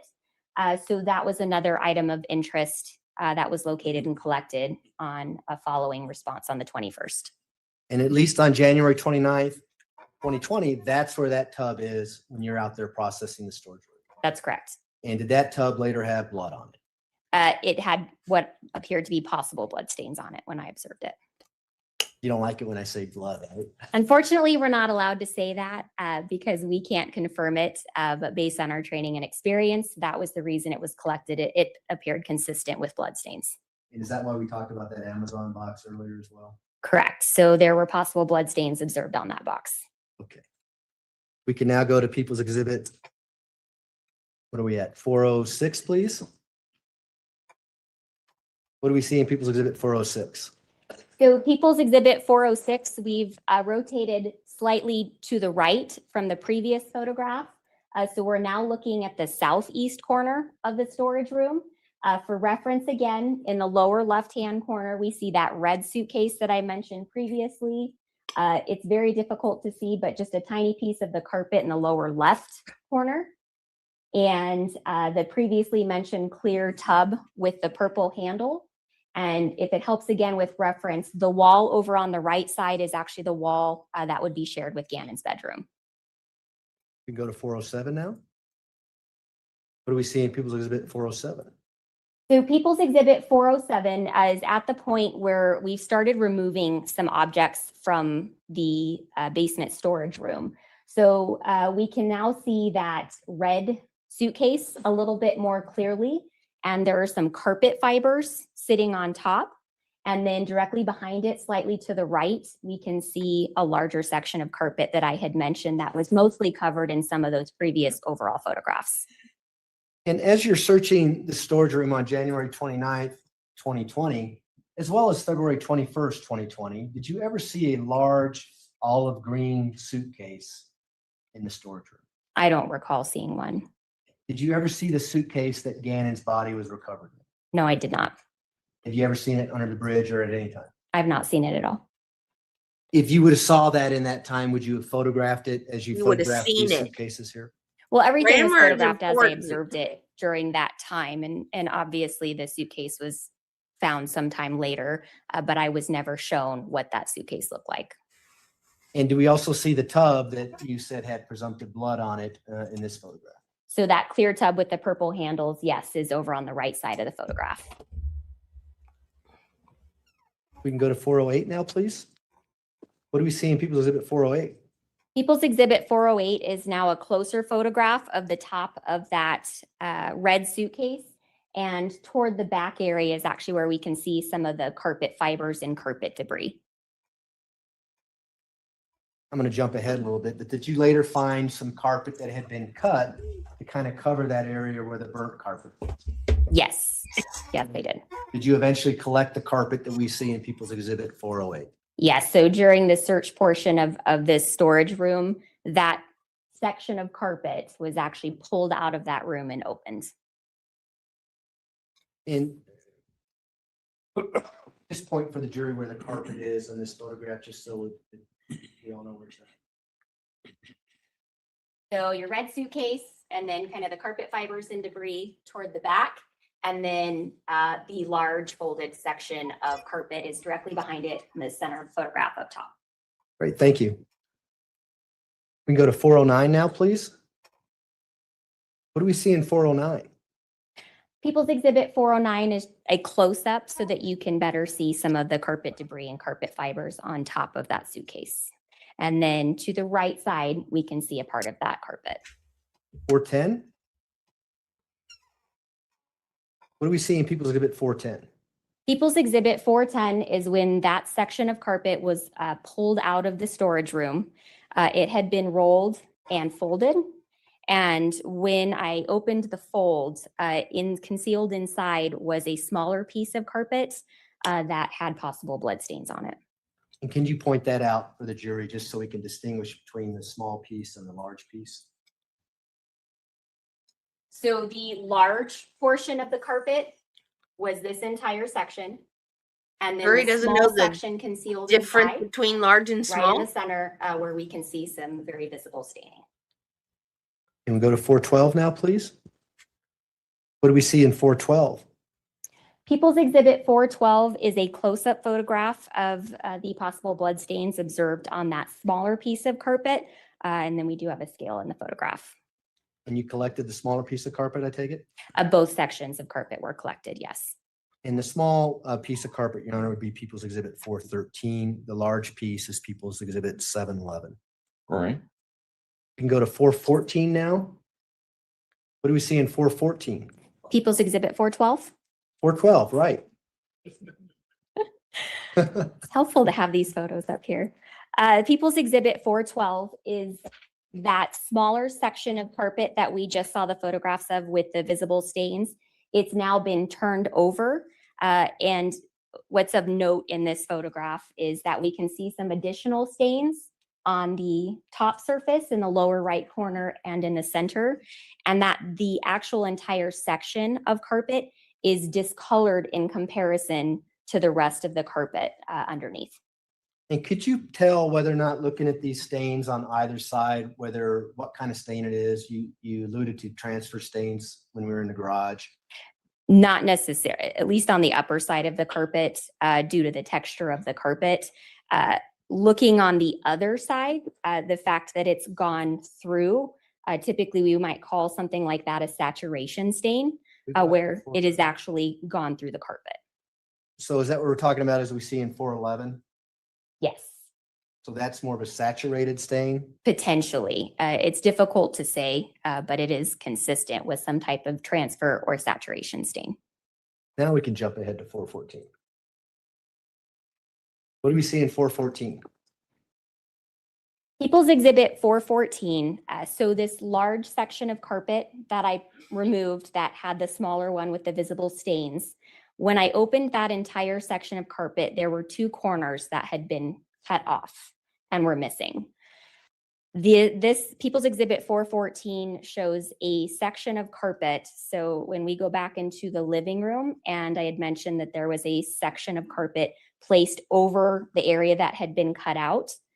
This is showing that section of carpet that had been in the living room and showing the visible seams appearing to match as if that section of carpet had been cut off this larger one.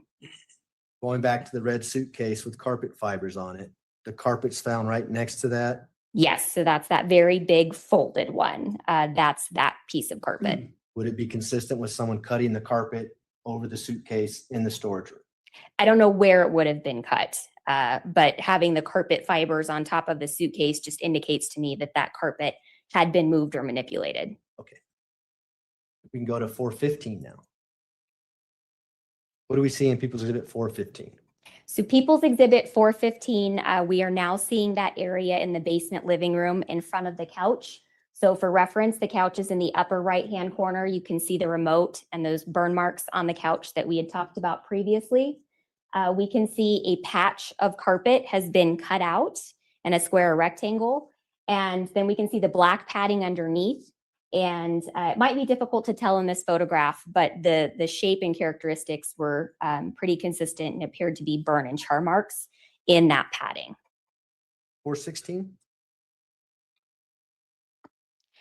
People's Exhibit 416 shows a patch of carpet covering that. In the right side of the photograph, we can see that area rug we talked about previously as well that's been pulled back. So when we arrived, that area rug was in place as if it would be normally on the floor. And when it was pulled back, this is what we observed, was this extra piece of carpet placed on top of that cutout. And that previous one showing the cutout corner that was matched with the seams is this piece of carpet. We can go back to 416, please. 415. In People's Exhibit 415, what was your understanding on how this fire started that we see the results from in 415? The information that I was provided was that while Gannon was playing video games on the 26th, he knocked over a candle and somehow that caused the fire. Is that consistent with your training, your everyday knowledge, a candle falling on the carpet, burning right through the carpet, through the pad, all the way to the concrete? That's not what I would expect to see, no. Why is that? I wouldn't expect, a lot of carpet and materials are made to be more burn resistant. So you could hold a lighter to carpet and it's not instantaneously going to burst into flames. We've also had training with our local fire department where we've actually done that exercise, laid carpet out, held a lighter or a torch, trying to set it on fire, and then doing that with different ignitable fluids to see how long it would take to actually set and burst into flames. Would it take a significant amount of heat to create that char mark?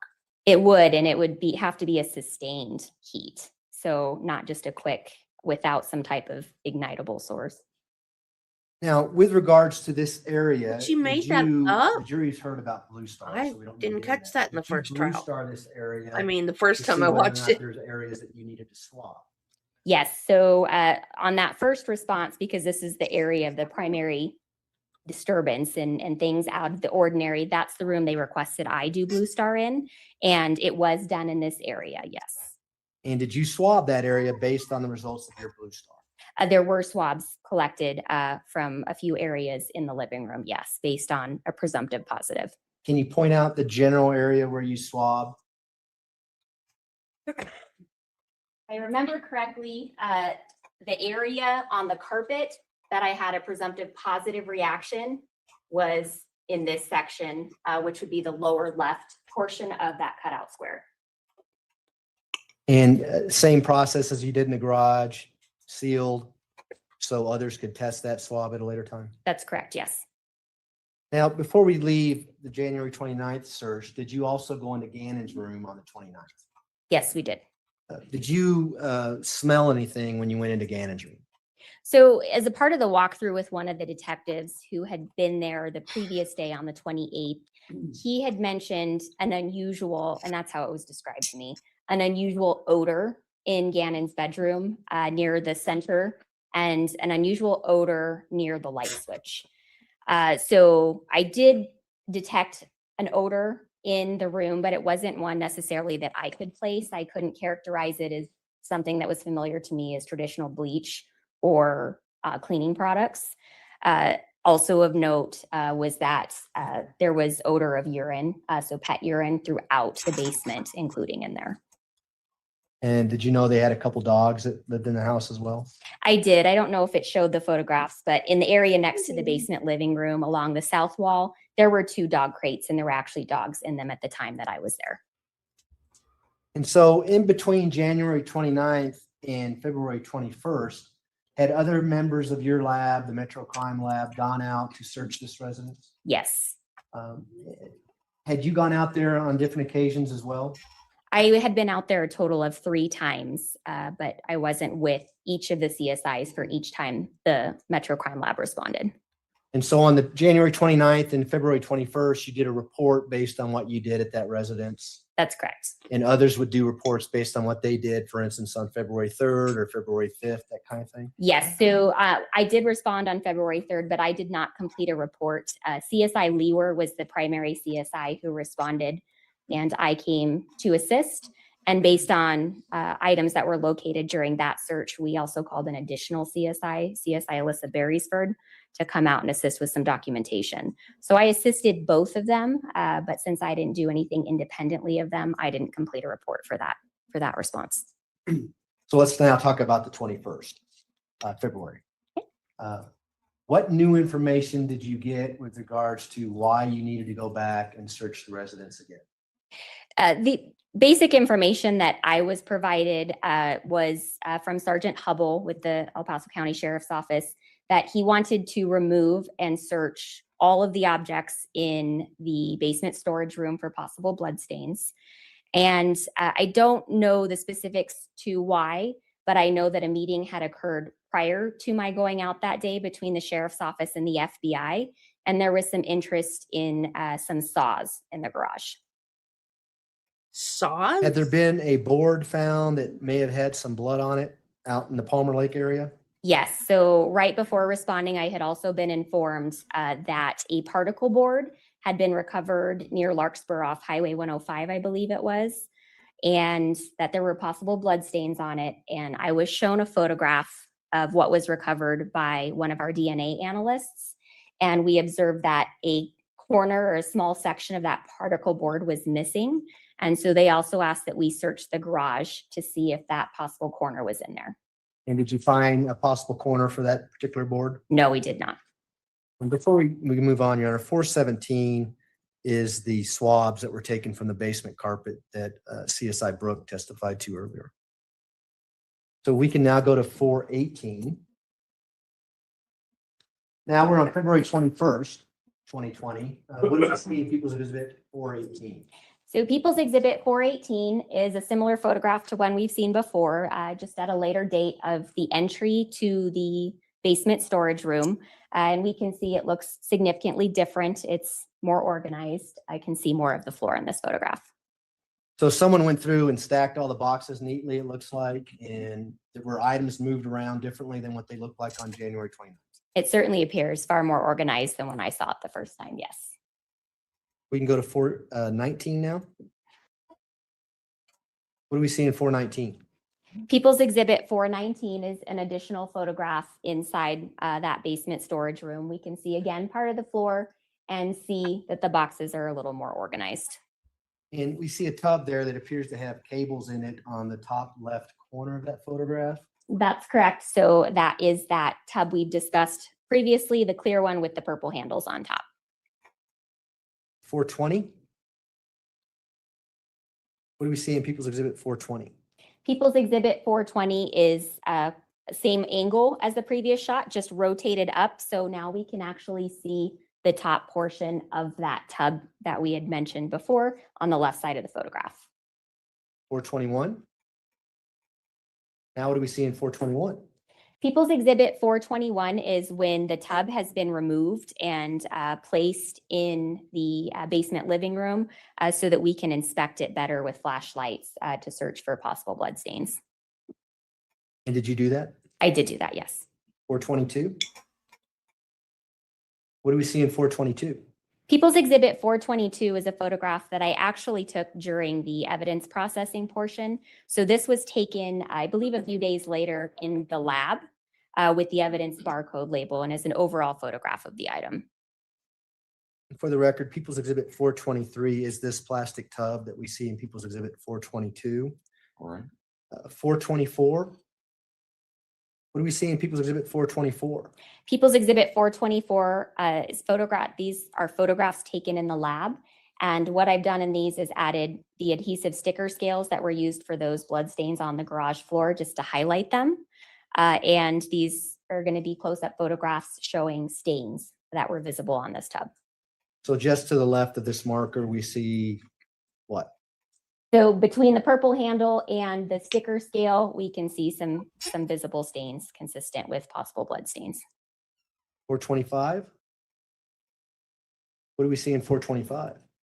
People's Exhibit 425 is another sticker scale, and this was placed to show the discoloration located at the corner of the tub all the way to the left. 426. People's Exhibit 426 is that same corner. We've just rotated to the other side. And just based on the change in light, we can actually see that there's some discoloration on both sides of the corner. 427. People's Exhibit 427 are some visible stains located to the left of the scale underneath the lid. 428. People's Exhibit 428 is showing a stain on the right side of the tub in this photograph on the lip, the under part of underneath the lid. 429. People's Exhibit 429 is a close-up. I believe we saw this particular stain. It might have been the first photograph that we showed. It's just a closer photograph. 430. People's Exhibit 430 is an additional possible blood stain located on the edge after the lid was taken off. 431. People's Exhibit 431 are some additional possible blood stains that are actually on the lip as well as the underneath portion. And can you tell what kind of blood stains these are, whether they're transfer, drip? So these appear consistent with a transfer stain. We can actually see the visible swipe marks that appear vertical on these stains. And 432. People's Exhibit 432 appears to me to actually be the same stains as the previous photograph, just pulled back a little bit so you can see more of it.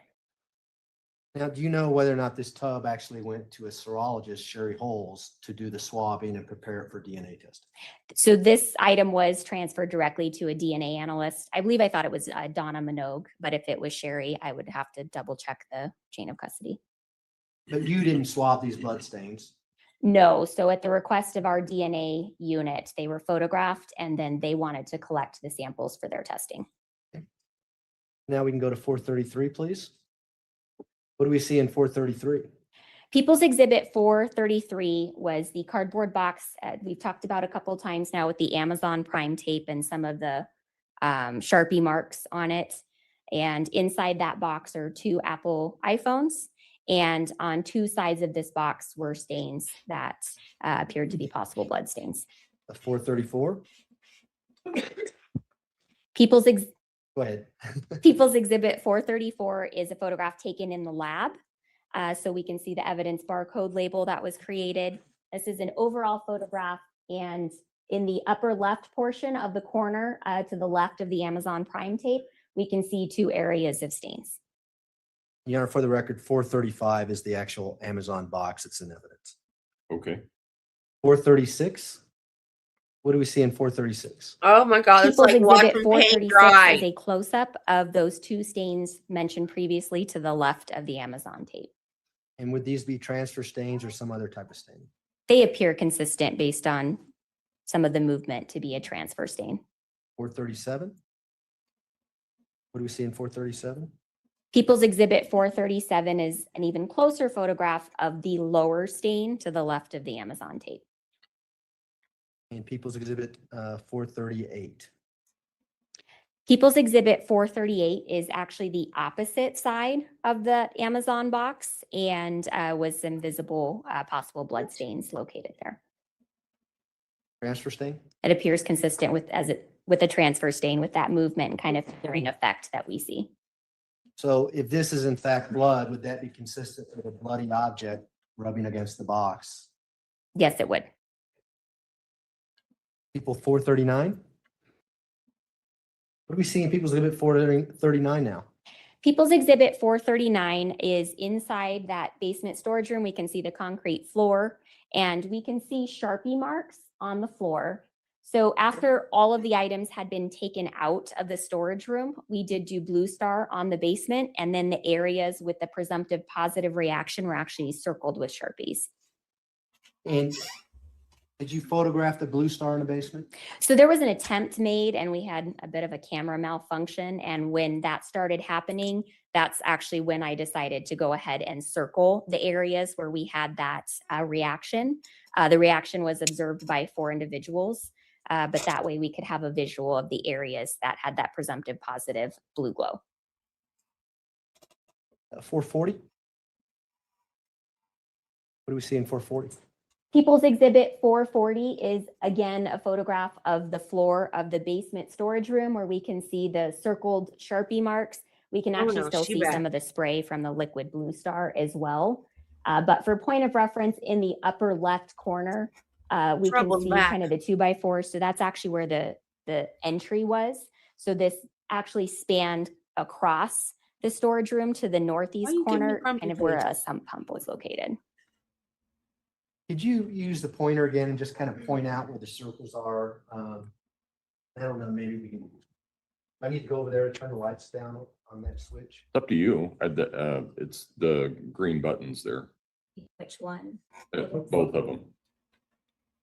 That helps. Can you point out the circles now on the, So entry is going to be over here in the upper left, and we can see the furnace back here. So we have areas circled here spanning across the entire photograph all the way over to the lower right corner of the photograph. now, does that go towards where we saw that clear tub that you collected with the purple handles on January 29th, 2020? From what I recall, it spanned again to the northeast corner, which is kind of toward the corner for reference where the red suitcase and that large carpet roll was. I would have to see another photograph to remember where that tub was on that at that time. Okay. Let's go to 441, then we'll go back to that photograph, okay? What do we see in 441? People's Exhibit 441 is actually a photograph to where we're seeing the northeast corner. So we can see the sump pump back in the upper right-hand corner. And we have the same area where we can see the Sharpie circles going into that corner, and you can actually still see some of the liquid spray marks around them. We can go back to 407 now, please. And if you could find a reasonable breaking point in the next couple of minutes, please. Yep, we're going to finish up with this and Thought that was it.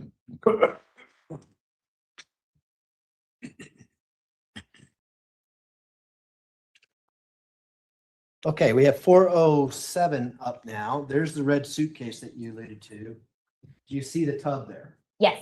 So based on seeing this photograph and the proximity of the tub to that area, yes. So those did go in that general direction. That sump pump I had mentioned is actually just to the left behind all of those boxes.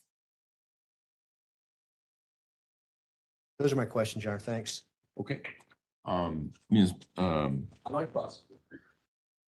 No. Ms. Bell, I'm going to have you step down. And because I have some things that I need to attend to. So I'll have you step down. You'll have to come back on Monday. Okay. Okay. All right. So we'll see you back on Monday at 9 o'clock. Thank you, Your Honor. Thank you, ma'am.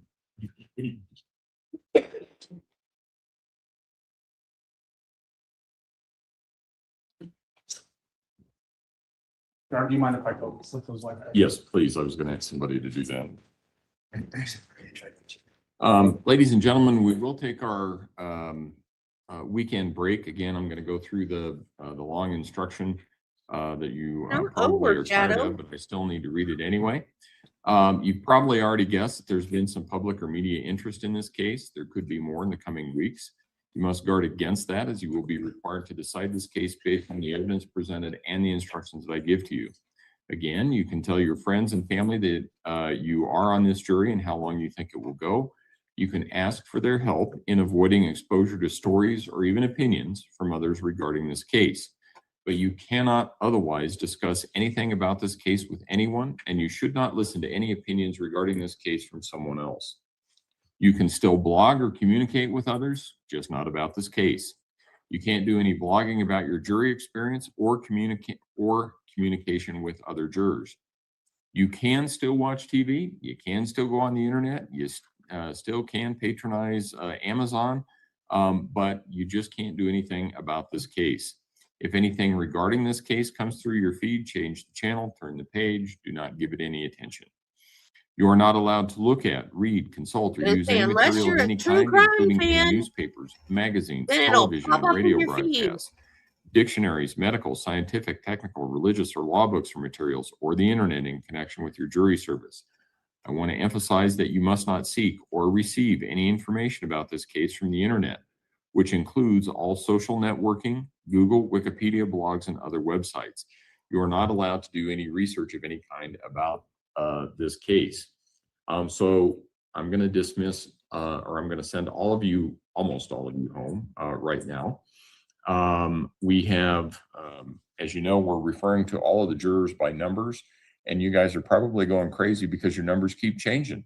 Every time you come back, you have a different seat number, and it's based upon where you are when you come back in that group and where you are seated. So in this case, I'm going to let everybody leave except for juror number 12, white hoodie, hoop earrings. I need her to stay for just a few minutes. Everybody else is excused. Enjoy your weekend. What And juror happened? number 12, if you can remain with What us did for a juror moment. number 12 do? All rise for the jury, please. And juror number 10, if you just want to let yourself out.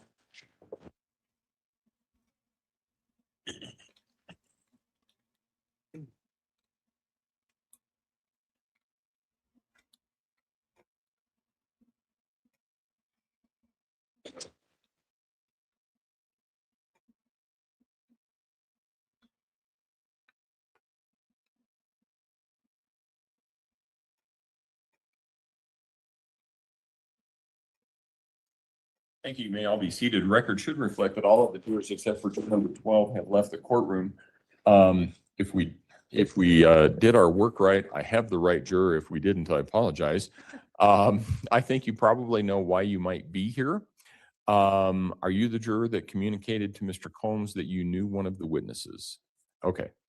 You probably feel a little weird with everybody staring at you right now, but you did the right thing. Okay. This happens. Okay. It's really not that uncommon that somebody looks through the witness list and goes, I don't know any of these people. They don't recognize names. Names sometimes change. Sometimes they just don't remember the name, and then they see the face and they remember the person. And they do the right thing. They tell us that they know one of the witnesses. So who is it that you know, and how is it that you know that person? So I know the expert witness, Stephanie Happ. I Okay. think was her last name, distantly. Okay. How is it that you know her? So about 3 years ago, I was a worship leader at a church. My dad was the pastor. Stephanie's mother-in-law attended that church. Oh, I Stephanie remember did not. this now. Stephanie's mother-in-law is getting up in years and wanted to discuss with my father and I, as her pastoral staff, her wishes for her for her funeral.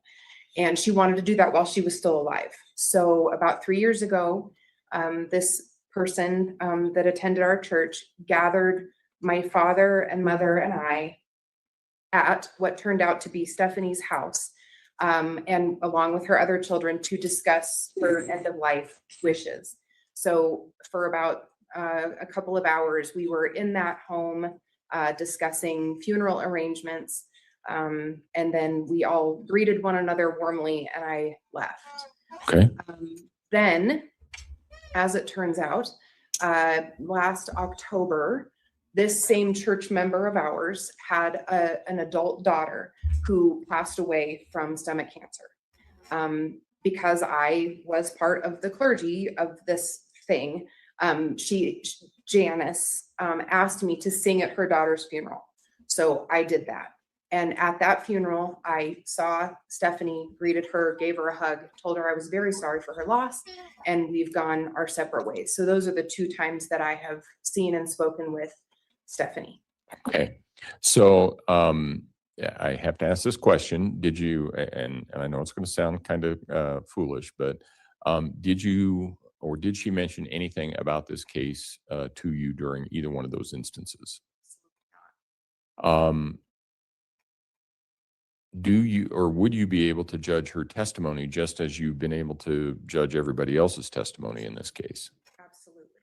Is there anything about the context that you've had with her that would make you say, you know, I'm going to believe her because I know her, or I'm going to disbelieve her because I know her, something along those lines? Do you think that you can weigh her testimony just as you would weigh the testimony of any other witness in this case? I do.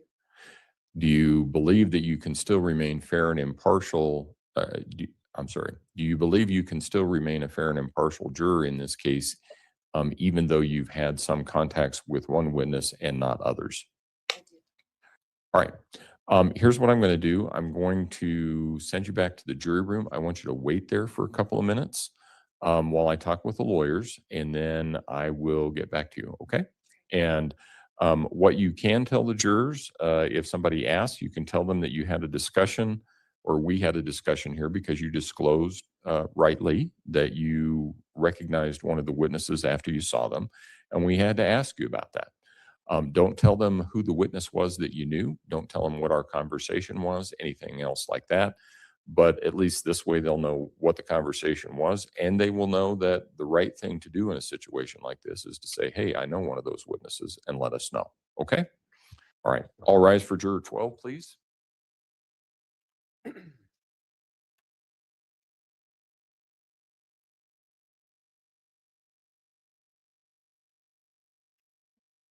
Thank you. You may all be seated. Record should reflect that juror number 12 has left the courtroom. Are there any challenges to juror number 12 continuing to serve as a juror in this case? Prosecution? No, Judge. The juror was very conscientious, brought this information to us immediately, it sounds like.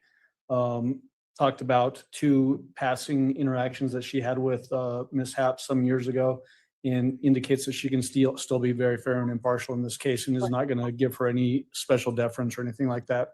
So I don't think there's any reason from our perspective that she would be challenged for cause.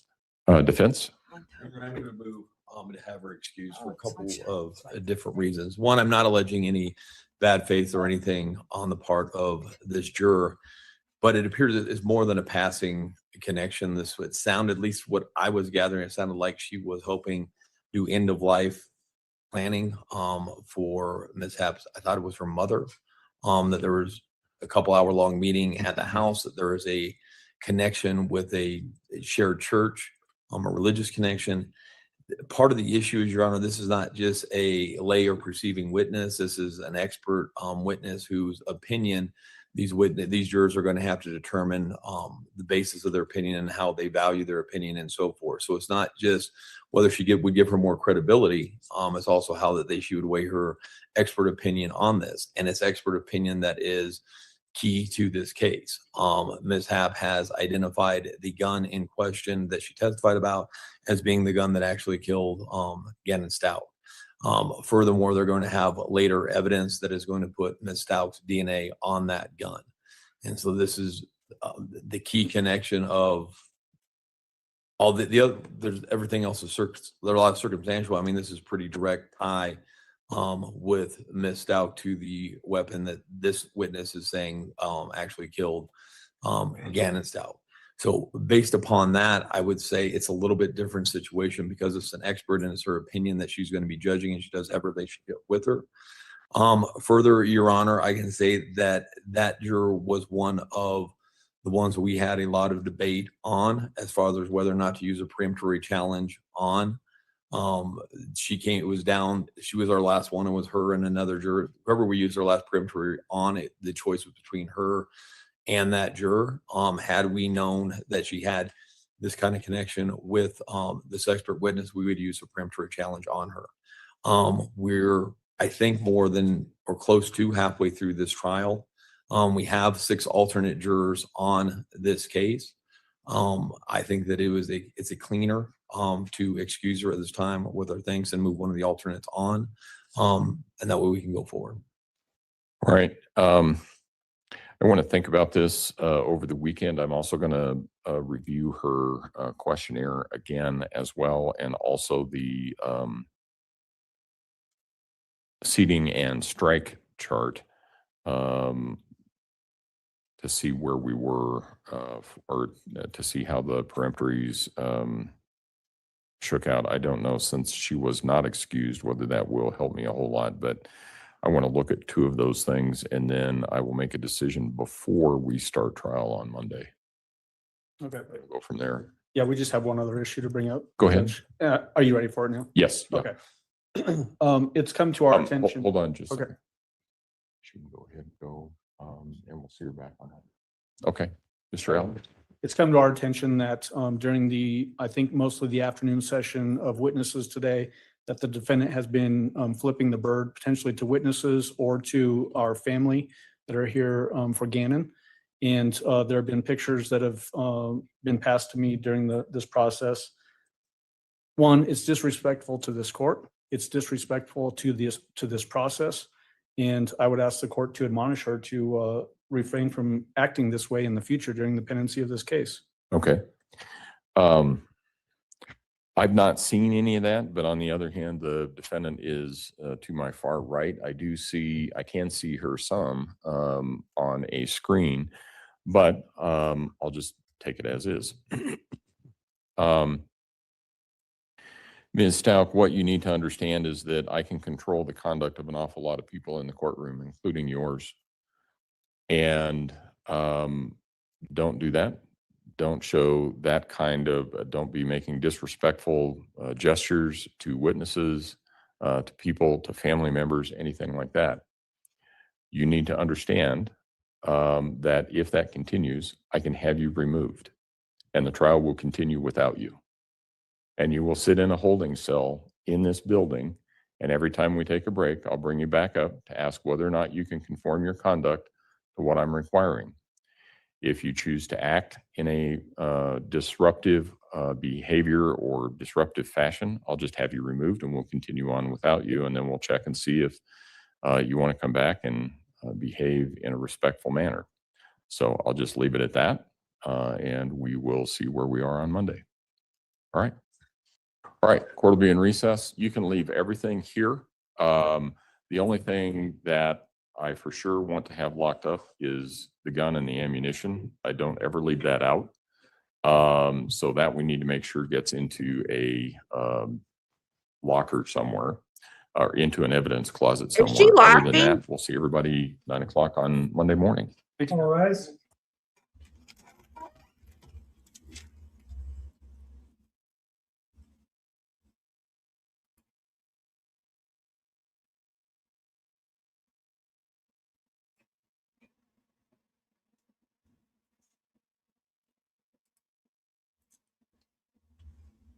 Oh, Harley's gonna testify today. Sweet.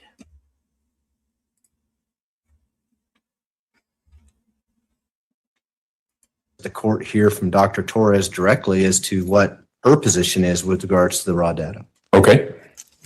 Dr. Torres, I if don't you would like step the forward, word please, raw ma'am. data.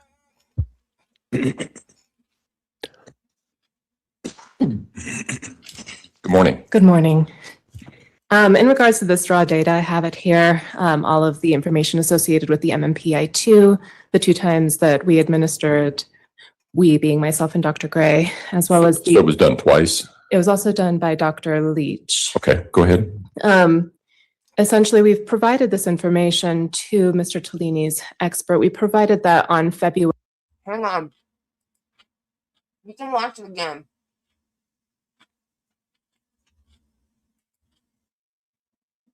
I missed it too, because I was feeding Belle. And placed in Any newspapers, magazines, television, and radio broadcasts. About 3 years ago, I was a worship leader at a church. Those witnesses and let us know. Okay? All right. All rise for juror 12, please. I missed it too because I was feeding Belle, so we'll watch it again. I've been waiting for this. Thank you. You may all be seated. And I Record missed should it. reflect that juror number 12 has left the courtroom. Are there any challenges to juror number 12 continuing to serve as a juror in this case? Prosecution? No, Judge, the juror was very conscientious, brought this information to us immediately, it sounds like. Talked about 2 passing interactions that she had with Ms. Happ some years ago, and indicates that she can still be very fair and impartial in this case, and is not going to give her any special deference or anything like that. So I don't think there's any reason from our perspective that she would be challenged for cause. Defense?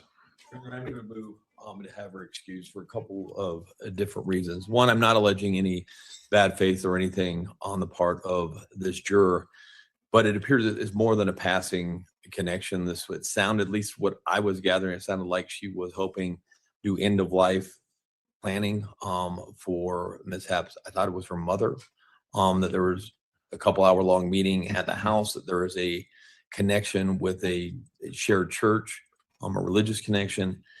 Part of the issue is, Your Honor, this is not just a lay or perceiving witness. This is an expert witness whose opinion these jurors are going to. That have been passed to me during this process.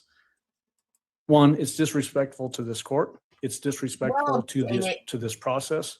And I would ask the court that have to excuse her at this time with her things and move one of the alternates on. And that way we can go forward. All right. I want to think about this over the weekend. I'm also going to review her questionnaire again as well, and also the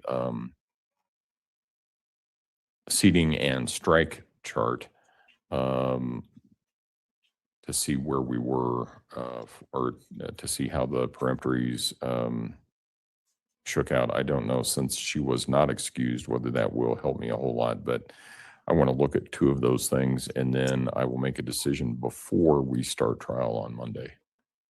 Okay. We'll go from there. Yeah, we just have one other issue to bring up. Go ahead. Are you ready for it now? Yes. Yeah. Okay. It's come to our attention. Hold on just a Okay. second. She can go ahead, and we'll see her back on that. Okay, Mr. Allen. It's come to our attention that during I think mostly the afternoon session of witnesses today, that the defendant has been flipping the bird potentially to witnesses or to our family that are here for Gannon. And there have been pictures that have been passed to me during this process. One, it's disrespectful to this court. It's disrespectful to this process. And I would ask the court to admonish her to refrain from acting this way in the future during the pendency of this case. Okay. I've not seen any of that, but on the other hand, the defendant is to my far right. I can see her some on a screen, but I'll just take it as is. Ms. Stauch, what you need to understand is that I can control the conduct of an awful lot of people in the courtroom, including yours. And I heard that part. Don't do that. Don't show that kind of, don't be making disrespectful gestures to witnesses, to people, to family members, anything like that. You need to understand that if that continues, I can have you removed and the trial will continue without you.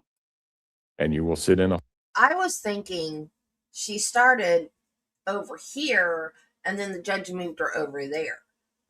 But now I'm thinking he put her over there where he could see her better. But she does something else where he moves her. And I don't know if it's flipping the bird again or something else. But then when she moves over here in between them, then she's like all flirty and chatty, and so it made it just as bad. I don't know that you can see her flip the bird though, because the way the camera angles with the zoom, not zoom core, whatever they're using, zoom or whatever it is, I don't know that you can see her. All I ever see is her hair over her face. So, nope, that's day 10. We don't want day 10. That I think are going to be played are not as long as Well, the that's first one. The day bad 2. news is that we have 2 about minutes. 20 minutes, and I don't think we can Why are we efficiently not in use your order? time. But I also think that we've had a long afternoon, so I think that probably everybody could use a break early. We are still on track. We are still moving things along. The lawyers are, I think, doing their best to try and move things along. Sometimes Have it here, all of the information associated with the MMPI-2, the 2 times that we administered, Now they're we talking being myself and about Dr. Gray, as well as so it was done twice. it was also done by Dr. the whatever. That's the mini mental status exam thingy. So this is about her mental health. Leach. Okay, go ahead. Essentially, we've provided this information to Mr. Tellini's expert. We provided that on February 7th. If the court wants to release the raw test data to Mr. Tellini, that's fine with us. We just ask that a protection order be placed on it to prevent further distribution. Right, and I've done that before, both as a litigator and as a judge. So I knew that that was going to be a request, and it's a reasonable one. I don't have a problem with that. The only people that would be reviewing it would be myself, and then I have a clinical social worker. Okay. Okay. And obviously, we would want a copy of it as well. If it's going Yes. to be released to the. Okay. So here's what I'm going to do. Because I've been in a position of, I mean, I've been a litigator with this in this issue, or a trial attorney in this issue with respect to this issue and the raw data, and I can tell you, I think that there is some value to having the raw data if you can figure out the raw data. There's a value to having that and being able to question the expert about it, as opposed to just a battle to the expert. So I am going to order the raw data be provided to both sides.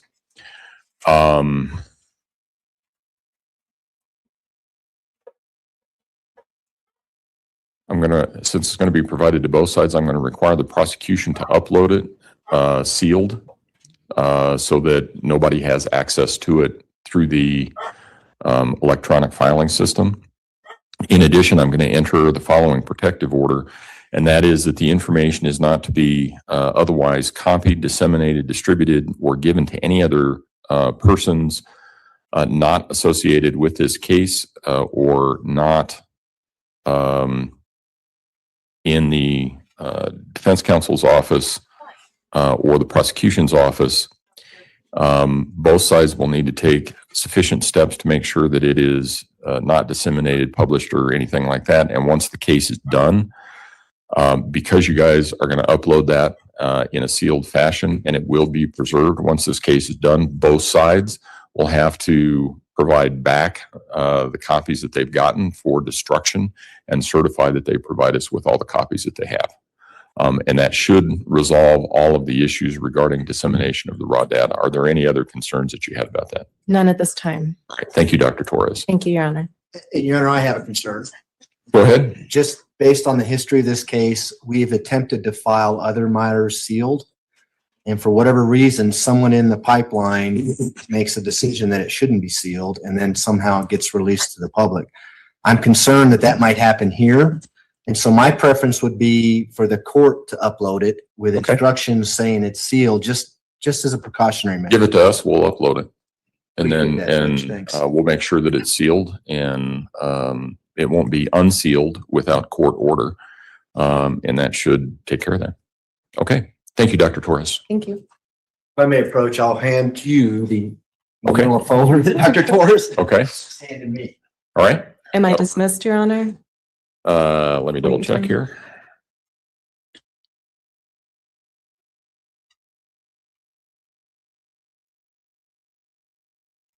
Yes.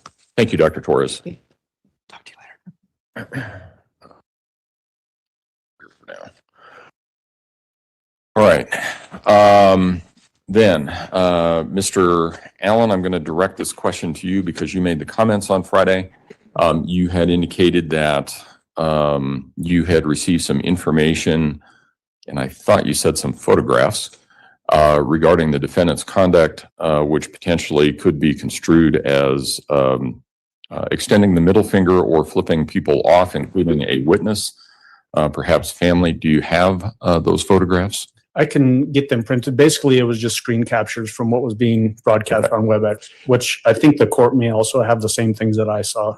Do we have that now? Oh, I guess you could have seen it on WebEx. Okay, so we will upload some of that so that there is some record of what it was. You may have all noticed that the tables have been slightly reconfigured. They'll be reconfigured again after or at lunchtime, largely because I think that table where it is generally wasted space. So what we're going to do is give you a more narrow one and slide that table over further. I'll move that table then to the back so that you can put stuff on it. You may still be able to use it to some extent, but nobody will be able to sit at it. Ms. Stauch, you have the right and obligation to be present for your trial. Being present permits you to see the evidence the prosecution is presenting against you. It permits you to communicate with your lawyers while that is going on and assist them in your defense. You also have the right for the jury not to see you in restraints that are commonly associated with being held in custody or confinement. That way, the jury does not see you as a prisoner or someone who is in custody and is not prejudiced against you because of that. These rights, however, are not without limitation. While you have the right to be present for your trial, you also have the responsibility to behave with the respect and decorum required for this formal proceeding. You also have the responsibility to behave in such a fashion as to make the use of additional restraints unnecessary. Sometimes, during trial, a defendant chooses to act out. The likelihood that that will happen, in my experience, seems to increase the longer the trial takes and the more serious the charges are. And I know that right now we're in week 4, or we finished 4 weeks. We're starting week 5. You aren't the first defendant to act out. Probably not going to be the last. I cannot imagine the pressure a defendant feels during any trial. It's not uncommon for a defendant to disagree with certain testimony or dislike a witness or a victim. Nevertheless, you cannot act disrespectfully in words or actions. Yeah, be an adult. First of all, never helps you out. You've already heard one juror submitted a question regarding his observation of your conduct. They don't miss anything. He did? It also makes your attorney's job much harder. I must have missed They that. need to focus on the evidence presented and how to counter that rather than your conduct in the courtroom. I am also aware of the practical realities that exist in this case. I could hold you in contempt for your conduct in the courtroom. That would mean that I could impose a sentence of up to 6 months of jail for each incident of conduct which I find to be contemptuous. However, in a case where a defendant is facing decades or even life in prison, if convicted, a 6-month contempt sentence does not seem to be much of a deterrent. But that does not leave me without a remedy. We have moved the tables around. You are now sitting in a chair that does not rock or swivel. You will be directly facing the bench and you will be more in my line of sight. I want to caution you against certain actions, such as waving your hands around, trying to stretch your fingers out and leaving one of them more prominent than the other. Those acts would be, in my opinion, disrespectful to the proceeding. It's disrespectful to the court and the legal process. I also view it as a form of witness intimidation and an attempt to influence presentation of evidence in this case.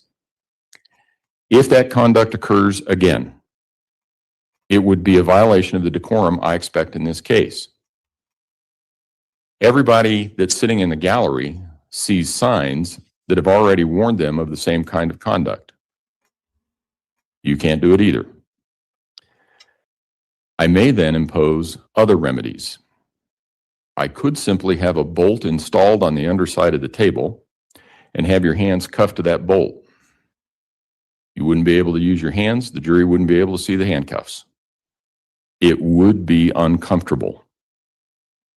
I could have you removed from the courtroom and the trial would proceed without you. You would not be returned to the jail. Instead, you would be held in a holding cell in this building. You know how uncomfortable they are.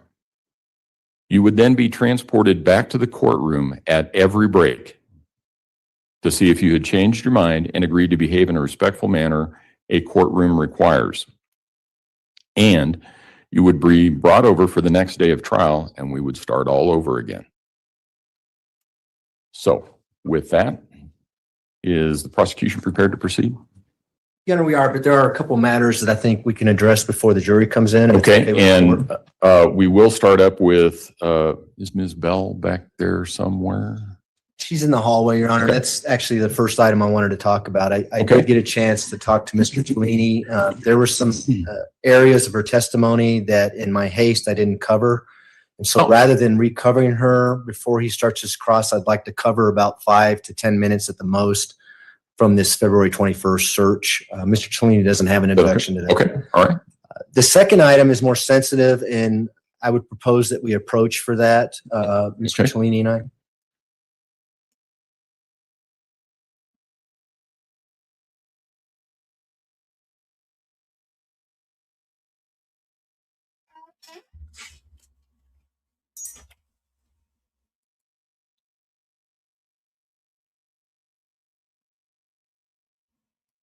I want you to be waiting there. I think that in this circumstance, I am going to excuse you from further service in this case. The law requires that I do it in front of the attorneys, the defendant, and in an open court. That's why I didn't call you. So I'm sorry that you had to come down.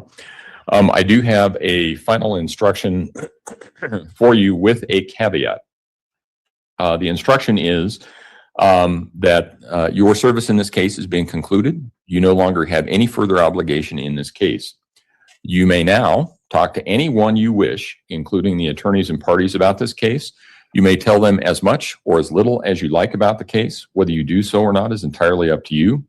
If you decide not to discuss the case, your decision will undoubtedly be respected. However, if an attorney or party persists in discussing the case over your objection or becomes critical of your services as a juror, please report that incident to me. The caveat is, as you know, we've taken some steps to make sure that all the jurors remain anonymous. The only people who know who you are the other jurors, the attorneys, and I. So the caveat is you're prohibited from disclosing to anyone else who the other jurors are, and that's to respect their privacy.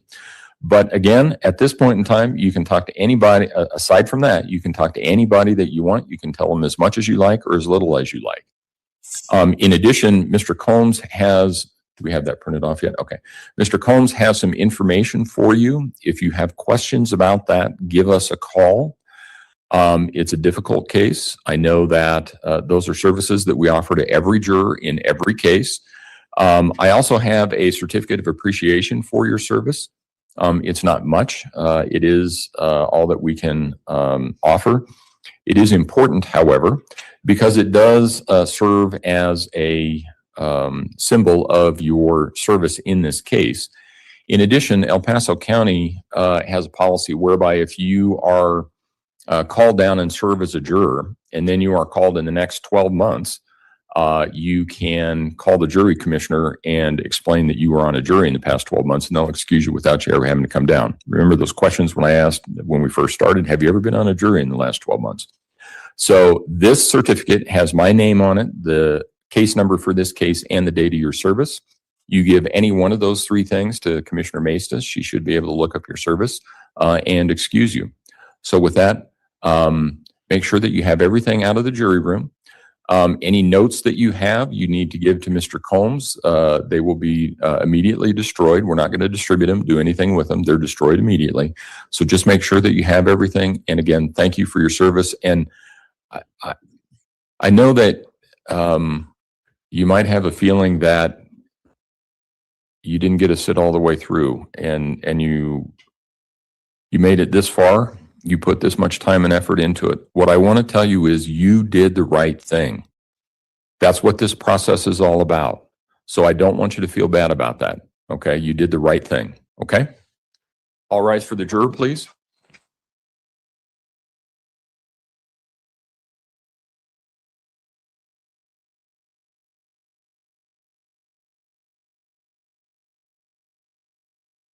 Thank you. You may all be seated. So at this point in time, do we need to have Ms. Bell resume her seat on the witness stand? Is that where we're going? Okay. All right. Ms. Bell, I remind you, ma'am, that you're still under oath.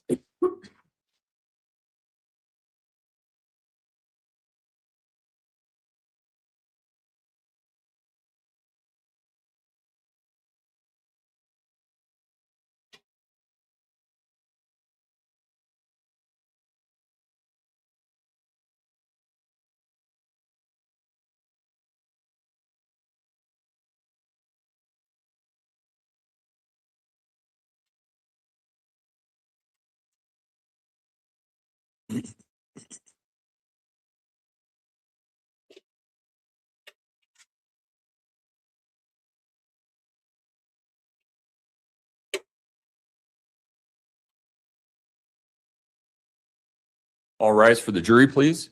Didn't know if you asked me, I'm trying to take care of this, so Okay. I'll Well, line them up. let us, yeah, that'd be great. Thank you.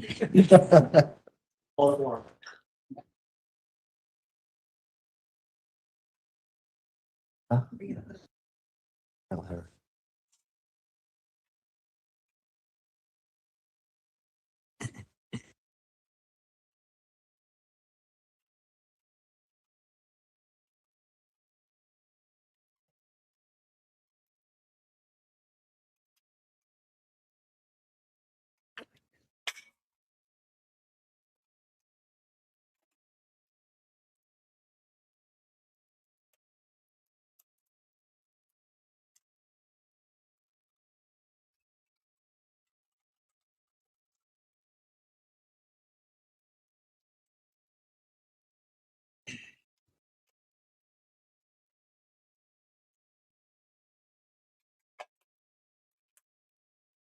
You're not getting any of my shrimp. I'm making macaroni and cheese. I'll give you some of that.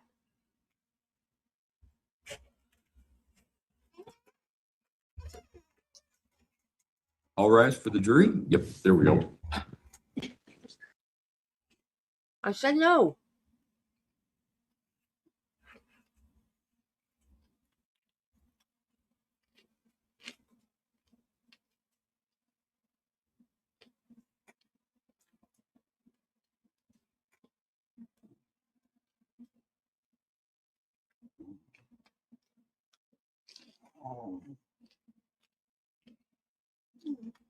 Thank you. You may all be seated. Court will recall 20 CR 1358, People versus Letecia Stauch. Record should reflect the jury has returned to the courtroom. Good morning, ladies and gentlemen. Again, we're going to start the day with a question. Has anything occurred since we were last together that causes any of you to believe you could not continue to act as a fair and impartial juror in this case? If so, please raise your hand. No response. Okay. You might notice that we have one juror less today than we did last Friday.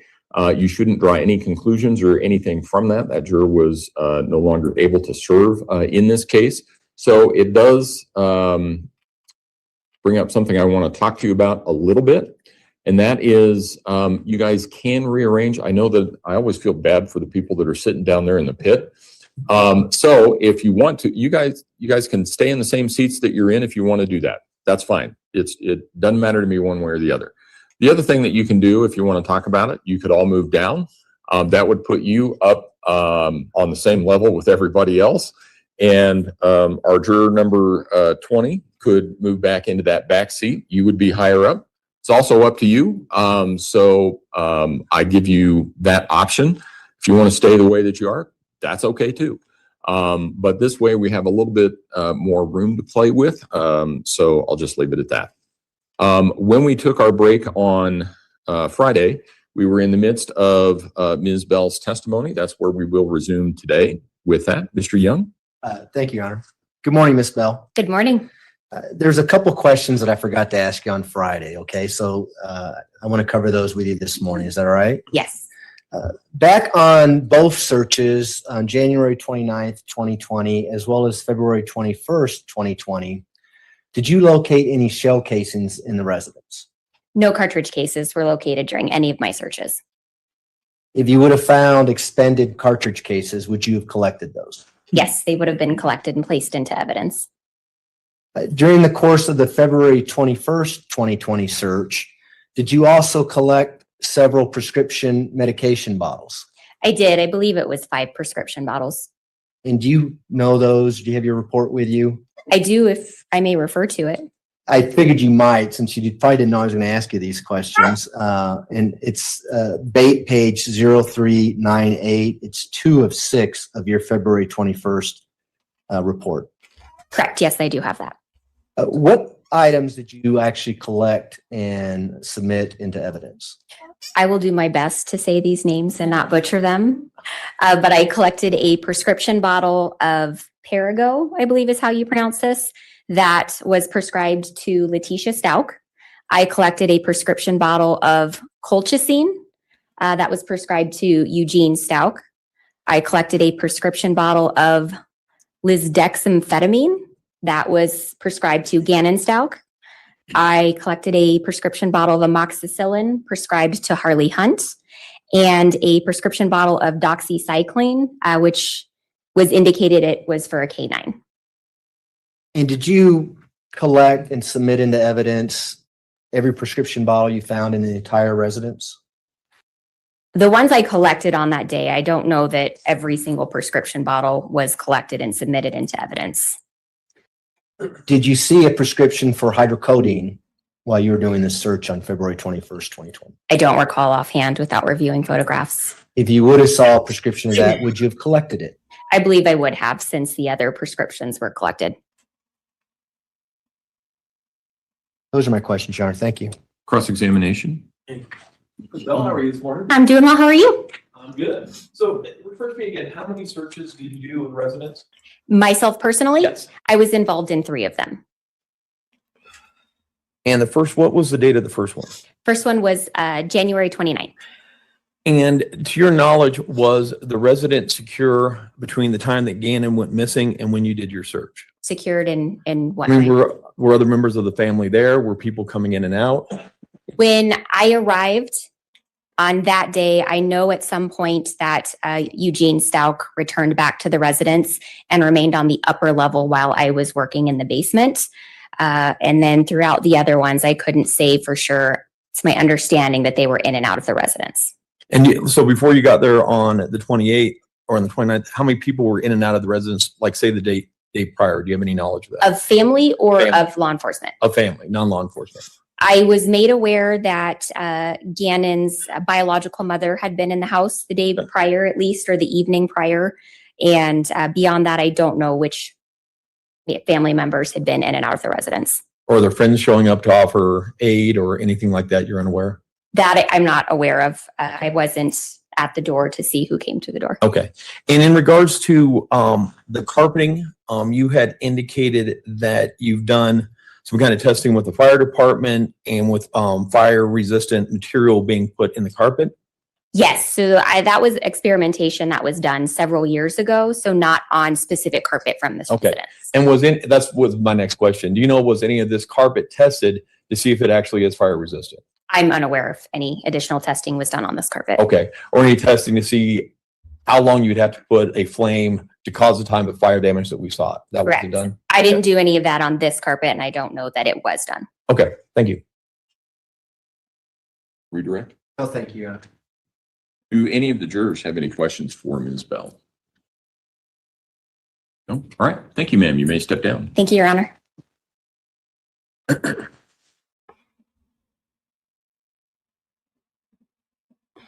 Prosecution, call your next witness, please. Or the people would call Harley Hunt to the stand. Okay, here we go, guys. Everybody left during the boring scientists. Ms. Hunt, if you would Now step we forward got and a raise your good right. Oh, witness. where is she? I just saw someone coming through the door.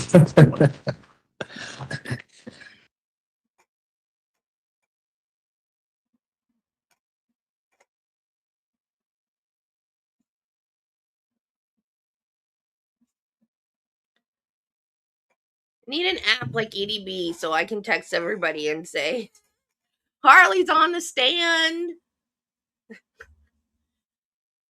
Well, you didn't leave, Marty. But I had like 8 people in here before the boring scientist got on the stand.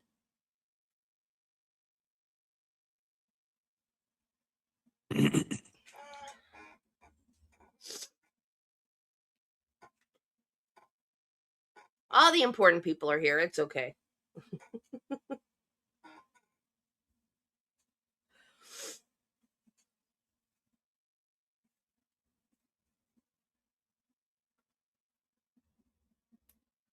How long is it taking her to walk to the stand?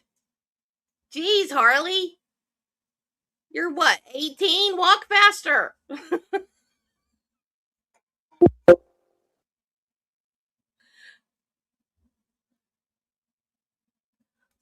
She's literally dragging her feet.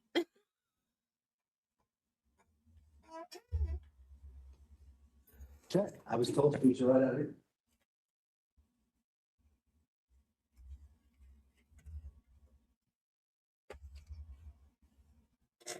Oh, I bet he's sweating right now. Uh-oh, she bailed on us.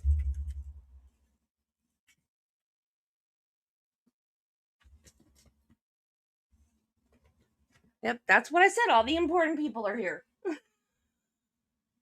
Elle has to sleep sometime. She'd be here if she didn't have to sleep. And she'll be back. Oh, I bet he is having a heart attack right now. Right, Ms. Hunt, if you would step forward and raise your right hand, please, ma'am. A little farther forward. It's okay. It's all right. You swear from the testimony about to give in this man will be the truth, the whole truth, and nothing but the truth. Go ahead and have a seat in the witness stand. Please watch your steps as you step into the stand. Poor kid.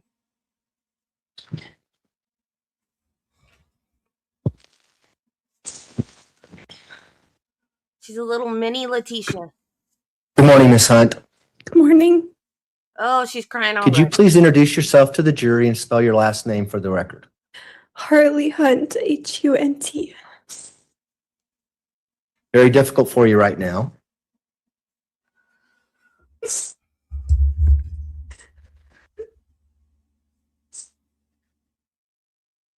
We're going to get through this, okay? I'm going to ask you some questions and we're going to have a conversation. Okay. I want you to do the best you can, all right? Everything we say is being recorded, so if you can, speak as loud as possible. You can also pull that microphone closer to you if you like.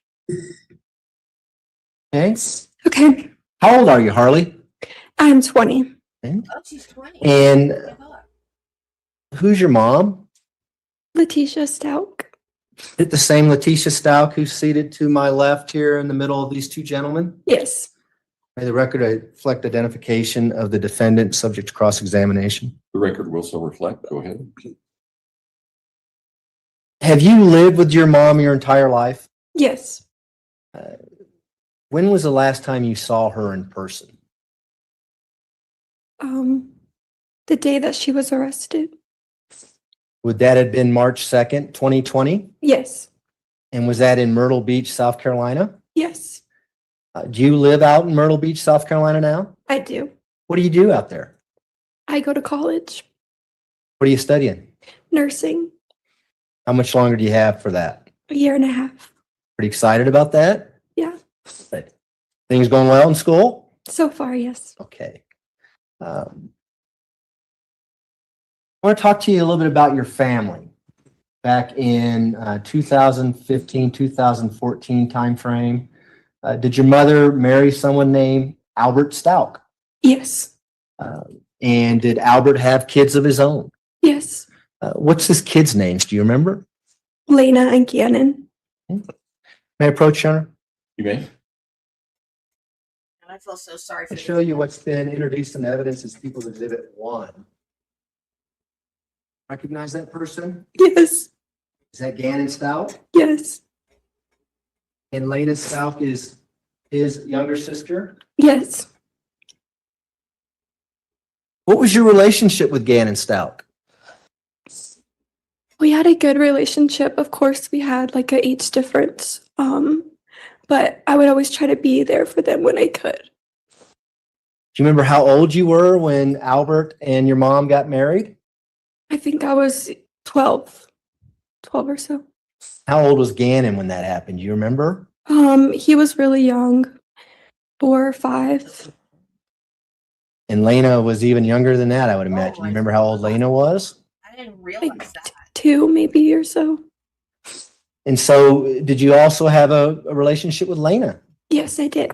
Was she like a sister to you? Yes. And was Gannon like a brother to you? Yes. Although there's an age difference, especially probably when you got into your teenage years, right? Correct. I would imagine they may have been a little annoying for you a little bit. Yes. Is that fair to say? Okay. What about your mom's relationship with Gannon over the years? Can you start out perhaps when Albert and your mom got married? How was that relationship between Gannon and your mom? Yeah, so it was different at first because we were like a blended family. So we were just getting used to, more people in our life. They had an okay relationship. There were problems here and there, but Was there a point in time when Albert and your mom first got married where Albert didn't have custody of the kids? yes. And were things a little easier when the kids weren't around? I wouldn't say easier. Having to go back and forth between, the weekends and everything with them were difficult because, Albert, of course, wanted his kids full time with him. So I just remember there being like a lot of problems with that. But At some point, did Albert get custody of both Lena and Gannon? yes, And were they living with you all more of a full-time basis? yes, And did you observe the relationship between everyone at that time? yes, Did it seem to be, for lack of a better term, a normal family situation? yes. What about your relationship with Albert? How'd that go? We had a good relationship. When Albert first came in, it's when my dad passed away. So, that was difficult for me at first because I didn't want like my father to feel replaced. That's how I felt like in my heart. But as time grew, we got closer. What was your father's name? Chance. Hunt? Yes. Do you remember when he died? Yes. When I was 12 in October. So would that have been October 2000? Help me out with the math here. 12 or 14. Sometime in that time frame? Yeah. When your father passed away, were Albert and your mom married? Yes. Do you know how your dad passed away? Yes. How did he die? An overdose. And when did you first learn that? This past week. What were you told Oh, wow. how he died before? That someone came in and robbed him and killed him. And who told you that? My mom.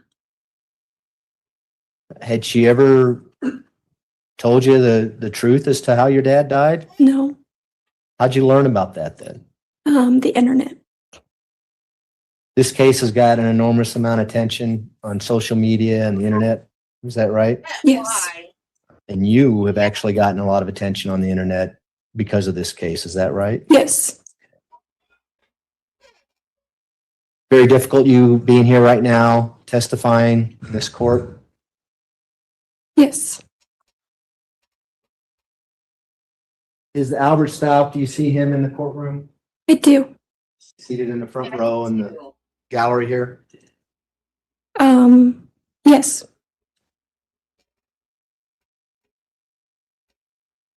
When Albert and your mom got married, where were you living? Myrtle Beach. And how long had you lived there before you moved to another place? Do you remember? I mean, I already know this woman is a POS, but she can't even tell her daughter how her dad really died. She leaves her to find it out on the internet. What the heck? Oh my God. You can't even tell your daughter the truth. And then when all of this crap hits the fan, you can't even tell her then? And you just let her find out on the internet? Don't be suspicious. No. Don't be suspicious. Don't be suspicious. Don't be suspicious. Don't be suspicious. Don't be suspicious. Don't be suspicious. Don't be suspicious. Don't be suspicious. Don't be suspicious. John Ralphio? Kom, kritiek is er en zo! Kom eruit! Kritiek is er en zo! Kritiek is er en zo! Which is why he brought it up. To show her character. Her character sucks. Her character sucks. This woman is morally bankrupt. Oh my God, this woman.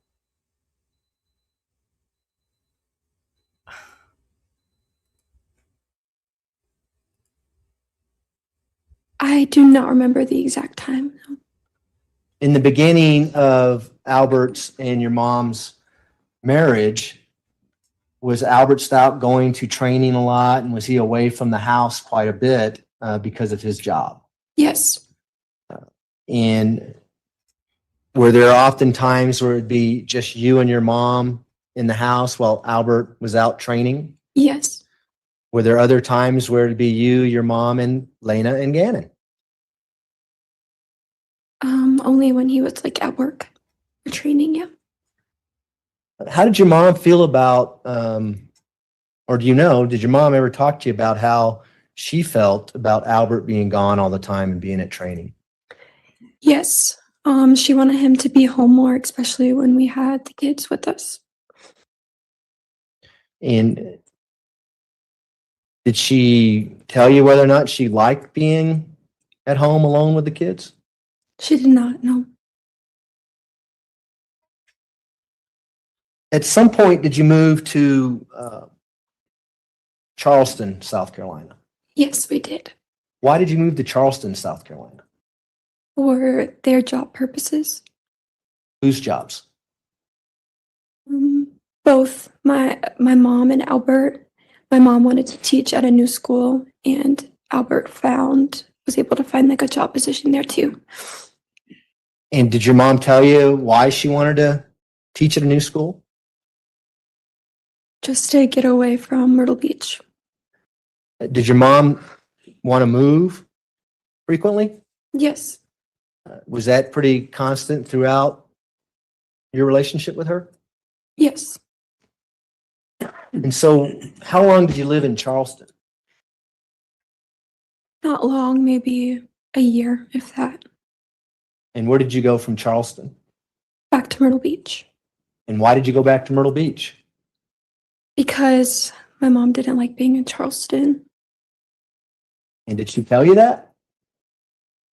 Yes. And so were you having to switch schools from Myrtle Beach to Charleston and then back to Myrtle Beach? Yes, so I actually went back to school as well when we stayed in Charleston too. And did you end up graduating from high school early? I did, yes. Tell the jury about that. How'd that happen? I eventually, when we moved to Alaska, I did online school. So I did 2 years of that. So I ended up doing 3 years of high school. So you graduated essentially from being in Alaska doing online studies? Yes. And we're going to get there in a minute, okay? Do you remember how long you lived in Myrtle Beach the second time? No. Did you know whether or not your mom and Al Stauch actually bought a house in Myrtle Beach? Yes. Tell the jury about that. Once we moved back, they bought a house there that we had over a course of time, also when we lived in Alaska. And was that the first home that was purchased between Al and your mom? Yes, that was purchased. And at some point, did Albert Stout get orders to go to Alaska? Yes. Were you in the home at that time? Yes. The home that you purchased? Yes. Tell us, the jury, about that. What were the circumstances? What was the plan for you and your mother and the kids when Albert was sent to Alaska to be stationed there? Yeah, so he was stationed there. And we still had our house in Myrtle Beach, and we would go back and forth from being in Alaska and Myrtle Beach. And when you say we, who are we talking about? Me and my mom. Do you know where the kids were at this point in time? Sometimes they would be with us in Alaska, and sometimes they would be back in Myrtle Beach with their mom. And did you know their mother, Landon? Yes. Had you met her on occasion? Yes. And you see her in the courtroom today? Yes. Sitting in the second row back here? Yes. Was this in the time frame around 2017, 2018 when Albert was stationed in Alaska? Yes. And you said that you would go to Alaska on occasion and go back to Myrtle Beach. And you indicated it was you and your mom, right? Correct. How often would you guys go to Alaska? We would stay in Alaska for like a month or so, and then we fly back to Myrtle Beach for a couple weeks and then fly back to Alaska. Did you fully ever move to Alaska with your mother? No. And why is that? Because we still had our house in Myrtle Beach, so we would go back and forth. Did your mom ever talk to you about moving to Alaska? What do you mean? Well, did she ever tell you whether or not she liked being in Alaska? Oh, she did not like being in Alaska, no. And what did she tell you about that? Because it was cold and she couldn't work there. And there was nothing to do.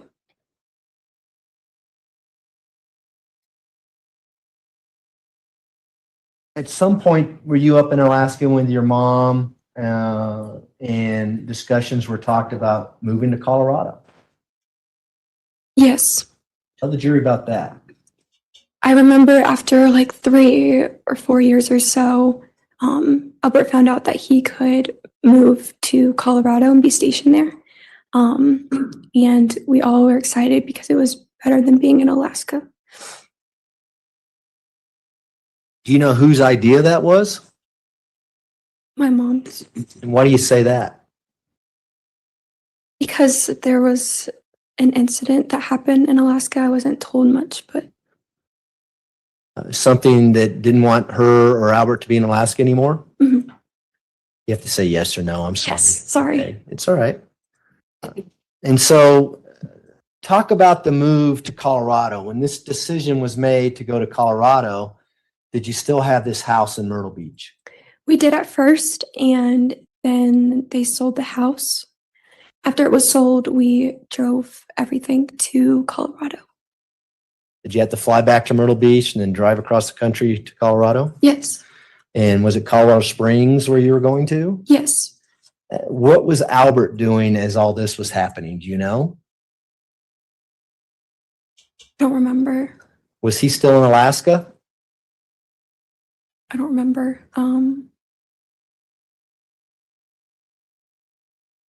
I don't know. That's fine.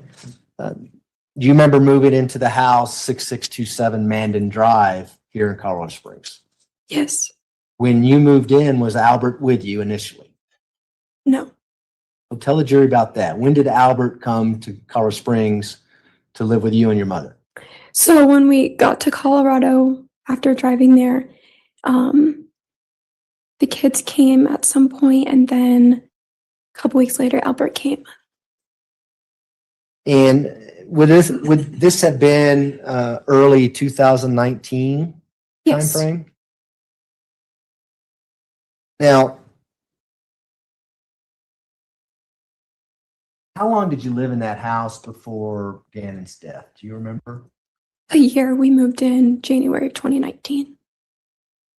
Was this year timeframe the first time that all of you were together during Albert and your mom's marriage? Yes. And first extended time for a year? Yes.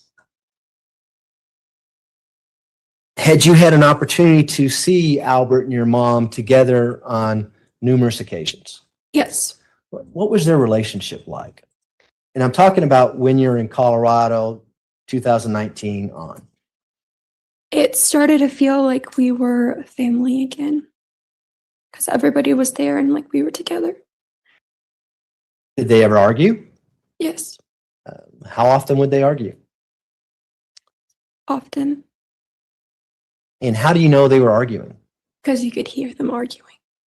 And what would you do when that would happen? Anna and Arlena would come ask me why they were arguing. So like they would just come my room and I would turn the TV up or something because I didn't want them to have to listen to them argue. Did you ever get pulled into these arguments? Yes. Tell the jury about that. They would be arguing about something and then it would be like, well, isn't this true? Or like ask my opinion, try to get my say-so on it. And who would ask you your opinion to get your say-so? My mom. Did you ever ask your mom, say, why do you pull me into these arguments to get my opinion? Yeah, I just said like, I don't want to be a part of this. And what did she say in response to that? But just keep asking and then they would keep arguing.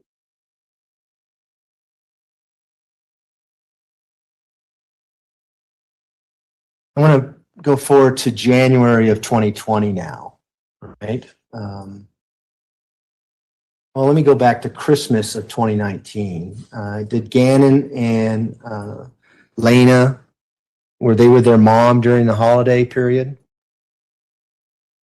Yes, I believe we celebrated Christmas early with them. Did they go back to South Carolina to be with their mom over the holidays? Yes. Did they eventually come back? Yes. And would that been now January 2020 when they came back to the house? Yes. Now, was your mom working here in Colorado? Yes. Where was she working? At a school. Do you remember what school? I don't remember the name of it, no. French Elementary sound familiar? Yes. Was that the school she was working at? Yes. In January of 2020, do you know whether or not Albert and your mom were planning to go on a cruise to celebrate their anniversary? Yes. Tell the jury about that. It was a couple-day cruise that they were planning to go on. That was towards the end of the month. Okay. And did they go on a cruise? They did, yes. Where did they go on this cruise? Do you know? No. What was going to happen with you and Lena and Gannon while they were gone on the cruise? She hired a babysitter. And did you know this babysitter? No. Do you know why she hired a babysitter? No. And you were how old at the time? 17. And had you watched the kids before? Yes. Had you watched the kids overnight before? Yes. How did that, did you ever ask your mom, why are you getting a babysitter? I'm here. Yeah. How'd she respond to that? I don't remember. I just remember being like really upset about it. Do you remember this babysitter's name? No. Had you ever seen her before? No. Have you ever seen her after? No.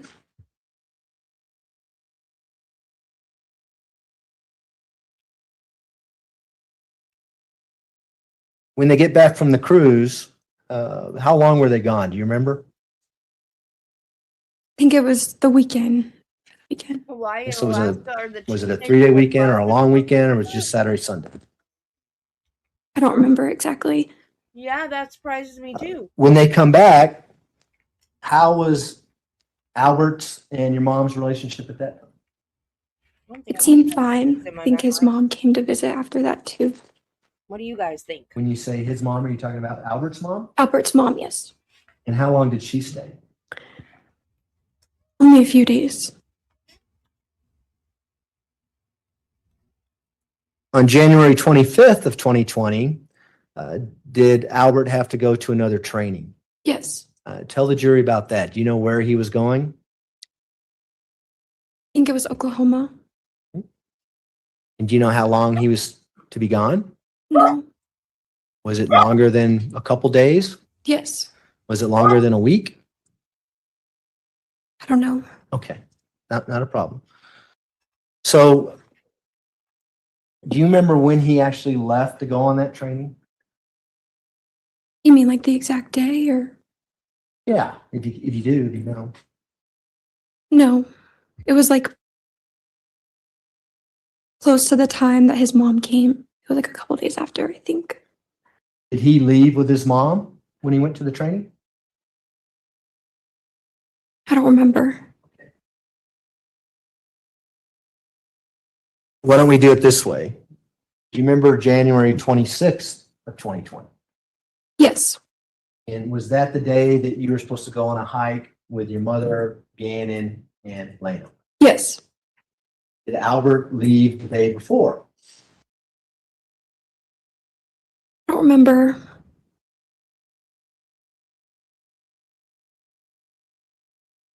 Okay. I don't remember, that's fine. Was Albert Stauch there on the day that you were going to go on a hike? No. So was he in Oklahoma or on his way to Oklahoma, or do you know? Yes. You just don't know when he left. Right. Is that fair? All right. So January 26, 2020, that's a Sunday. Do you recall that? Yes. Did you recall going to church with your mother and Gannon and Lena? that No, we did Sunday? not. And is that something you would remember if you did go to church that day? Yes. And on January 26, 2020, were you scheduled to go to work that day? No, I was not scheduled. Did you go to work that day? Yes, I got called in. And tell the jury about that. Where were you working and why did you get called in? I was working at Massage Envy. And I think they were like short staffed or somebody called out. That's why I got called in. And was that unusual? No. Would other employees get called in kind of last second if someone calls in sick, that kind of thing? Yes. And what Massage Envy were you working at back in January of 2020? First in Maine. Where is that within the city? Do you know? It's near like shopping complexes. I don't remember exactly where it was or road names or anything. Is it in the northern part of the city? Yes. Off of the Powers Drive over there? Yes. Okay. How long would it take you to get to work? 25, 30 minutes. And you were living on kind of the south side of the city. Right. All right. So you go to work that day, so obviously you didn't get to go on the hike. Do you know whether or not your mom and Gannon and Lena went on a hike? They did. How do you know that? She told me and I got sent pictures. And whose idea was it to go on this hike? Do you remember? No. But it was a planned event where you were actually going to go on it as well. Right. Did your mom tell you anything about what had happened on the hike, in particular with Gannon, while they're out at the hike? Yes. She said that he had used the bathroom like in his pants, so they had to leave, go home. And how were you communicating with her? Through text. And do you know where they went to go on a hike? I think it was Garden of the Gods, but I could be wrong. I don't remember. Your Honor, may I approach a witness? You may. I'm going to hand you what's been marked at 2:05. Do you guys, I don't know who's doing.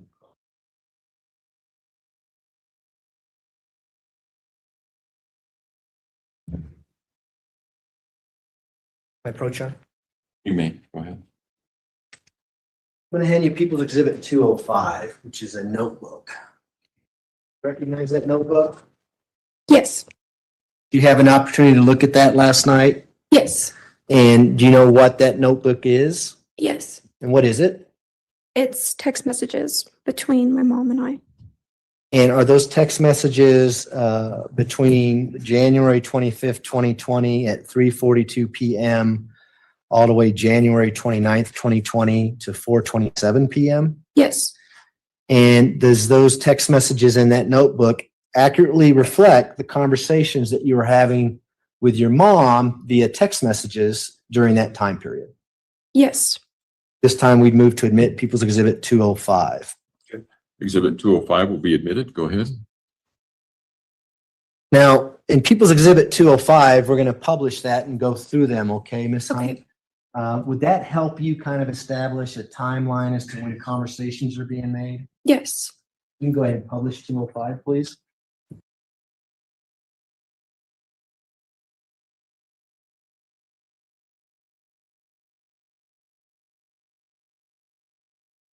And Ms. Hunt, you can either look at the notebook Okay. or the TV screen, whatever's easier for you.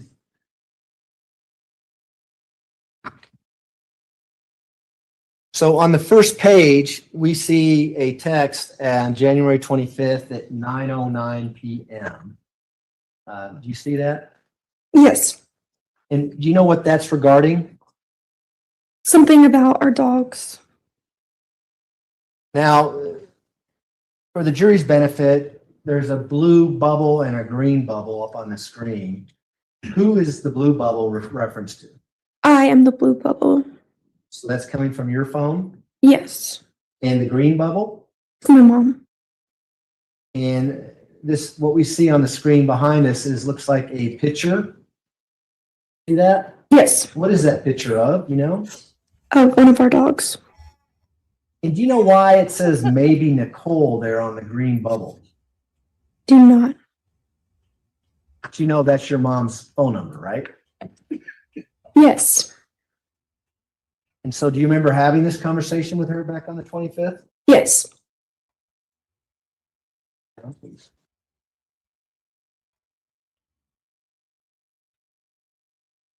The next message says they are saying it may have been his daughters. Do you remember what that was reference to?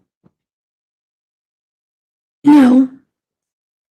Is this about the same time when Kobe Bryant, the basketball player, died in a helicopter accident? Yes. And were you and your mom discussing that prior to you going to work that day? Yes.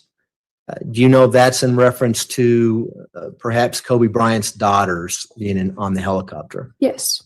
And do you remember having that conversation now that I've said those things? I do. Okay. If we can scroll down, please.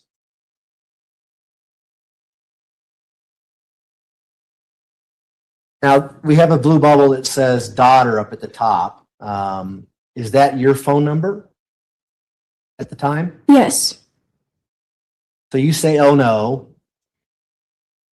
Is that right? Yes. Can you scroll down, please? That was with him? Is that what you say? Oh no. Yes. Okay. Can we go ahead and scroll down a little further, please?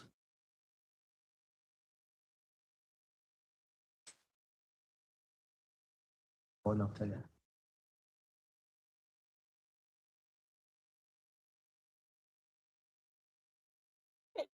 Can you go back? I'm sorry.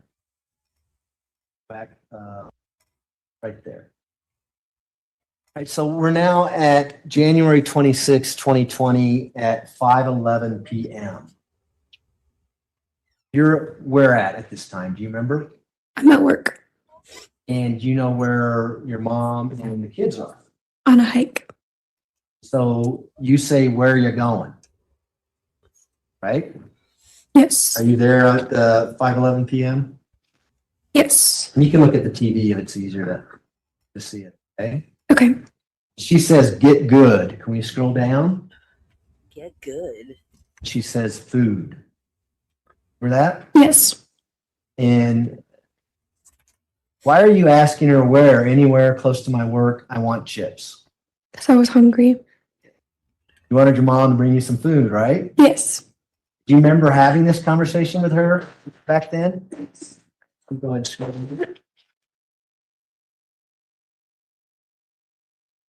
Now, here she says, no, LOL, we are going up the street because Gannon pooped his pants. Is that the first time you hear about Gannon pooping his pants? For that day, yes. Had that happened before? Previously, yes. Did Gannon have some stomach issues? Yes. That wasn't too surprising to you when you saw this message? Thank No. you, Beauty. Was it surprising to your mom? No. You say OMG. What does that stand for? Oh my gosh. I think everyone knows that, but I hope you understand why I asked that. Okay. Can we go ahead and scroll down, please?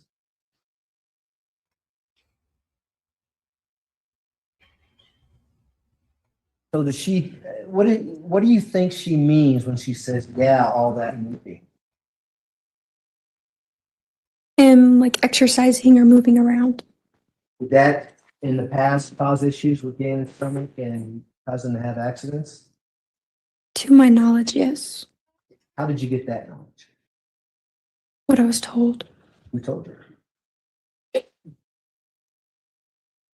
Didn't they say, I know this woman lies like a rug, but didn't she say he was having trouble going poop and she gave him something to make him poop? And then she took him out on a hike? So that was kind of stupid. Like, if you take something to make yourself poop, you're not going to go out on a 6-mile hike. She said it was like a 6-mile hike. So that's not on Gannon. That's on her that he pooped his pants. I just don't get this woman. She is retarded. Oh, I keep forgetting we're not allowed to say that word anymore, but y'all know what I mean. I don't know. Remember? I don't know because it was said multiple times, so I don't remember. No problem. We can go ahead and scroll down, please.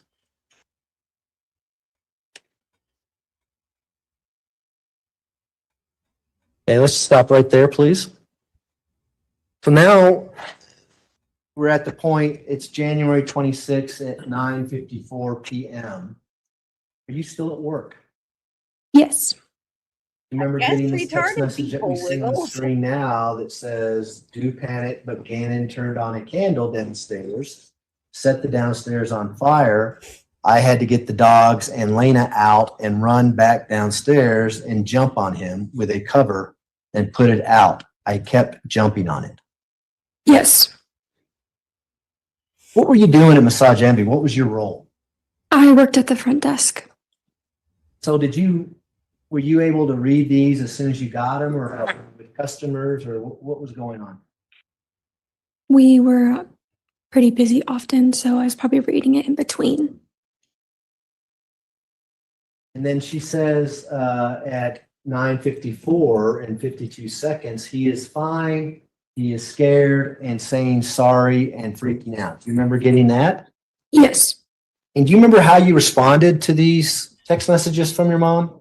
Yes, I was reading them pretty quickly because I was at work and I thought she was saying that the fire was on our dogs. And you know that because the text messages are coming up, or do you remember doing that? I remember, yeah. And tell us about your dogs. How many dogs did you have? We had 2 dogs, a French bulldog and an English bulldog. And when did you get those dogs? Do you remember? A little before Christmas. So shortly before all this happened? Yes. So December 19, 2019? I think it was closer to like November. And do you currently still have those dogs?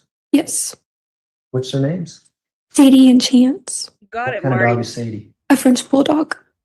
Chance is? An English bulldog. And Chance was named after who? My dad. We can go ahead and scroll down.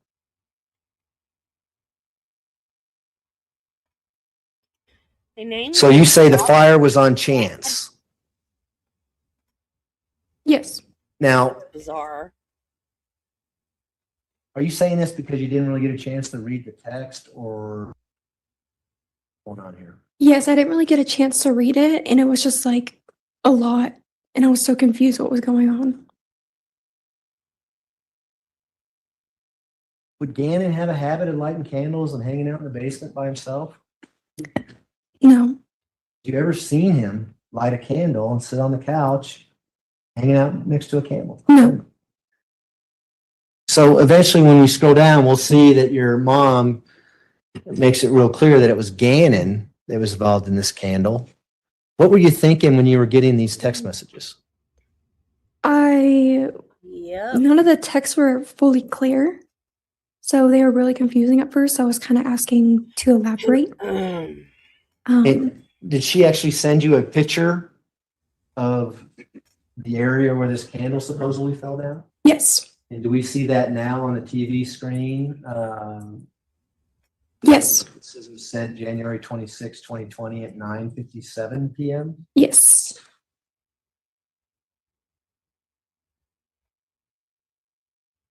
Can we go ahead and scroll down again, please?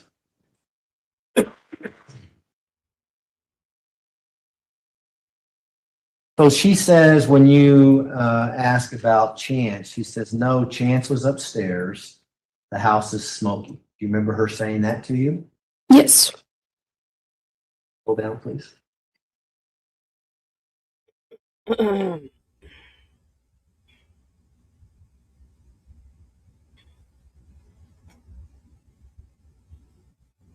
Said the first was on Chance. What did you mean by that? I meant fire. So did you think there was two fires or? I thought that's what she meant the whole time, that the fire was on Chance, because she never said any names. Go ahead and scroll down. A fire, and then she says, I jumped on him with a cover. Remember that? Yes. You ever talk to your mom about this text message on the phone or in person about what the heck are you talking about? What happened here? I did once I got home. Talk about that when we get there, okay? Okay. Let's go ahead and scroll down and look at the text message.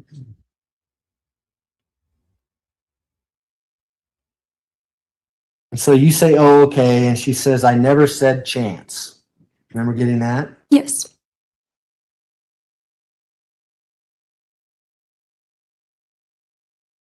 You said jumped on him, and you said OMG again, right? Yes. Says yes, but never said Chance. Read again. Remember her saying that? Yes. That I just had a heart attack. Yes. Why did you a heart attack? But why did you say I just had a heart attack? Because I thought that she meant Chance, and still no names were said, so I don't know who she was referring to at that point in time. Did you eventually, as we'll see as we scroll down, find out that it was Gannon she was referring to?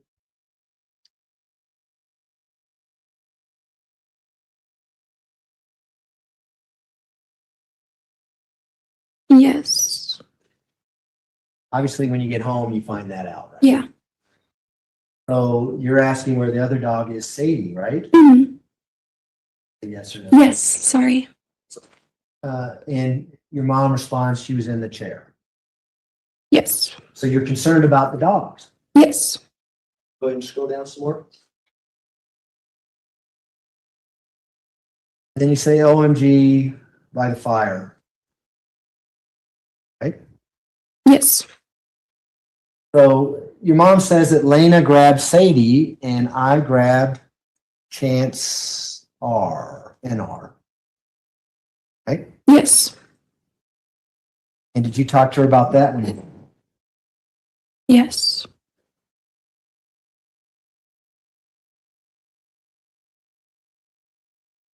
Chance, now all of us were upstairs. Do you remember her saying that? Yes. And scroll down. He was downstairs. You know who she was talking about when she said he was downstairs at that point? Not until the next message.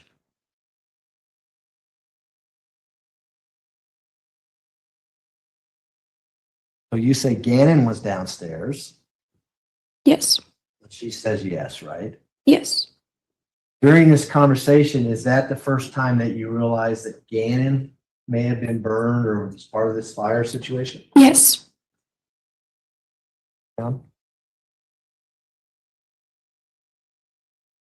OMG. You ask her, how did he knock it over? Why did you ask her that? Because at this point, I'm still confused of what happened or how it happened. Was there some confusion based on your experience of Gannon not being the type of kid that would hang out by a candle in the basement? Yes. Scroll down.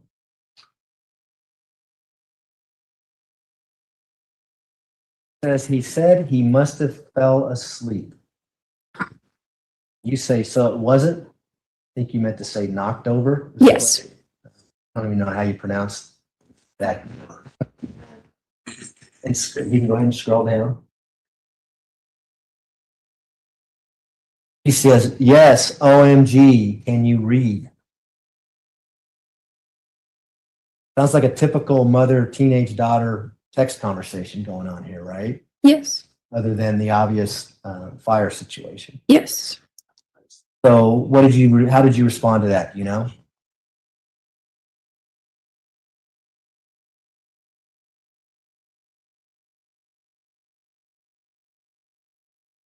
Yes.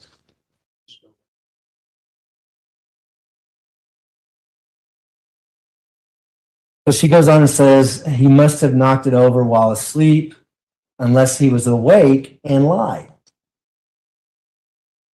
That sound like something Gannon would do?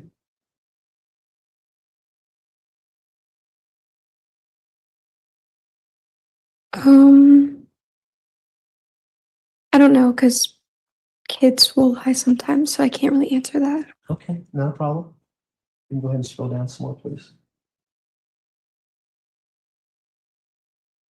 She says, but he acted sorry for sure. And you say AWW. What does AWW stand for? Oh. Like O? No, like, oh. Ah, Yeah. okay.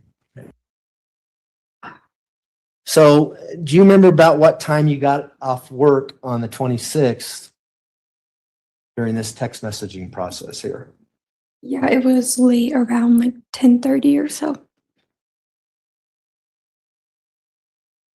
If the information from Massage Envy says you clocked out at 10:18 p.m. on January 26th, would that be accurate? Yes. Just refreshing, Your Honor. Yeah, What, you can ask her what time she thinks she clocked out. Do you know approximately what time you clocked out and left work that day? Yes, a little after 10 sometime. In between 10 and 10:30? Yes. Do you remember what time you got home? Takes me like 25 minutes or so to get home, so a little bit of time after that. Did you talk to your mom on your way home from Massage Envy that night? I normally tell her that I'm leaving, so probably yes. And so what do you see when you get home? Describe to the jury what you see in the house when you got home from work. I get home. My mom and Lena are in the living room and they're telling me about the fire. Gannon wasn't upstairs at this point. So who, you said they are telling you, were both Lena and your mom telling you about what happened downstairs? Yes. What did your mom tell you at this point when you get home? She told me that the candle was knocked over. She thinks that he was playing on his Nintendo when he wasn't supposed to be, so that maybe that's how he knocked it over. That after the fire, they ran outside and she called her fireman friend and asked if the fumes in the house were okay for us to go back inside, and they said yes. And she said that when they were in the street, Gannon was screaming that he hates his life and screaming different things.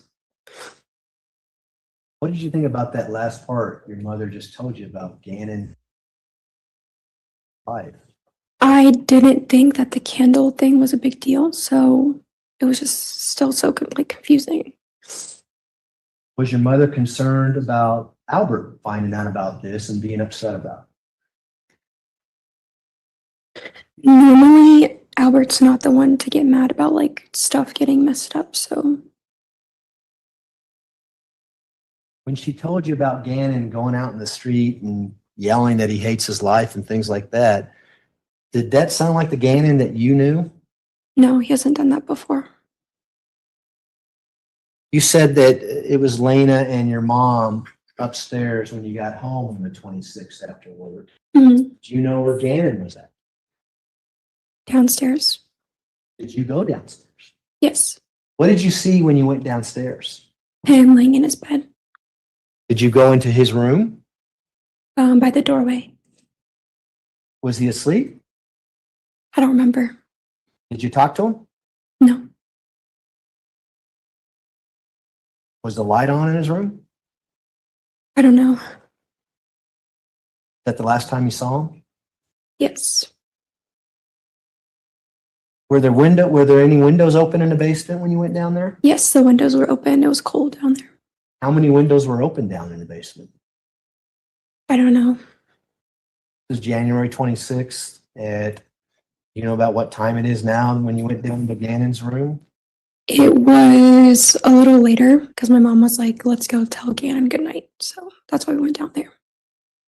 Anything unusual about your mom saying, let's go tell Gannon goodnight? Not something that she normally would do. It's not something she would normally do? Correct. That's surprising to you when she said that? Yes. Did she go down there with you when you went to Gannon's room? Yes, we both went down there. Do you recall your mom talking to Gannon? She said goodnight to him. She was like, good night. Do you know whether or not Gannon responded? I don't remember now. So he was So already was dead? Gannon's bedroom window open as well? I don't know. Was it cold down in the basement? Yes. Did you sleep down in the basement that night? No, Where was your room within the house? in the basement. Her room was Would in it have been close to Gannon's room or was it like on the other side of the basement area? On the other side of the basement. Was your room cold in there? I don't remember. Why'd you sleep upstairs? Because it was cold downstairs. You could still smell like the fumes and like everything just felt like everything in the house just felt weird. Why did it feel weird?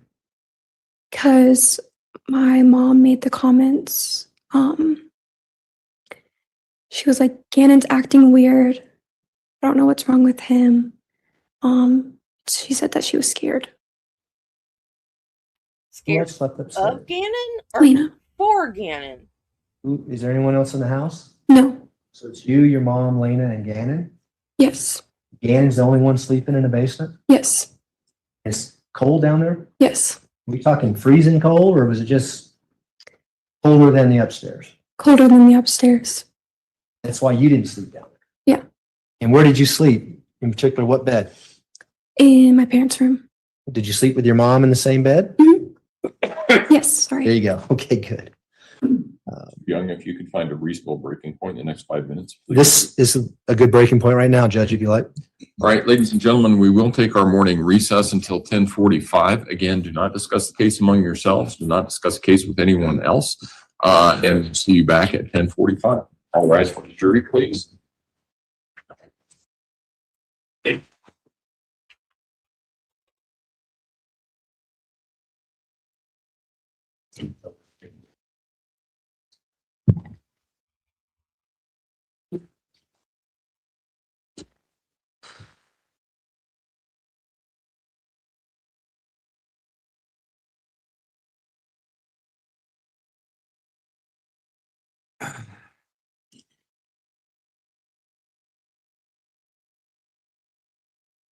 All rise for the jury, please.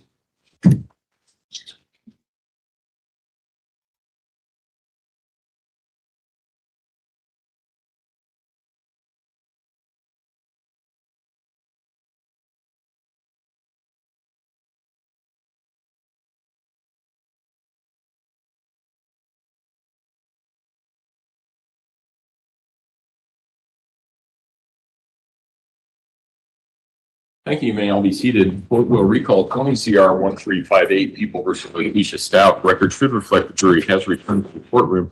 When we took our break, we were in the midst of the testimony of Ms. Hunt. That's where we will resume. With that, Mr. Young. Thank you, Your Honor. Ms. Hunt, there's a few more text messages from January 26th that I want to cover with you. Okay. Before we go into the 27th. Your book should be opened up to January 26th at 10:30, or excuse me, 10:10 p.m. Do you see that? Do you see a text from your mother that says, "My arm is burnt jumping on him"? Yes. Are you still at work when you get this text? Yes. So you say OMG. Can we go ahead and scroll down, please? And you say the fire was on Gannon. Yes. Are things becoming now clearer for you as to what she was talking about in her text messages at work? Yes. Go scroll down. Go ahead and go down a little bit further. Yep.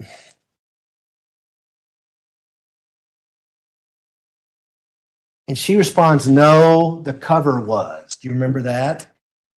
Yes. Scroll down, please.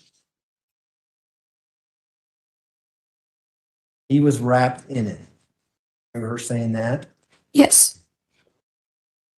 Now, when you got home, I know we talked about what you saw, but did you see any injuries to your mom? No. Did you see any burn marks on her arm? I don't remember. When you got that prior text about her saying that she burned her arm jumping on him, were you concerned that your mother may have been burned during this fire? Yes.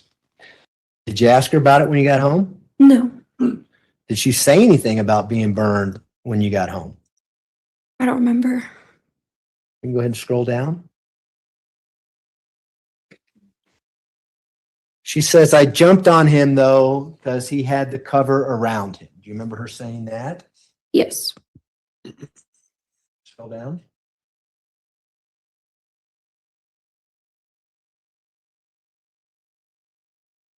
They say OMGG has. And it looks like we can scroll down again that she sent you a picture. Do you remember what that picture was?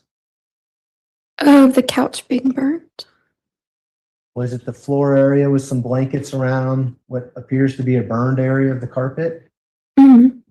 Yes. Sorry. Do you remember getting that night?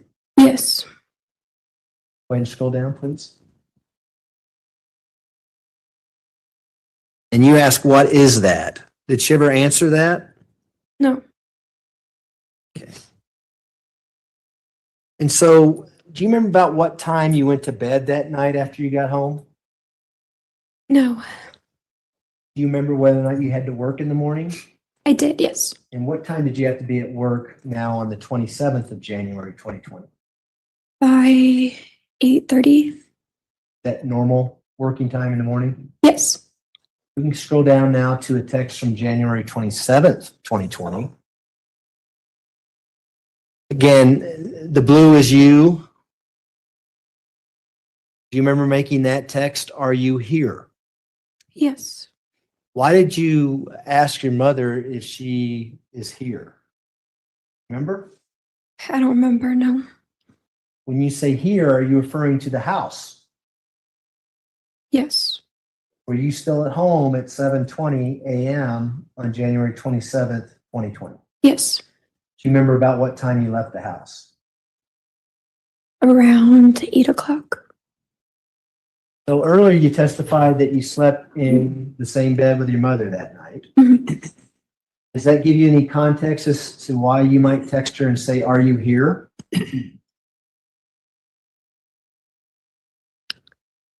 I don't remember why I said it.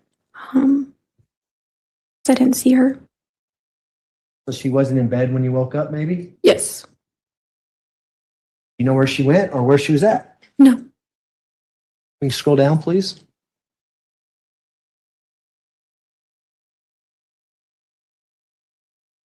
It looks like that she texted you another picture. January 27th at 9:05 a.m. Do you recall getting a picture from her then? Yes, Do you know what that picture is? of our dog. Okay. Do you know which dog it is? Yes, Sadie. Is that the first time you had any communication with your mom that morning? Yes, Would you have been at work by then? yes, I know it's been over 3 years, but do you recall whether or not your mom's vehicle was at the residence when you went to work that day? I don't remember. And she didn't remember a lot. What kind of car did your mom drive? A black Volkswagen Tiguan. Fairly new? Yes, Was it under lease? yes, What kind of car were you driving? a Volkswagen Jetta.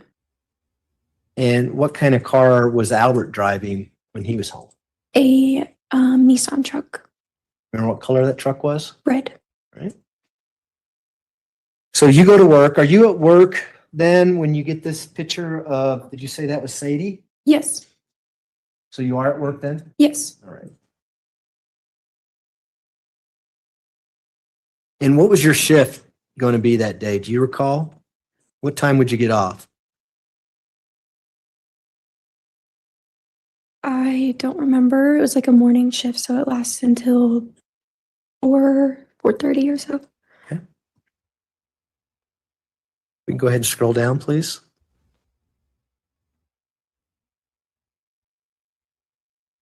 So when you get the image of Sadie, you say OMG, and she says, she was like, it's warm. Let me try. Is your mom talking about Sadie? Yes, Okay. Did you know that when you got this message? yes, Let me try what? Can you scroll down, please? Then on January 27th at 9:27 a.m., your mother texts you, OMG, something isn't right. Do you remember getting that text message? yes. Do you have any idea what that meant? What in No. the world? Do you have any idea what that means Your now? daughter. Yes. What does that mean now? She sent me screenshots of text messages after that. And what were the screenshots and what text messages were they? It was a conversation between her and Albert. Remember what the substance of that conversation was? About bath salts or hanging out with Gannon's older friend. How did the bath salts and the older friend relate to Gannon in this text message? It was said that that's what he had mentioned. Did you ever know Gannon to use bath salts or have any association with bath salts in the entire time that you knew him? No. Okay, if we can scroll down, please.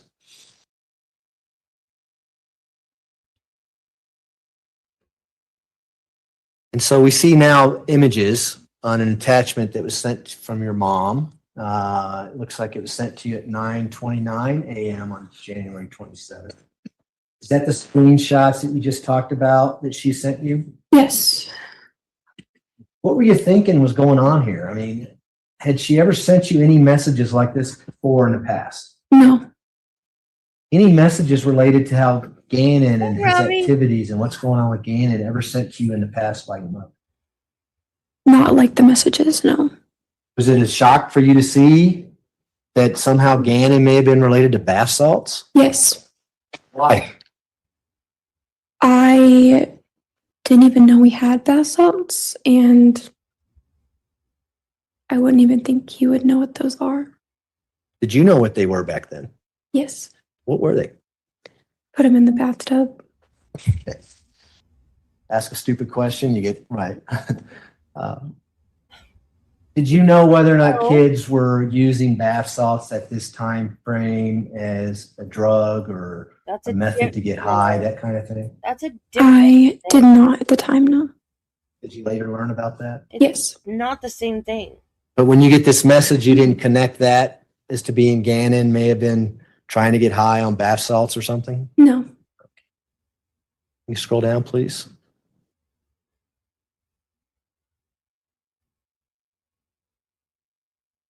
So you didn't respond to that, but at 4:20 PM, you text your mother, just got off.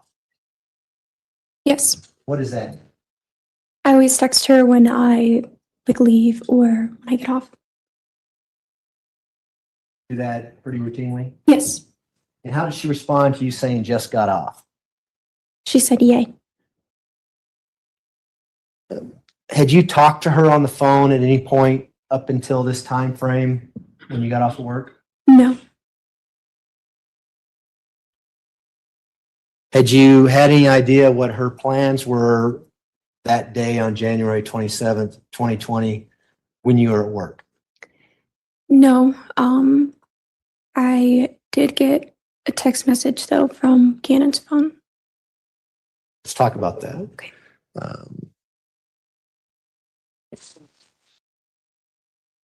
I approach a witness. May. I hand you what's been marked as People's Exhibit 204. And that's a plastic sleeve, so you can pull the contents out. And I'll ask if you recognize that.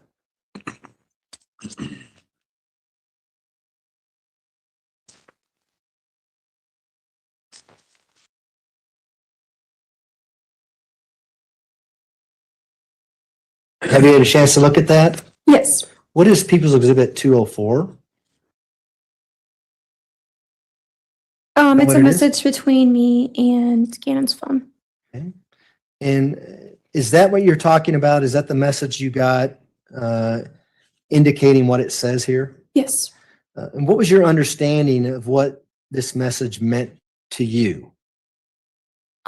That my mom left her phone at home and if I needed anything to text Cannon's phone. And does that help refresh your memory as to what was going on the 27th while you were at work? Yes. And does these messages accurately reflect the conversation you had with regards to these two phones back on January 27th, 2020? Yes. Move to admit People's Exhibit 204. Defense. Exhibit 204 will be admitted. Go ahead. And so rather than publish it, I'm going to ask you to read it. Is the messages from Gannon's phone, is that in green on People's Exhibit 204? Yes. Could you read the messages and at what time you got those from Gannon's phone? At 10:37, he messaged, Tisha left phone at home. If you need her, text me.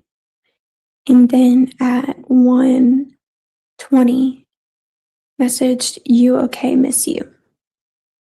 And did you respond to that particular message? Yes. At 1:24, I said, yes, miss you too. So if you needed to get a hold of your mom, you knew you needed to call Gannon's phone. Is that what this is all about? Yes. Did you know whether or not where they were going or what they were doing when the message came in saying she left her phone at home? At the time, no. Was that unusual for your mother to leave her own phone at home when she went out running errands or to do whatever she was going to do? Yes. Why was that unusual? She always brought her phone everywhere. Did you think it was unusual at the time you got this text message from Gannon's phone saying, hey, Tisha left her phone at home. Call me if you need something? No. Why do you think it's unusual now?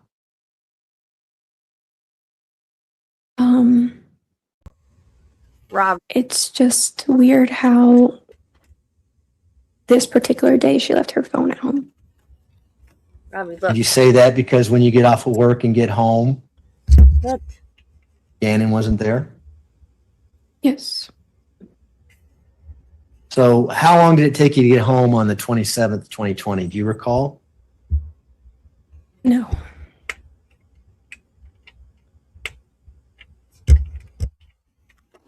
It's a What happens when you get home? Get. When I get home, I go open. mom's upstairs, just have a Popcorn normal bucket. conversation, and she tells me that she looked up on the internet how to like remove fire stains from the carpet. So she wanted me to go to the store and get that stuff for her. Who did you see home when you got home? I remember seeing my mom home, and then Lena came in after. Did you see Gannon? No.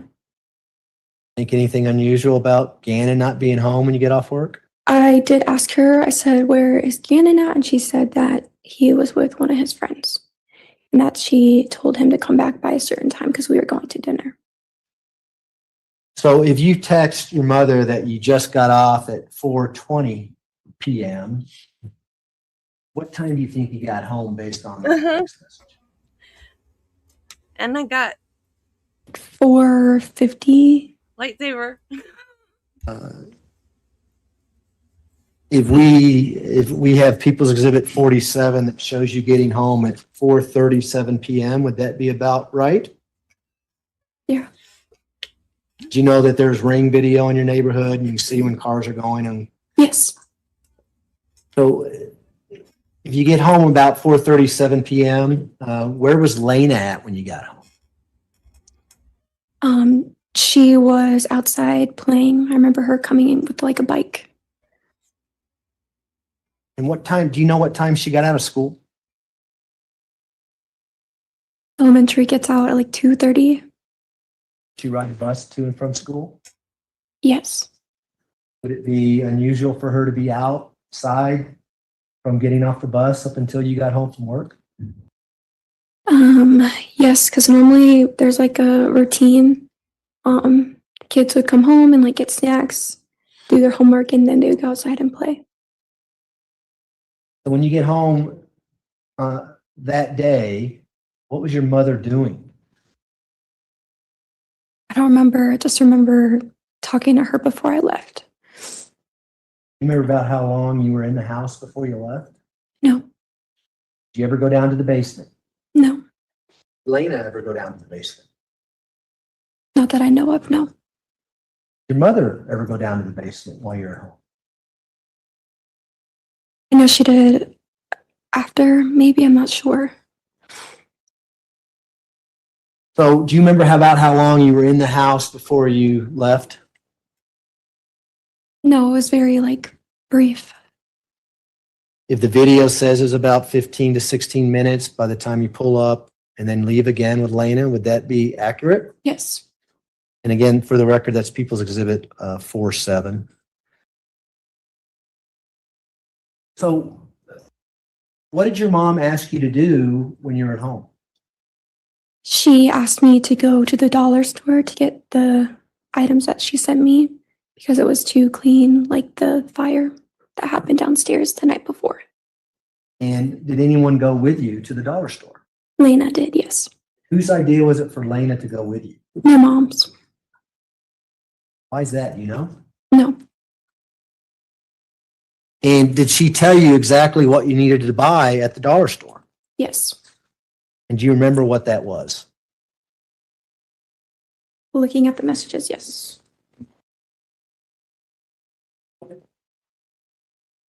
Okay, I'm gonna, if I can just have a second, Your Honor.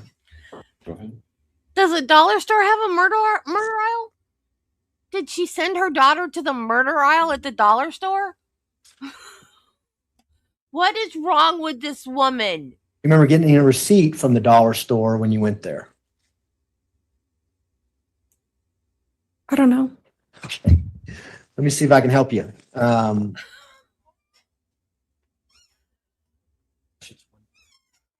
Okay, see, Coach Your Honor? You may. everybody's always like, well, why don't they treat him like a hostile witness? This is a hostile witness. It's not hostile like we think of as hostile, like where you're mad at someone or you don't like someone, or hostile. This is his witness. He's not asked to judge if he can treat her as a hostile witness. He is, though. He's leading. He's asking her questions and he's giving her the answers. That's what leading is. Let me see if I can help you out. That's leading. He's giving her the answers pretty much. And she's saying yes or no. That's because she's testifying against her mom. She doesn't really want to be there. She doesn't really want to say what needs to be said. So this is what a hostile witness is, even though he's not asked for permission. I imagine if the defense were to object, he would ask for permission to lead.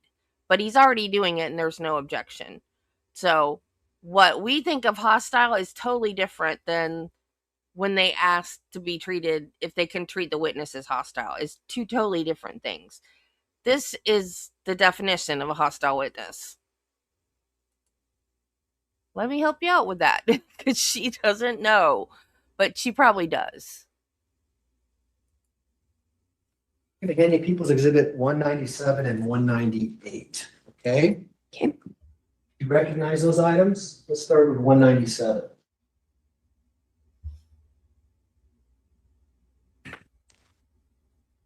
Yes. What is People's Exhibit 197?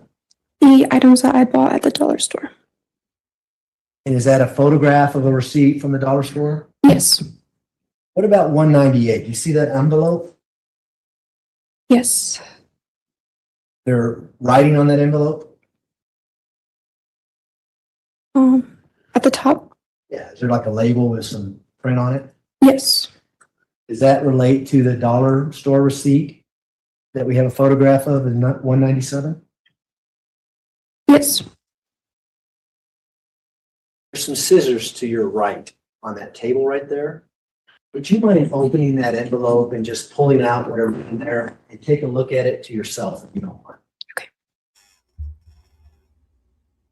I can just cut the top. You can cut it. It's okay if I open it? That's fine. Thanks. And just for the record, I'll cut it open for you. Okay? Wasn't there a picture of the receipt? She can't read it from the Got it picture. along You the gotta side. cut open an evidence bag or envelope. Okay. Whatever. Scissors back on that table, please. You can pull that item out of that envelope and take a look at it. Wait, hold on. She need gloves. No, it's a. Go ahead. Do you want gloves? I guess I should ask you, right? I don't know. She doesn't know. There's some gloves if you don't want to touch anything in Girl, there. you she can put doesn't gloves on. know. Okay. We can do it this way. How about I pull it out? Okay. Oh my god. Why couldn't she read it off the picture? I'll show that to you. Do you recognize that? Yes. What is that? The receipt.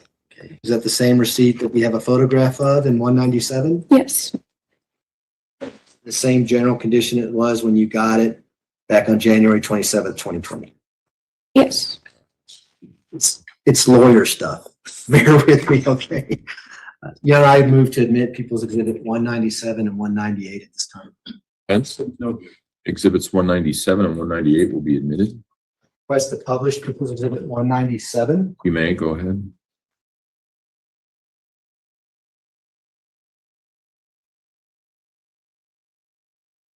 As we're pulling that up, we may have to mute the screen, Your Honor, so that we can pull up another exhibit. Thanks.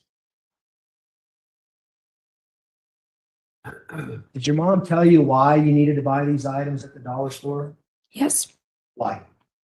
To help with the fire that happened the night before. She said that she looked it.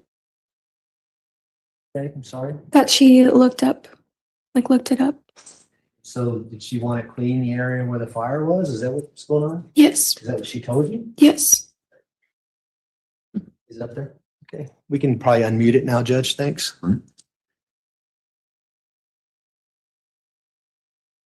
So behind you on the TV screen, we have 197. Can you just read off the items that you bought there at the dormitory?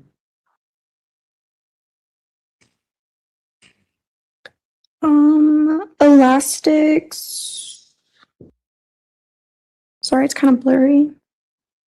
You could probably look at the one behind you. It might be a little clearer. Maybe we can zoom in on it a little. Better? Yes. Elastics, extra strength. DEO. I don't know what that stands for. Deodorizer, maybe? Yes. Remember buying deodorizer at the Dollar Tree that day? Yes. Baking soda, baby oil, baby lotion, double bubble, trash bags, and cotton rounds. Bubble gum there as well, maybe? Yes. Is that Elena? Yes, I remember I had got like lotion and stuff for myself there too. So yeah. And so you and Lena go, do you remember about how long you were gone? No. We can take that down if you want. What happens when you get home?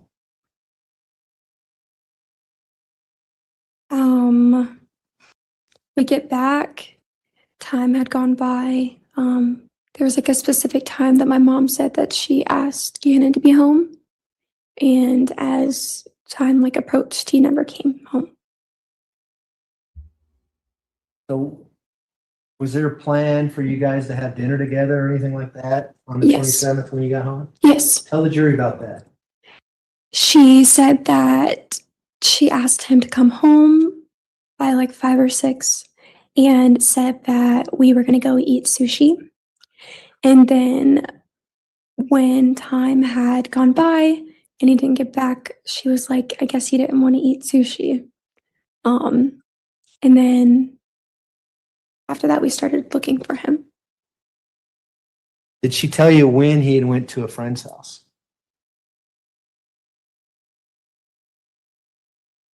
No. Was it unusual for Gannon to go to a friend's house and play and do things that normal 11-year-old kids do? No. So at that point, what did you think? I mean, was it unusual for him not to come home when he was told to come home? Yes. What do you base that on? Because he's very specific with like time. Is your mother pretty strict when it comes to following the rules around the house? Yes. And that way with you your entire life? Yes. Had she been that way with Lena and Gannon? Yes. You go over there, you're going to be home at a certain time or there's going to be consequences type thing? Yes. And so what was your mom's demeanor like? What was her expressions when she was telling you that Gannon was supposed to be home at 6 and he didn't come home? She was worried. Remember, we got in the car and we drove to his friend's house. Lena walked up to the door to knock and see if he was there. They said no. And after that, that's when she started to get worried.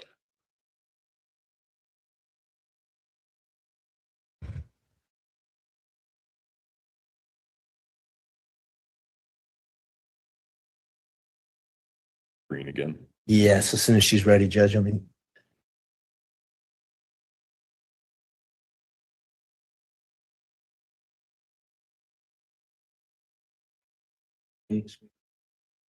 we can unmute it now, Judge, if you don't mind. Thanks.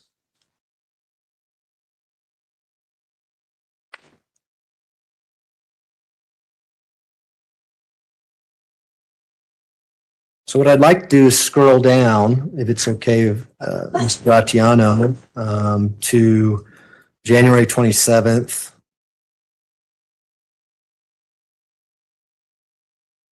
At 7:02 p.m. Be the next one there. We go, keep going. Are you there? Do you see that text message in the book that you have in front of you? Yes. It appears to be a screenshot of something. Do you remember what that screenshot was? Messages between her and Albert.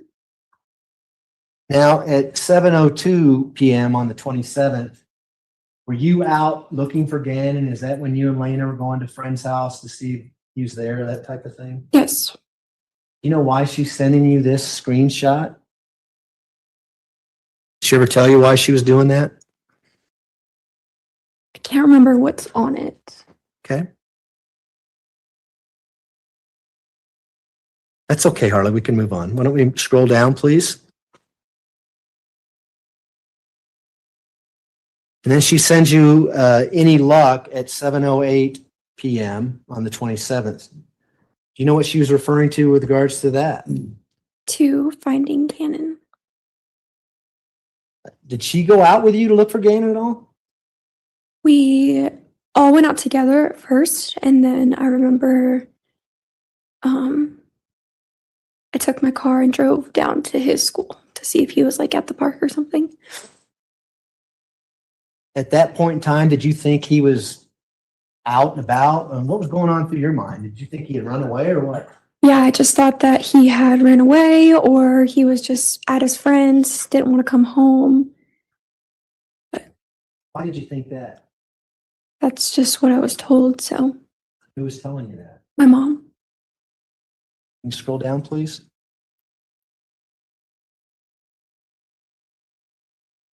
She's got the same speech. And so you're responding to her. I couldn't Voice remember is the exact annoying, road that the park is on. Usually can just see with my eyes, but it is so dark, so I couldn't tell, but I'm at the school now. Is that what you're talking about? Yes. And you're at Gannon's school at this point in time? Yes. And Lena's with you? Or do you remember? I don't remember. And you say, if we scroll down, please. Look, OMG. And she responds, okay, anything. Do you know what's going on when this is being relayed to you?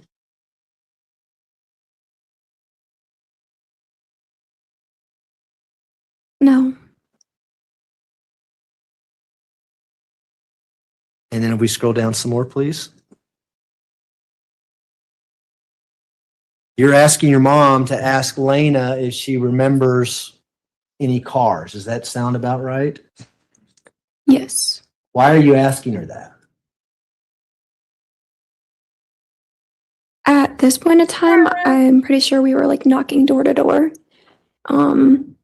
We had got told that he was with his friend Jimmy or something. And Lena couldn't remember which house was Jimmy's house. So I was like, does she remember like any cars or anything that was there? Did you see, because the next message is old station wagon. Did you see an old station wagon out there? Is that why you're asking your mom about that? Yes. So you're asking her to ask Lena if Lena remembers an old station wagon. Does that sound right? Yes, because she had been to this kid's house before. Okay, we can go ahead and scroll down.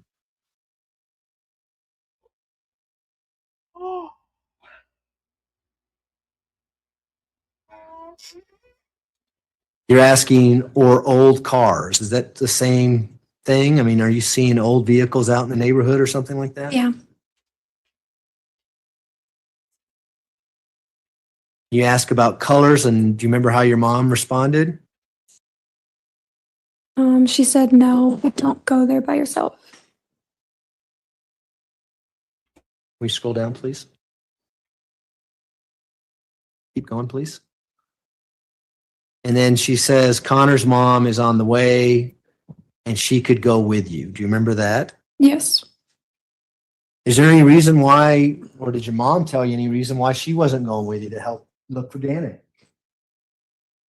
She said that she was going to stay home unless like he came home. So somebody would be there.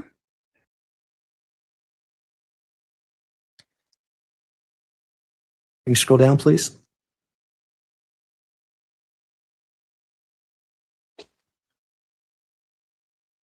And she's asking again, anything yet?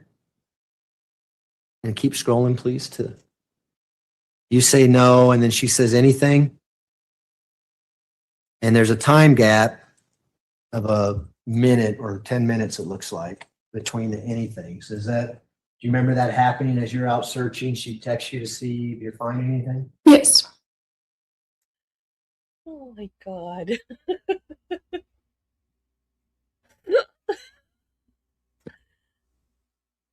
If we can scroll down to January 27th at 8:43. A little further down. She tells you that she's still waiting. Do you know what that was about? Still waiting at the house. And so is that telling? You guys, look what my husband just sent me. I don't know if he wants me to get it for him or me. Look at this t-shirt. Admit it, life without Travis would be boring.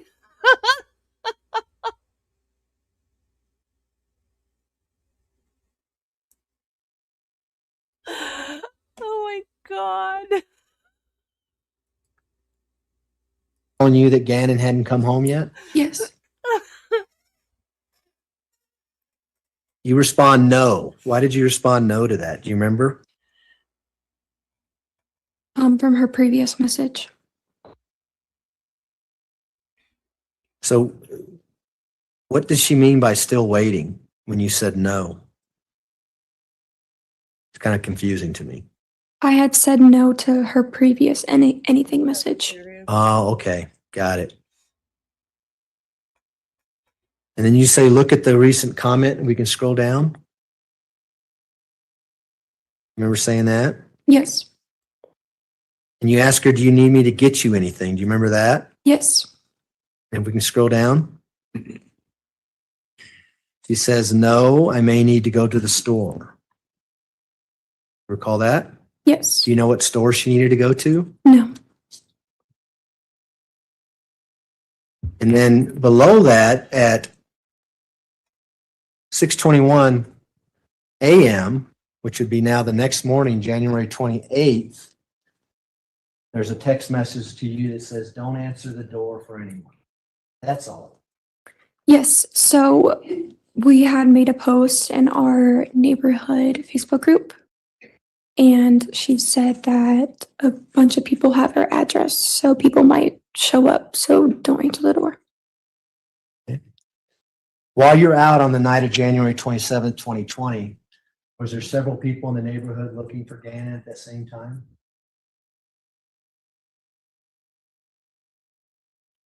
Not like people how it was like days after.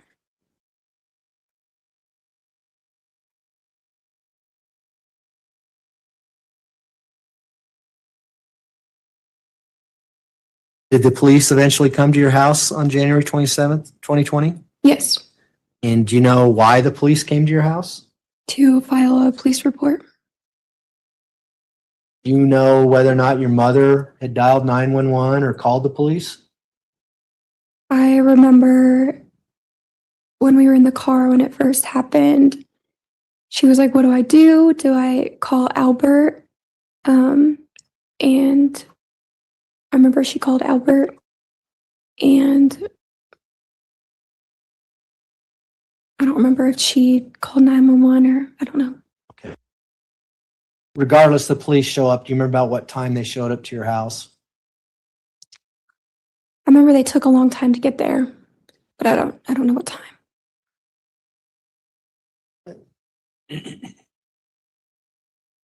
Prior to the police getting there, do you remember your mom telling you to look at Gannon's backpack to see if there's... Yes. You do that? Yes. What did you see in Gannon's backpack during this time?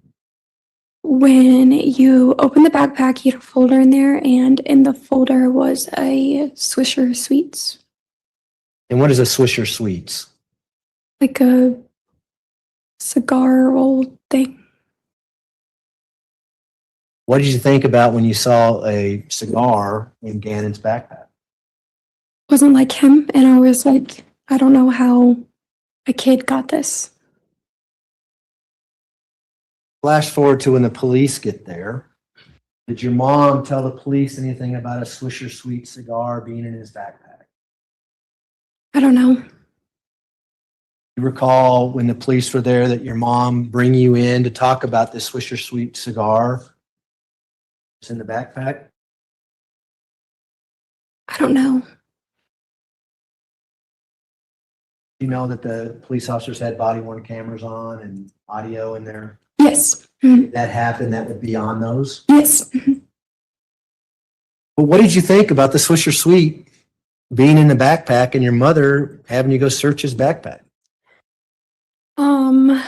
For one, I didn't understand why it was in his backpack, and it's not like it was trying to be hidden because it was, as soon as you opened it, it was right there. So if it was Gannon's Swisher Sweet cigar, you wouldn't expect to find it. It would have been hidden in the backpack. Is that what you're saying? correct, yes. But it was out in the open. As soon as you open the backpack, there it is. Yes, like in the folder, yes.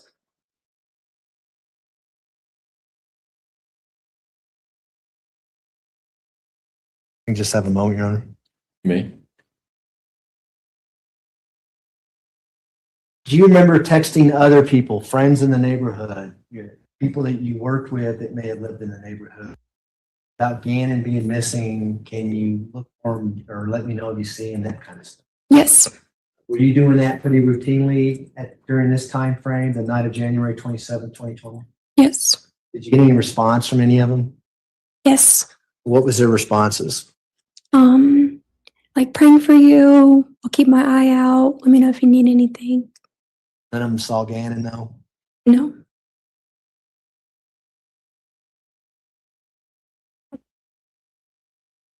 So January 28th at 2020, she's telling you don't answer the door for anyone. Do you remember when you got that particular text message? What do you mean? Did you read it as soon as you got it, or did you read it when you woke up that morning? Whenever I woke up.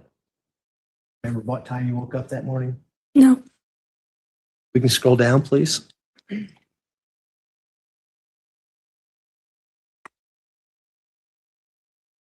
She then sends you a text that says, I'm going to see if people are out looking at 6:21 a.m. on January 28th, 2020. Now, if you see below that, it says read January 28th, 2020 at 7:25:22. Yes. Is that when you would have read this text message? Yes. And if we scroll back up a little bit, it says the same thing for the prior one. Yes. Does that help you recall when you got up that day? Yes. So what did you think about that when you got this text message? Don't answer the door for anyone. I'm going to see if people are out looking. I thought that she just woke up early to try to look for Gannon. Up until this point, at 6:21, January 28th, to the point where your mother says that Gannon went to his house, had you ever gone into the storage room of your house? No. You know where the storage room is? You know what I'm talking about? Yes. It's where the furnace is and where boxes are and things like that. Yes. Did you ever go in there? No. Are you a light sleeper or a heavy sleeper? Heavy sleeper. If your mom was in the basement at 6 a.m. on January 28th, would you have heard her down there? No. Would you have heard her if there was objects being moved around within the basement? No. Did you see her at 7:25 a.m. on January 28th when you woke up? I don't remember. Why don't we scroll down and see if that helps us?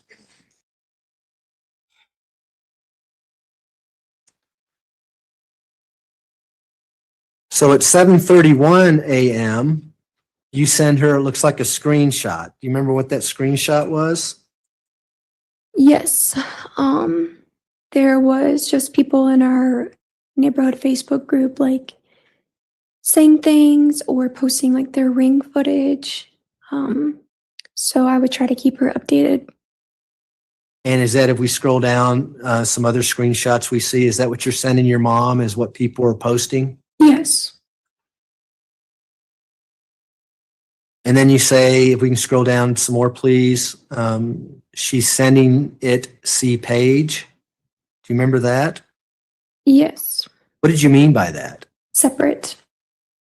Okay. Separate page, as it says down below. I think I just meant she is sending it separate. Now, what was your understanding as to what was going on with Albert? Was Gannon's missing? It's been overnight. We're now on the January 28th in the morning. Do you know whether or not Albert was making arrangements to come home? Yes, he was. Do you know whether or not your mother was going to pick him up at the airport or somewhere else? She was gonna, I think she was gonna pick him up at the airport. I don't know, things had like changed so much. Did she go to pick him up at the airport? Do you remember? I remember her leaving, yes. Did you talk to her before she left? No. We talked about your mother's vehicle, this black Tiguan, earlier this morning. Where would she park this vehicle? In the garage. How would she park in the garage? Would she pull in with the front first or would she back? Varies. The garage has got a lot of woodworking equipment in it and not a lot of room to park in there. Yes. Do you know how she parked in that garage the night of January 27th, 2020? I think she pulled in Pull in, what does that mean? like didn't back in. She pulled straight in. So the front of the car is going in first? Mhm. Yes. And so do you know how it was parked on the morning of January 28th, 2020, before she left to go get Albert in there? No. You see it that morning? I don't know. You don't remember or you don't know? I don't remember. But you knew your mom was going to go get him that morning. Yes. So as she's gone, does she text you with regards to your vehicle, the white Jetta? I don't remember. Okay, well, let's scroll down and see if that helps refresh. We can go down one more, please. So at January 28th at 8:44 a.m., she says, once shoes are at the front door. Do you take that to mean what shoes are at the front door? Yes. And did you respond? I mean, what was it? Did you know what that was about? Why is she asking you about shoes at the front door? There were ring videos that people were posting. So we were trying to think like what shoes was he last wearing? Okay. And then if did you I took a picture, then she would know based upon what's at the door. Okay, so we scroll down. Are those pictures? Is that a picture of shoes at the front door Yes. that you sent her? Yes. And then if we keep scrolling down, there's a screenshot. Yes. Is that another screenshot from the neighborhood? People posting things on the Facebook page and things like that? Yeah, and people, I think one of her friends were texting me and she saw this video as well and she sent it to me. And then if we can scroll down at 8:48 a.m., she asked you if you're working. Were you scheduled to work that day? I believe so. I remember calling off one of the days. Right. I don't remember which day. And then you respond no at 8:48 a.m. Remember that? Yes. And then this next message, see, this refreshes your memory. Does she, we can scroll down, does she ask you to pull your car in the garage? Yes. What was that about? Do you know why she's asking you to pull your car in the garage? No. In the next message, she just said there was like a lot of people coming. So Okay. Did you take that to think that no, she didn't want anybody to see your car out in the driveway perhaps?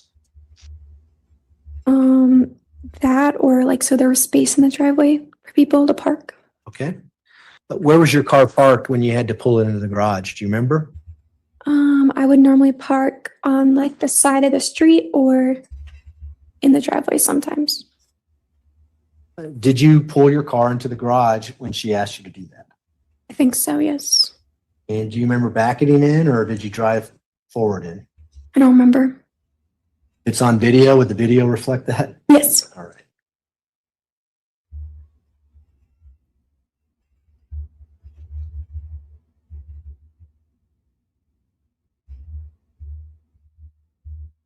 And did you text your mom saying that your car is filled in? If we can scroll down to January 28th at 8:54 a.m. Yes. You see that? Yes. And then she responds, Albert said to tell Lena to work on her clothes. Did you know what that was about? I think it was just like cleaning up her room. We can scroll down. We can keep going, please.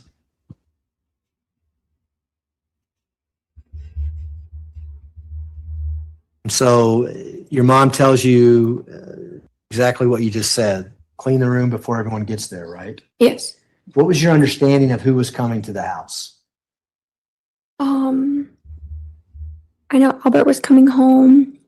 There was different like army people that were coming.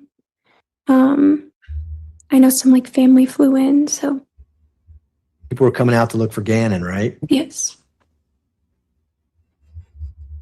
Do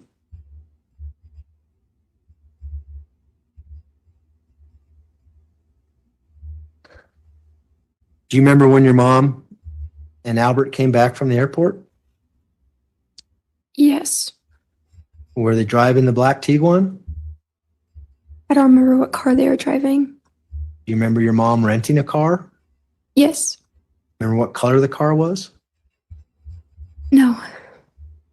Remember what brand the car was? No. Did you think that was unusual that your mom left in the black Tiguan and came back in a rental car? I was told that they were going to be driving, searching for him, so she didn't want to put miles on her car. And Albert's truck like takes a lot of gas. Who told you that? My mom. So did you ask her about it, or did she just volunteer that to you? I don't remember. Okay.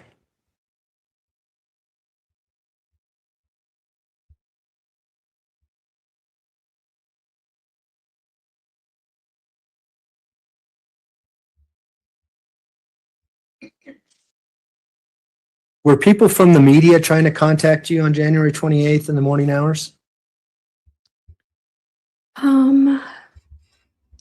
I don't know if they contacted me. I did remember like news reporters coming. Do you remember telling your mother that the news reporters, are, particularly KKTV, is contacting us? Mhm. Do you remember telling your mom that on the morning of January 28th? Yes, I think like she is my Facebook, so Hey, Elle. I think that's how they messaged me on Facebook. During this time frame, are you also having FaceTime conversations and phone conversations with your mom as well as text messaging? I don't know. I don't think so. If you were, would that be reflected in the cell phone records? Yes. You talked about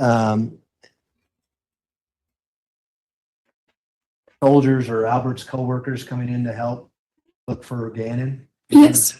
Did they actually come by in a silver SUV? Yes, I remember people from his unit came. And did you talk to them? Did you let them in the house? What happened with that? Yeah, I think I talked to them.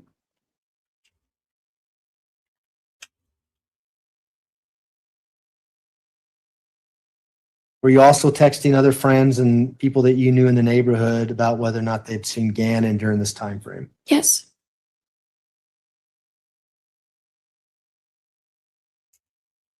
Let's kind of jump to the afternoon of the 28th. Do you know whether or not Albert and your mom were actually talking to detectives with the sheriff's office during this time frame? Yes, that's what I was told. They told you that? I don't remember. I just remember it being mentioned. Do you remember a time in that afternoon where your mom kind of disappeared and you didn't know where she was at, that type of thing? Yes. Tell the jury about that. What was going on and what vehicle was she driving? Do you remember? I remember Albert was home and he kept calling her. And that's when the news reporter came in and filmed a video in her house. And something about they were asking her for like a hairbrush or toothbrush. That's why she couldn't answer or something. I don't know.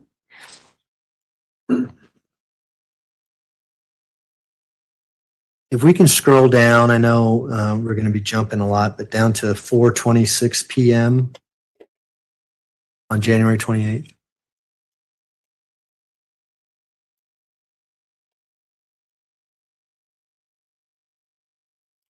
Are you there, Miss Hunt, in the notebook, or we can look at the screen if you're not? Yes. So at 4:26 PM on the 28th, you're texting her, where did you go? You remember that? Yes. How did she respond? If we can scroll down.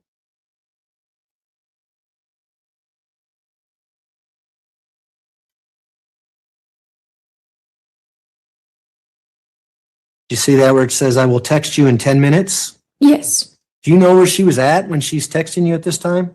No. Do you know if she's in the rental car or what vehicle she's in as she's gone during this time frame? I do not know. And then you respond with looks like a question mark. Or you said, I'm sorry. Yes. What did you mean by that? Because I was confused when she said, I'll text you in 10 minutes. And then if we scroll down, you ask, where's Lena? Yes. Did you know where Lena was at? Yes. I said, never mind, she's here. Okay. And she responds, if we keep scrolling, she was on her bed at 4:29 PM. Yes. And then if we scroll down more, she says, don't open for anyone. Yes. What's going on here? Why is she telling you not to open the door for anyone? Do you know?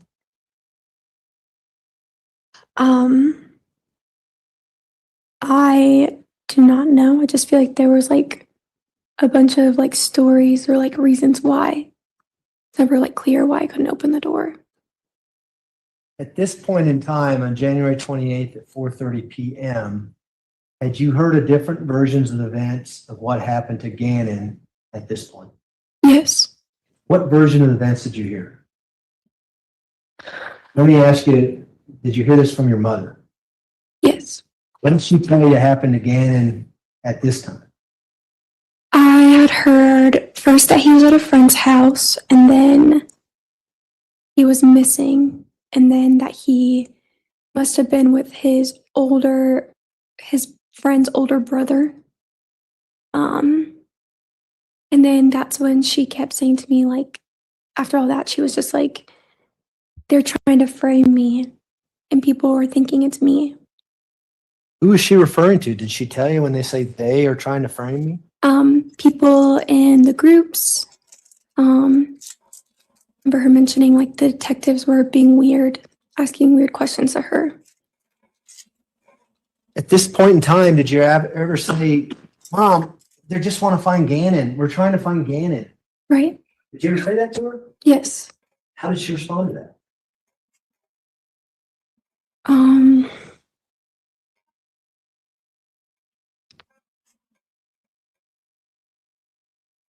don't remember. I knew that was coming. Did you have problems with confronting your mom on some of this information? Yes. Like why you have a rental car, where's your car, that kind of thing? Yes. At this time period, are you just going along with what your mom's telling you? Yes. You can go ahead and scroll down some more, please. You say at 4:30, if we can go down one more, where are you going?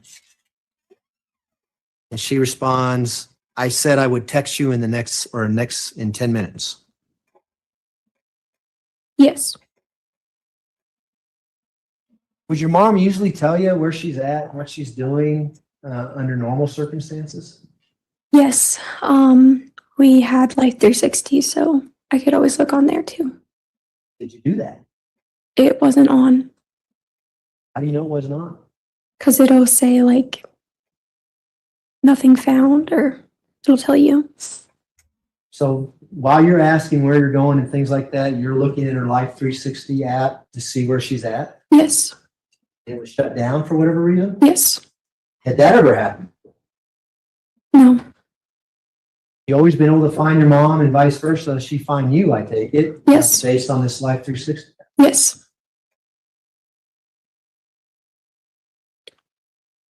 Okay, we can go ahead and scroll down some more, please. Now you have the question mark symbol at 4:31 PM. And she responds, something isn't right. I think they are hiding something. Yes. What was that all about? Do you know what she's talking about here? She said that they were asking for like toothbrushes and like hairbrushes and stuff. So why would they need like DNA?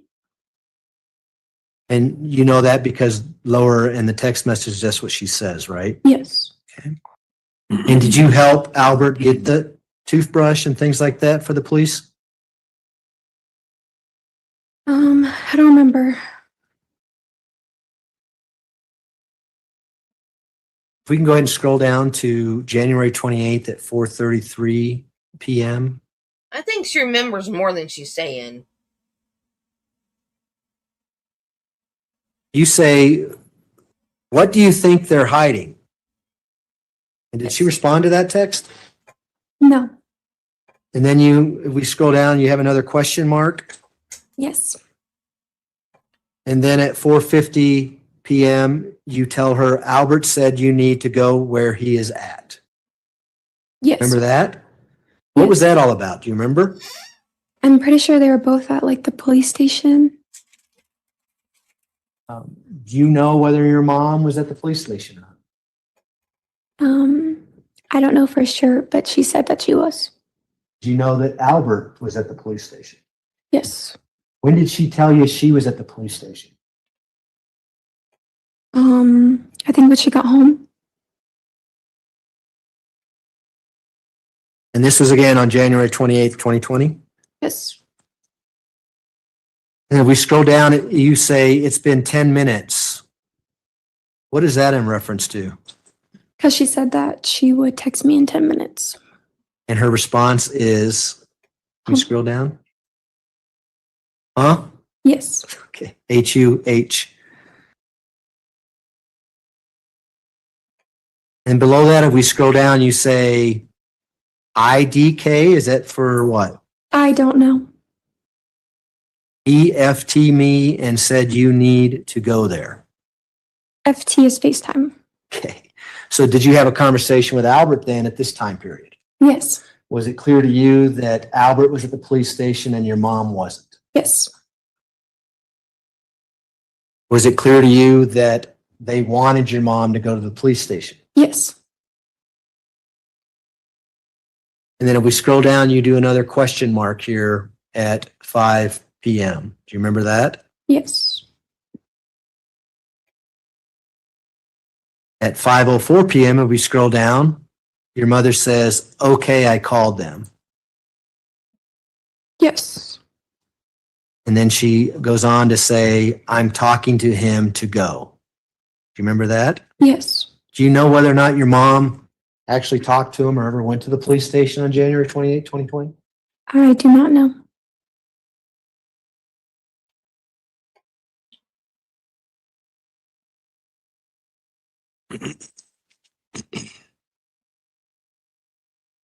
If we can scroll down to January 28th at 5:22:53.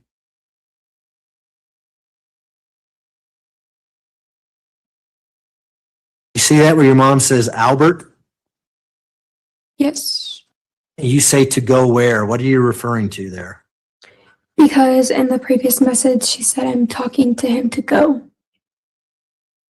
And it was never clear what she meant. Okay. And then if we scroll down, your mother says, they said I have to go back to the place. Do you know what she's talking about there? No. Do you know where your mother's at 5:24 p.m. on January 28th, 2020? No. And if we continue to scroll down, I mean, she was just suspicious. your mother says right they out are of the treating gate. us crappy. Remember that? Yes. And you, if we goes to the left, say, not sure what that means. It says emphasized in quotes, they are treating us crappy. Is that something you're typing out or what did you do? No, it's like you can hold down the message and choose like a symbol. So it's like a thumbs up thing. Yeah. Heart. Yeah. Those are the only ones I know. So you respond to her message somehow emphasizing they are treating us crappy. Yes. Were you being treated crappy? No. Were you under the impression at this time that your mom was being treated unfairly by the police? Yes. Is that what your mom wanted you to think? Yes.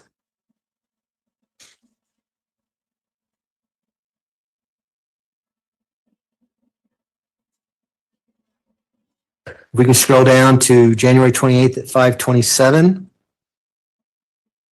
Your mom's asking you, who is there with you? Do you remember that? Yes. And at this time, it's just you and Lena in the house. Is that how you respond? Yes. And if we scroll down, keep going, please. There we go. Back up. I'm sorry. She says, who was at the ring? And then she says earlier. Do you know what that message was about? No. And I said nobody was at the ring. Did your mom have access to your doorbell camera on her phone? Yes.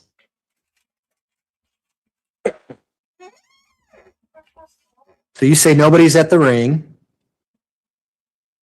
And then if we go down to January 28th at 5:28 p.m., your mom is now saying, what did Albert say to you?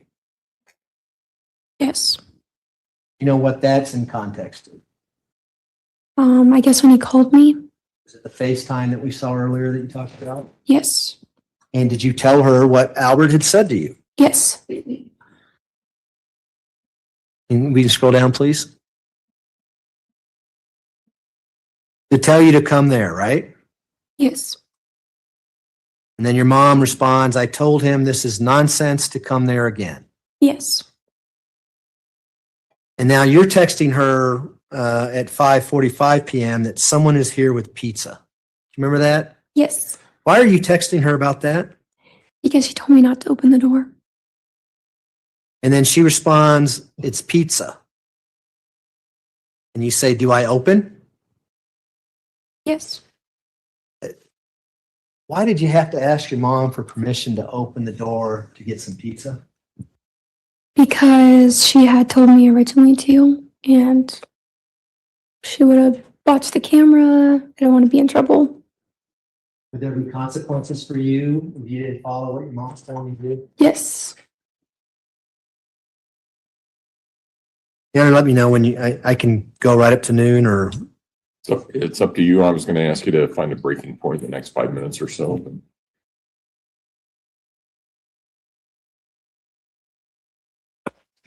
Why don't we scroll down to January 28th at 6:12 p.m. and 55 seconds. Right there. Your mom says, what's going on there? You remember that? Yes. And if we scroll down, you say Albert's came and left. Wells back now. Yes. So what was going on with Albert? Was he coming and going from the house during this time frame? Yeah. Just like the police station or wherever he needed to go. At this point, is your car still in the garage? You know. Yes.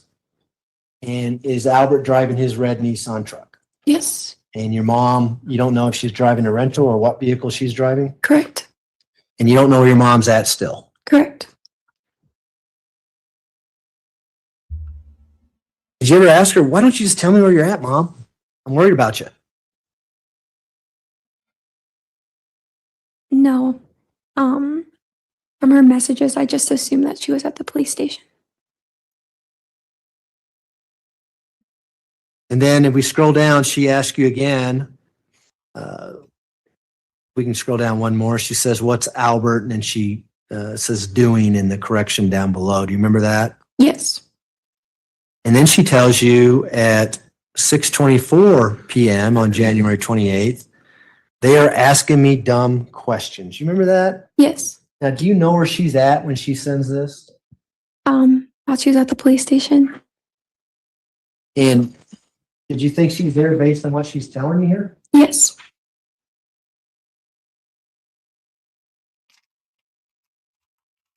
And then you respond talking to the news because they're here. Is that when the film crew showed up that you talked about earlier? Yes. And were they in the front yard or where were they?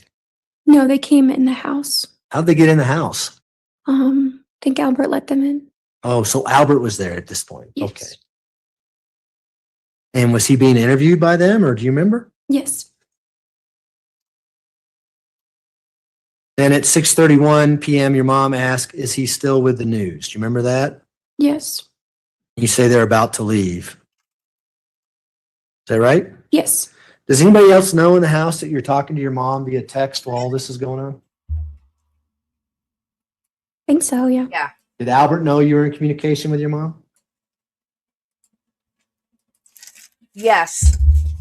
She is Leticia's daughter from her first marriage, and her dad died when she was 12, died of an overdose, but Leticia told her that somebody broke into the house and killed him, and she found out on the internet how he really died after all this happened.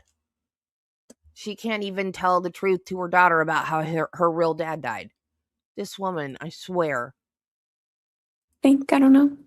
And is that why he's asking you to tell your mom to come down to the police station, that kind of thing? Yes.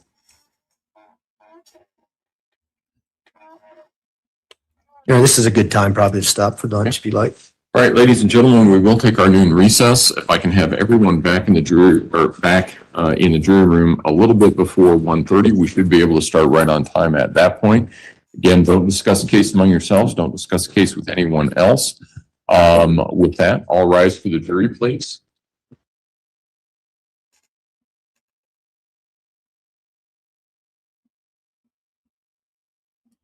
But before I do that, I think we left off somewhere around 6 PM in the afternoon.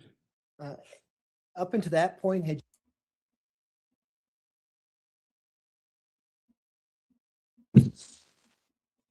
We can just scan and upload this, right? What's that? We can just scan and upload this, right? The document? Yeah. Yeah, and just scan it, and seal it.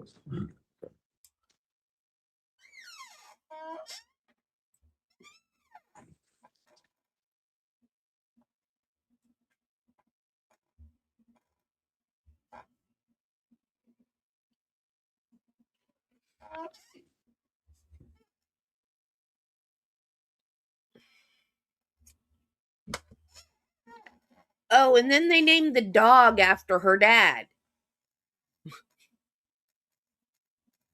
which I find extremely strange.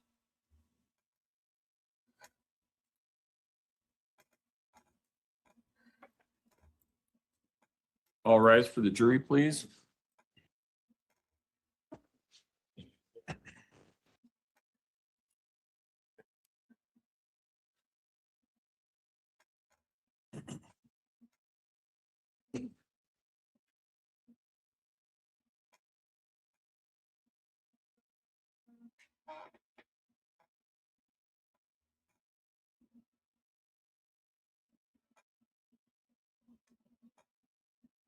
Thank you. May all be seated. Court will recall 20 CR 1358, People versus Letecia Stauch. Record should reflect the jury has returned to the court. When we took our break, we were in the midst of the examination of Ms. Hunt. That's where we will resume. Mr. Young? Thank you, Your Honor. Good afternoon, Ms. Hunt. Afternoon. Kind of want to jump forward a little bit on January 28th, 2020.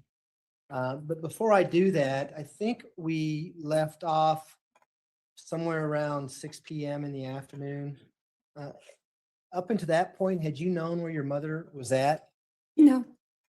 And I'm going to fast forward to now 7:21 PM, where you're texting your mother, someone is here. Do you remember that? Yes. What was going on at the house and why did you say someone is here? There were detectives at our front door. And did you see them out front or how did you know they were there? Yeah, I saw them out front. And again, I want to scroll down. Your mom says who, and then you go on. What do you say after that? I don't know, people with badges. I imagine that's how you knew they were detectives, right? Correct. And did you know the sheriff's office was investigating the disappearance of Gannon? Yes.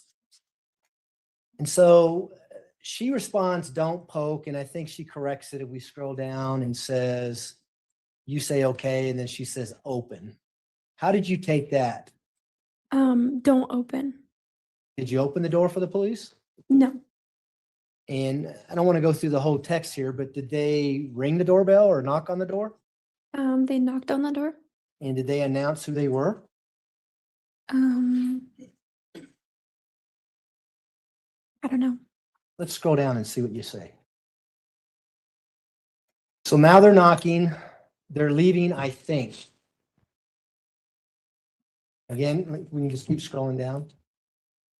She says, WTH, who is that? And how do you respond? I responded saying, I don't know. We can scroll down some more, please. Then you say their car is still here. And then what happens after that? Someone called my phone, no caller ID, and left a voicemail. So why are you doing a play-by-play of everything that's happening to your mom? Because previously she had told me not to answer the door, so I was just kind of updating her with what happened.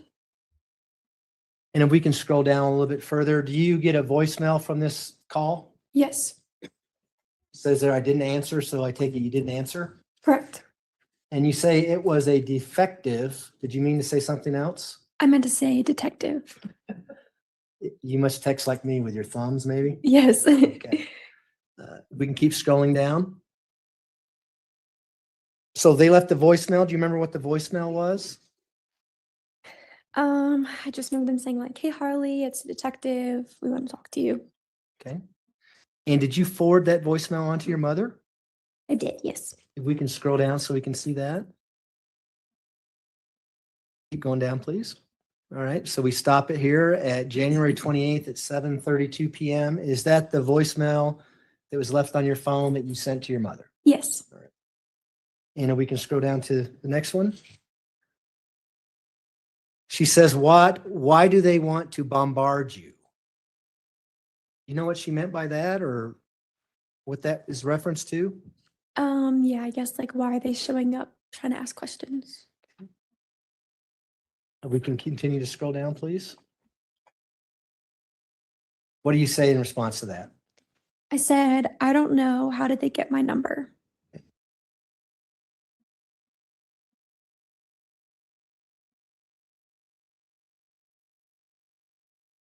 How long were they out there? Do you remember? The police. They were out there for a little while. It wasn't like a quick, like, here and go. Okay.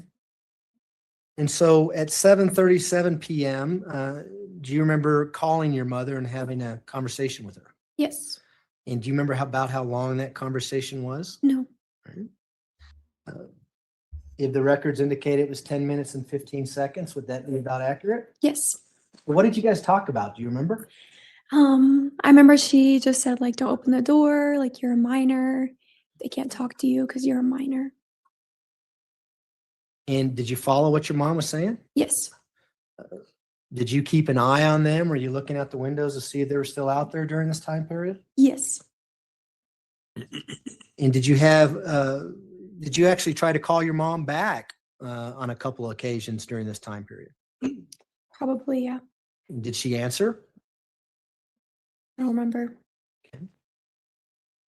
Do you remember actually having a FaceTime conversation with her at 9:55 p.m. on January 28th? No.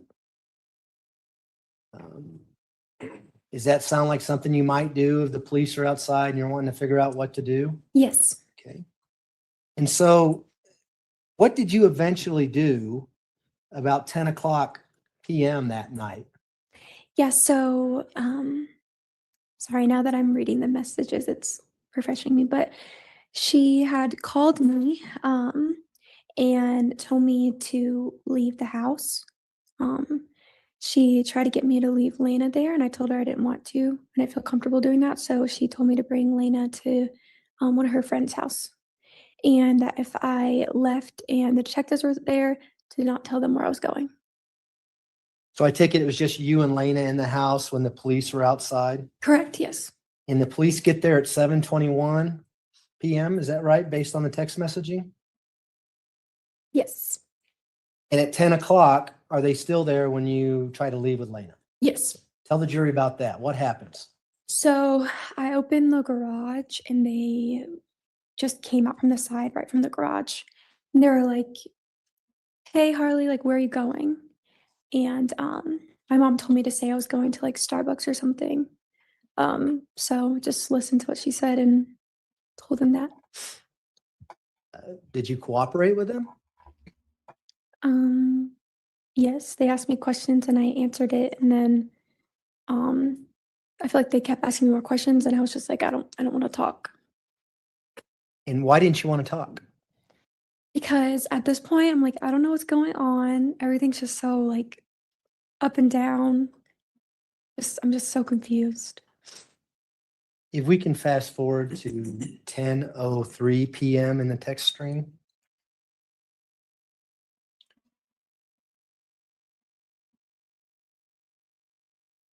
They just maybe go up a little bit.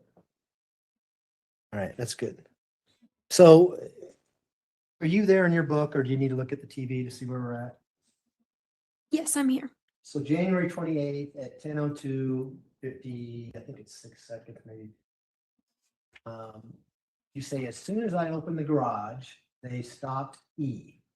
Is that what you're talking about? That they were out there when you opened the garage door? Yes. And so does that help kind of refresh? They were out there from 7:21 until 10 PM at night? Yes. When you were leaving with Lena, did you know the police were outside? No. Did you think they had already left? Yes. If we can scroll down now, please.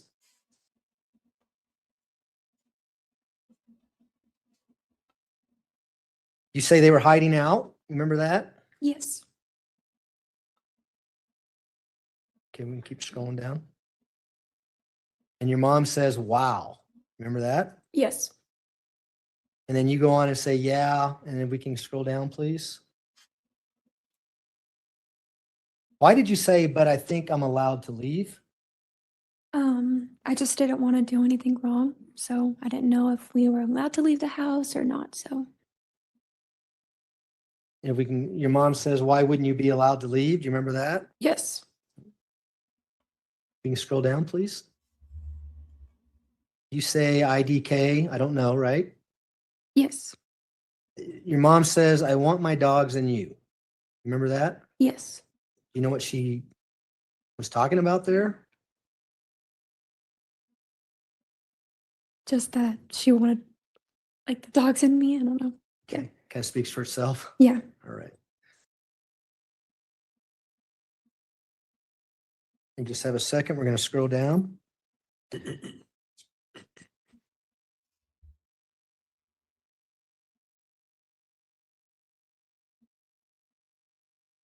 you remember telling your mom during this text string, that I told them I'm not going anywhere or saying anything? Yes.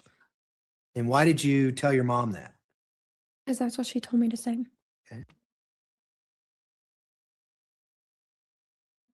You can go down just a little bit. Keep going.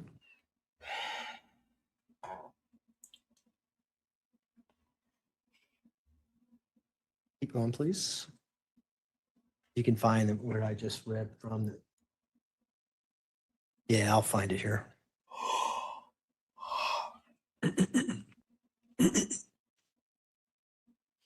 Okay, there it is. So at January 28th at 10:04 PM, this is you telling your mom, I told them I'm not going anywhere or saying anything. And you said no. Saying that. Yes. You remember how your mom responded? Can you scroll down?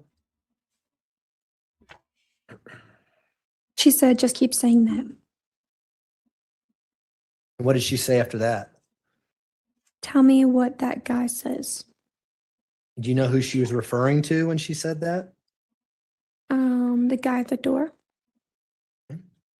If we can scroll down, please. One more, please. Now at 10:05 PM, your mom asked you, has any other family asked where I was? As like our family. That Yes. give you any context on any of the phone calls earlier about what this is about? No, I just assumed she meant like if she was okay. And she'd been missing essentially since about what, 3:45 that afternoon? Yes. If we can scroll down, please.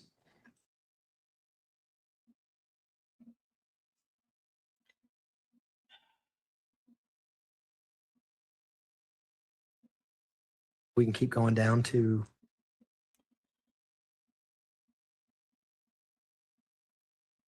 Dawn.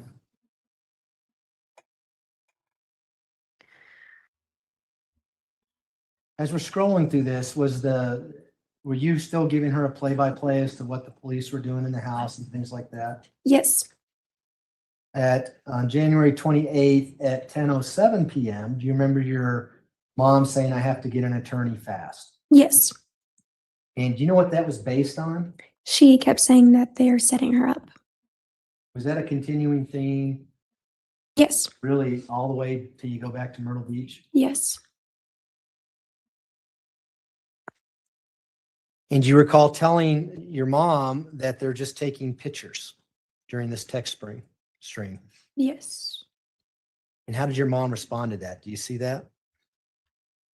She asked of what?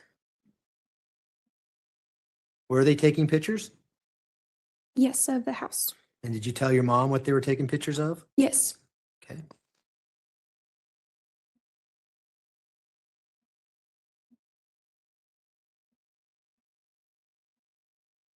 If we can scroll down to 10:11, please.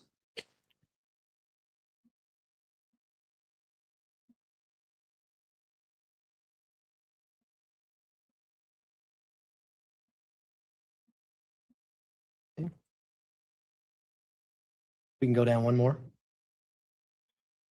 All right, right there. Well, let's go back up. I'm sorry. My computer's out. So this is where she says, what are they taking pictures of? You say the entire house. Yes. Do you recall that? Yes. And then if we scroll down, you don't hear from her until 10:11 again, where she says, what's Landon been doing? Yes. Had you seen Landon up until this point? No, I put she's not here.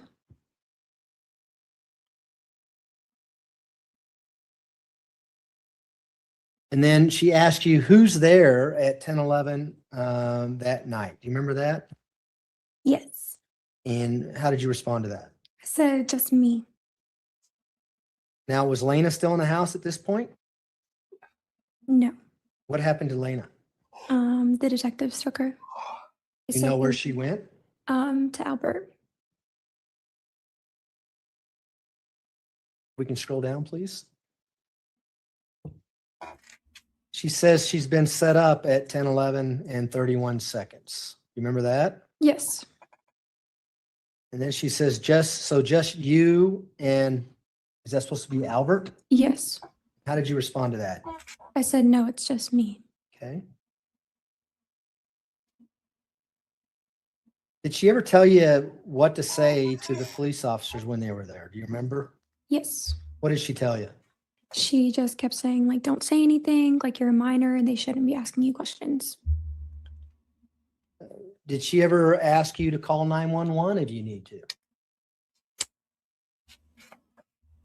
I don't remember. Okay. We can scroll down a little bit, please.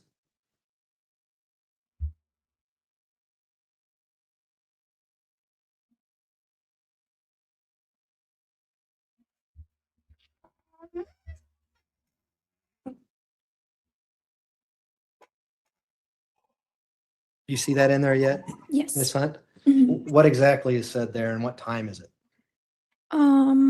She kept asking why are there detectives there with you, an underage minor. I was at 10:12 and I said, I don't know, but I'm asking if I can leave. And she said, tell them you're uncomfortable with these men at Okay. 10:13. Can we go ahead and scroll down to 10:13?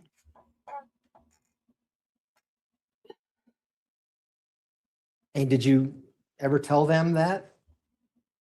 I just said, I don't feel comfortable asking, like answering questions. Did they stop asking you questions? Yes. And was there a female officer there? Yes. You remember having conversations with her not related to this in the kitchen? Yes. That kind of thing? Okay, if we can scroll down, please. Now, at 10:13:56, your mother says if not, you need to call 911 and tell them they are making you stay there. Remember that? Yes. Did you ever call 911? No, Why didn't you call 911? because it didn't seem needed. Cops are already there, right? Right.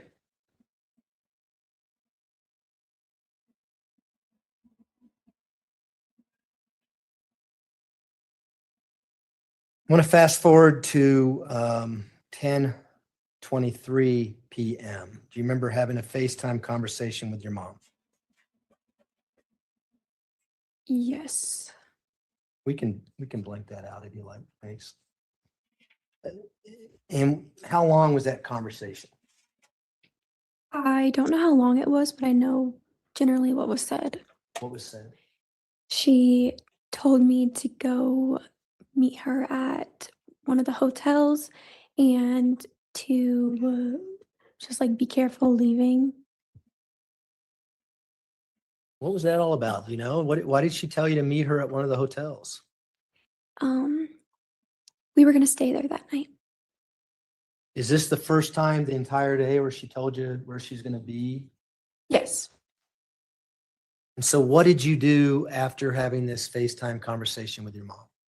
I listened to what she said and then I went to where she was. And did you go by yourself? Yes. Did you take the Jetta? Yes. While you're driving to go wherever you're going, did you attempt to call her a few times? Yes. And did she answer? No. Where was this hotel you were going to, and how close was it to where you work? It was right next to where I worked at. So close to the Massage Envy? Yes. Off of Powers? Yes. Did she say why you're staying in a hotel room that night? She said that she didn't want to be in the house with Albert and Landon and his family. Why did she need you to leave the house? Did she tell you? She didn't want me there with them. Okay. And so did you pack a bag?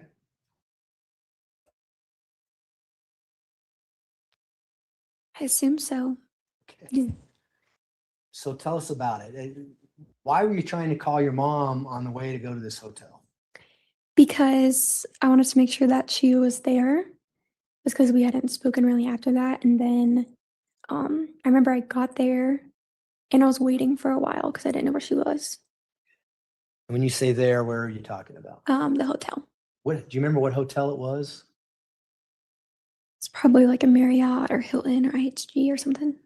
Several hotels in that area? Yeah. Did you eventually see your mom at this hotel?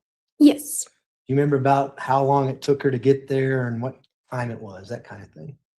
It was quite a while. I remember waiting for a long time. Was it in the morning hours in the 29th or was it still the 28th? I don't know. It was late though. It seemed like you were sitting in your car a long time in a parking lot waiting for her. Yes. Okay. What vehicle was she driving when she eventually showed up? Her Volkswagen. The Tiguan? Yes. When's the last time you saw that Tiguan? It was that night. How about prior to that night? When did you see it on the 28th at all?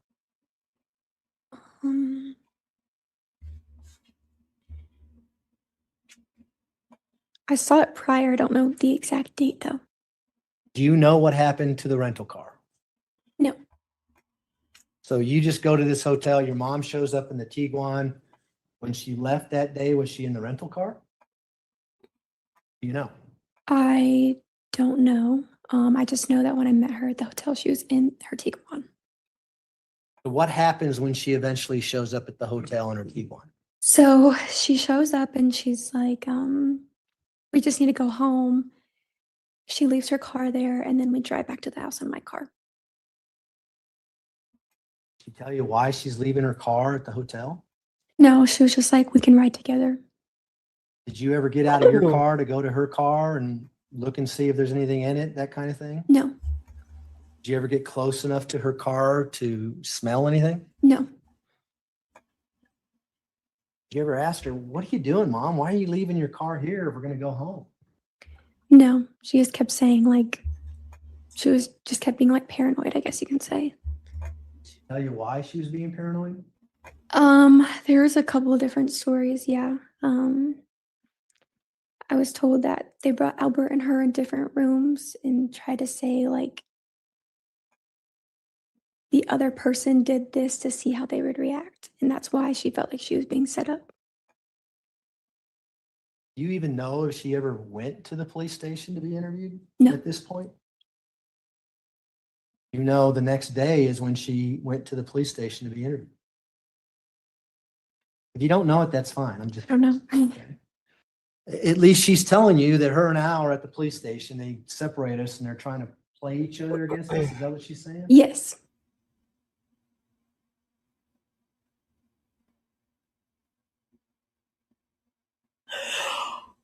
Did you guys go straight home from there? Yes. If the phone records indicate that you were still trying to Jeez, oh, FaceTime with Flip, your that's mom at crazy. 11:26 and 11:31 p.m. on the 28th, would that mean that you hadn't seen What your is mom wrong yet? with Yes. people? And so what happens when you get home? I remember going home. I stay in my bedroom.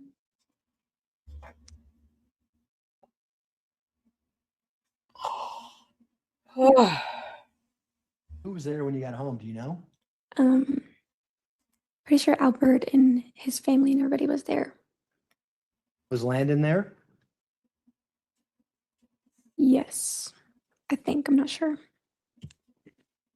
And if you looked at your text messages, People's Exhibit 705 that's in front of you, do you see a string of text messages on January 29th, 2000 from 1:36 a.m. to about 1:40 a.m. in there? Yes. Is your mom in the house when these text messages are going on? Yes. She upstairs and you're downstairs, or what's going on? Yeah, she's upstairs. I'm downstairs. And what is she asking you about? I guess they had the police had like gone through her clothes and everything, and there was stuff everywhere.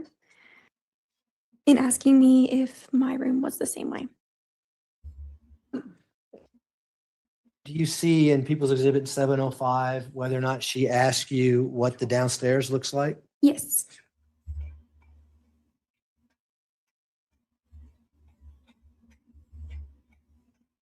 Am I saying 705? I meant to say 205. Said 705. I apologize, Your Honor. It's Exhibit 205.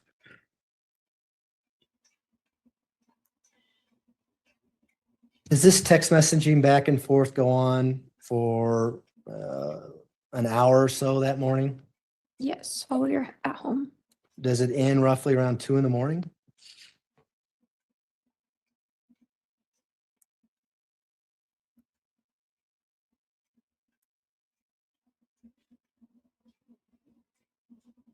Yes. So I'm assuming you eventually went to sleep, right? Yes. Do you remember about what time you got up?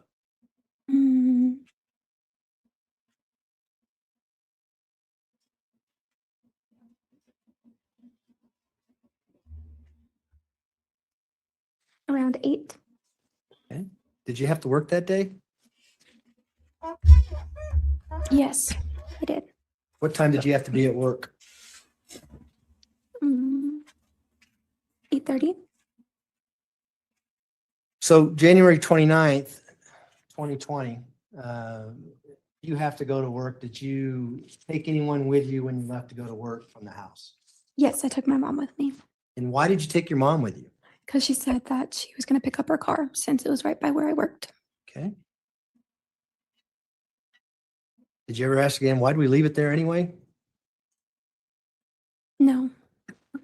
Did you make any stops on the way to go pick up the Tiguan? No. You didn't go to the airport that day? Oh, yes, we did. Sorry. Okay, tell us about that. What happened? Why'd you go to the airport? What happened? I remember we were driving there and she told me, don't speed. I think someone's following us. And she had to turn in the keys for the rental car.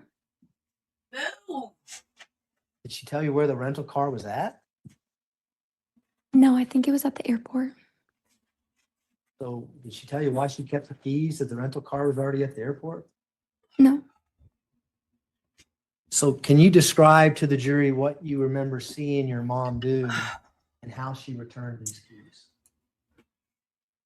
I don't remember. I just remember being in the car when she returned them. Did she go inside the airport? I don't remember if she went in or left the keys in the car. Well, did you see the rental car when you went to the airport?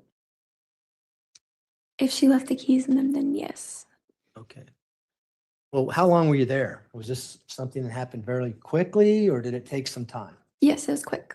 You didn't see her talk to anyone from Avis or did you? No. So what happens after she gets done with the keys? We drive to my work. Did she get back in your car then? Yes. Did you park your car anywhere or are you still just kind of in the drive-through at the airport if there's? Yeah, I was just sitting there waiting. And so what'd you talk about as you're going to take her to your car or her car, excuse me?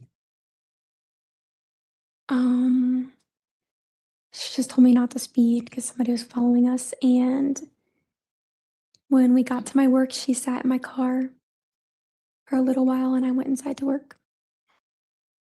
How close was it to the hotel where the Tiguan was at, your work?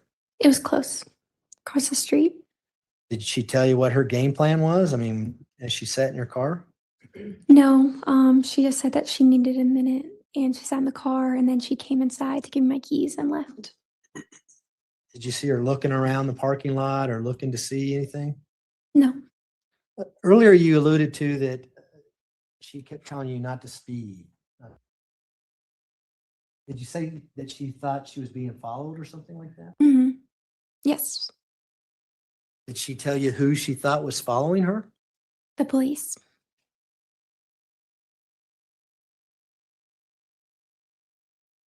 Do you know where she was going after she got the Tiguan? No. What time were you supposed to get off of work that day? Do you remember? I was supposed to get off later than I did, I'm pretty sure. Did something cause you to leave work early? Do Yes, I got a call that she was at the hospital. you remember who called you? I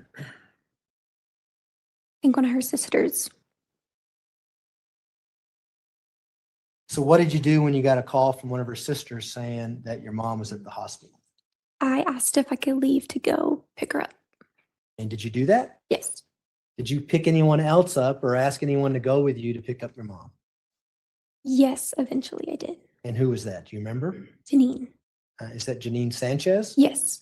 And is that someone you worked with? Yes. Is that someone who was a friend of yours back then? Yes. Okay. Why'd you ask her to go with you? I remember I tried to go there at first and they wouldn't let me go in because I was a minor. And then I remember just before that day, she was like, if you need me or anything, I'll come with you for anything that you need. So, So where did you try to go first and they wouldn't let you in because you're a minor? right. Where was that? The hospital. Let's see. Do you remember what hospital it was? No. Was it one close to downtown here? Yes. Memorial Hospital sound familiar? Yes.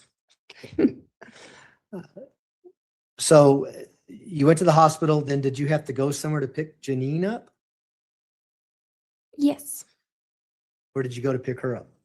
I believe I picked her up at her house. Did you go back to the hospital after you picked up Janine? Yes. And what happened when you got back to the hospital? We picked her up from a Taco Bell. How did that happen? How did you get from the hospital to Taco Bell? I got a call. She said she was riding with some random person and to pick her up at the Taco Bell by the hospital. Who called you and who said that? My mom. And so did you ask her why? Why we're going to a Taco Bell? I thought you were at the hospital type thing. Right. Pretty sure I was told like they didn't want her to leave at first, so And how did you respond to her when she said, I got a ride with some stranger to the Taco Bell? it was weird. I was like, be careful. Okay. So did you and Janine then go to this Taco Bell? Yes. And was the Taco Bell here in the downtown area? Yes. Are you familiar with Platt and Wasatch? I know Platt. Okay. Was the Taco Bell close to Platt? Yeah. Close to downtown? Yes. And so what happens when you get to the Taco Bell? I'm driving. Janine is in the passenger seat, and my mom's in the back seat. Does your mom say anything to you as to what's going on and why you picked her up at the Taco Bell versus the hospital? Yeah, she was just rambling a bunch of things. You remember what those things were? No, it's just I remember being like just a lot, just a bunch of random stuff. Did she have her phone with her? No. Did she ask to use anyone's phone? Yes. Whose phone did she ask to use? She had my phone. And how long did she have your phone after that point? At least until we got home. Did she tell you that the police had taken her phone? Yes. If I may approach the witness, Your Honor. You may. I'm going to hand you People's Exhibit 206. Have you had a chance to look at that last night? Yes. Do you know what People's Exhibit 206 is? Yes. What is it? Yes. It's messages between my phone and Albert's phone. And does it cover this time frame that we're talking about here after you pick up your mom from the Taco Bell? Yes. In particular, January 27th, 2020 at 7:16 p.m. to January 30th, 2020 at 10:41 a.m. Right? Is that when it starts and ends? Yes. And do you recognize those messages? Some of them. Do you recognize the ones up until the point you picked up your mom at the Taco Bell? Yes. And do you see the ones that were used after you picked up your mom from the Taco Bell that went to Al Stauch? Yes. Are those messages that your mom used while she had your phone? Yes. Overruled. And do they actually reflect your messages and what your mom was doing when she had your phone on those dates? Yes. Move to admit People's Exhibit 206. Mr. Tellini? Object on foundation. I think sufficient foundation has been laid. She's stated that she's familiar with her phone number. She's familiar with who she gave the phone to. I think it goes to weight, not admissibility. The objection's overruled. In addition, Your Honor, this exhibit was shown to Albert Stauch and he authenticated his messages on there. He did. Thank you. Yes. Go ahead. So where did you go after you left the Taco Bell with your mother and Janine Sanchez? To Janine's house. Did you make any stops or did you go anywhere before you went to Janine's house? I remember getting the dogs at some point. Do you ever remember going to a parking garage? Yes. What was that all about and who told you to go to a parking garage? My mom told me, and she was looking to see if her car was still there. Do you know where this parking garage was at? Somewhere downtown. And describe to the jury what you did as you went to this parking garage. We just drove around, and she was just seeing her car was still there, and we left. What did she tell you happened to her car and why was she looking if she told you that? I think she was worried that the police took her car. When you picked her up at Taco Bell, did you ask her where her car was? I think she had mentioned it to me that it was there. Okay. At the parking garage? Yes. Was it your understanding what this parking garage was associated with? Just I thought it was associated with the hospital. Okay. Was it close to the hospital though? I don't remember. Okay. Did you find the car in this parking garage? I think so. I don't remember. Did you see some deputy sheriffs in the parking garage around the car when you drove by it? I don't remember. Okay, all right. You go take a nap. So then you said you go to Janine's house. Why did you go to Janine's Take a house? nap for me. I was just told that we couldn't stay at our house. And I need it. what was, were you planning on staying there prior to picking up your mom? Yes, I remember her telling me like, because I remember talking to her in conversation saying like, I don't know if we can stay at our house. And she was like, well, if you ever need to stay with me, then you can.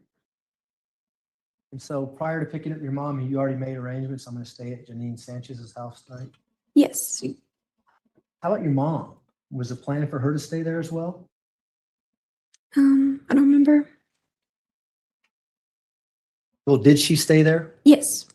Do you remember her text messaging Janine while you're in the car? Yes. How do you know that? From these messages. And so that's not you texting Janine. What does the text message say?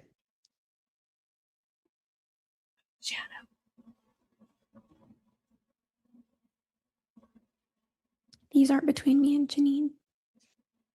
Well, do you remember your mom texting Janine, is it okay if I stay here, or words to that effect? Yes. And did she eventually stay at Janine Sanchez's house with you? Yes. Were you there the entire night once you got there after the Taco Bell? Yes. I'm going to flash forward to January 30th of 2000.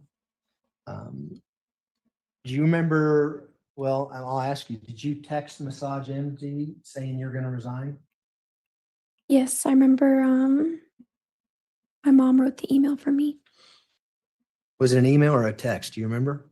A text message. And if the records indicate that was at 4:30 a.m., would that sound accurate?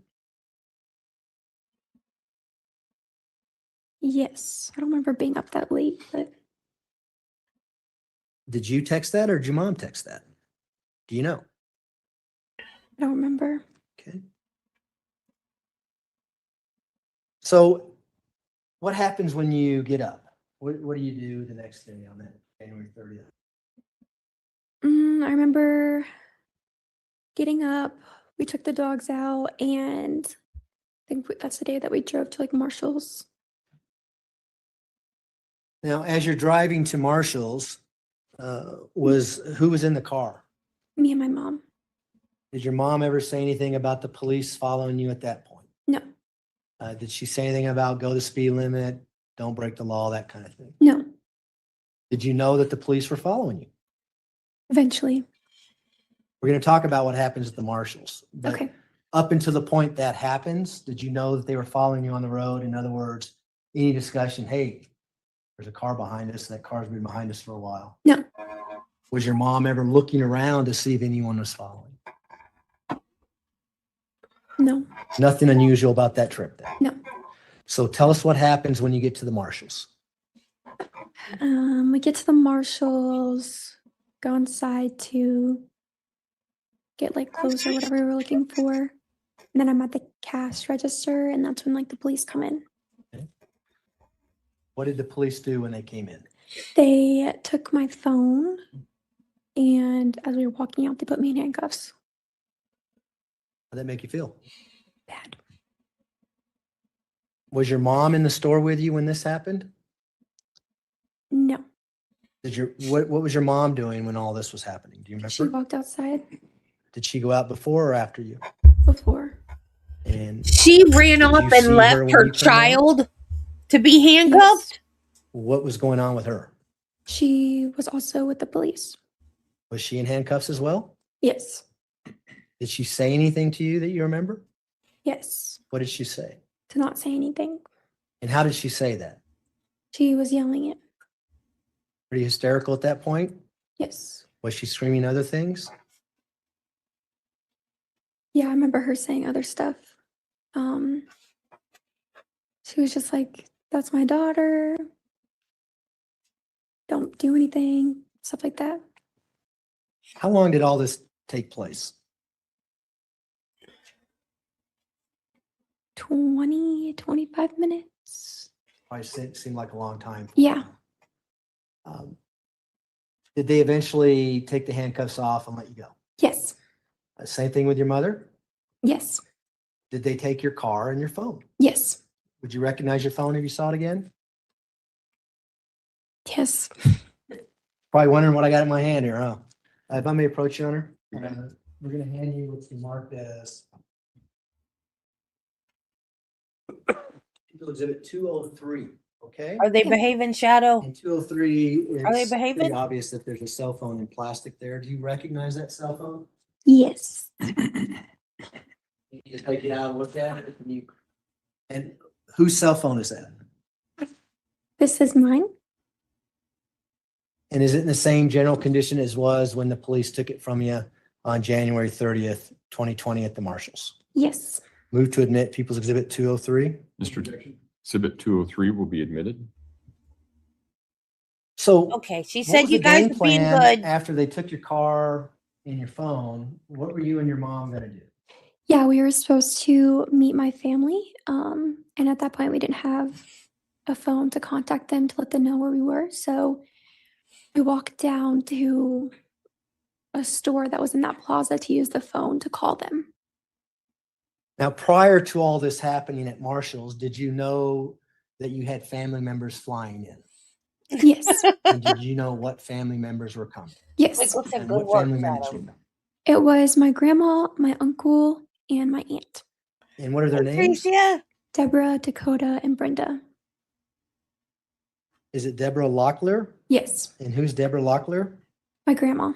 And Dakota Lowry? Yes. Who's Dakota Lowry? My uncle. And Brenda, is it pronounced awkward? Acquired. What is it? Acquired. Okay, acquired. I'm Yep. sorry. And who is Brenda acquired? My aunt. Okay.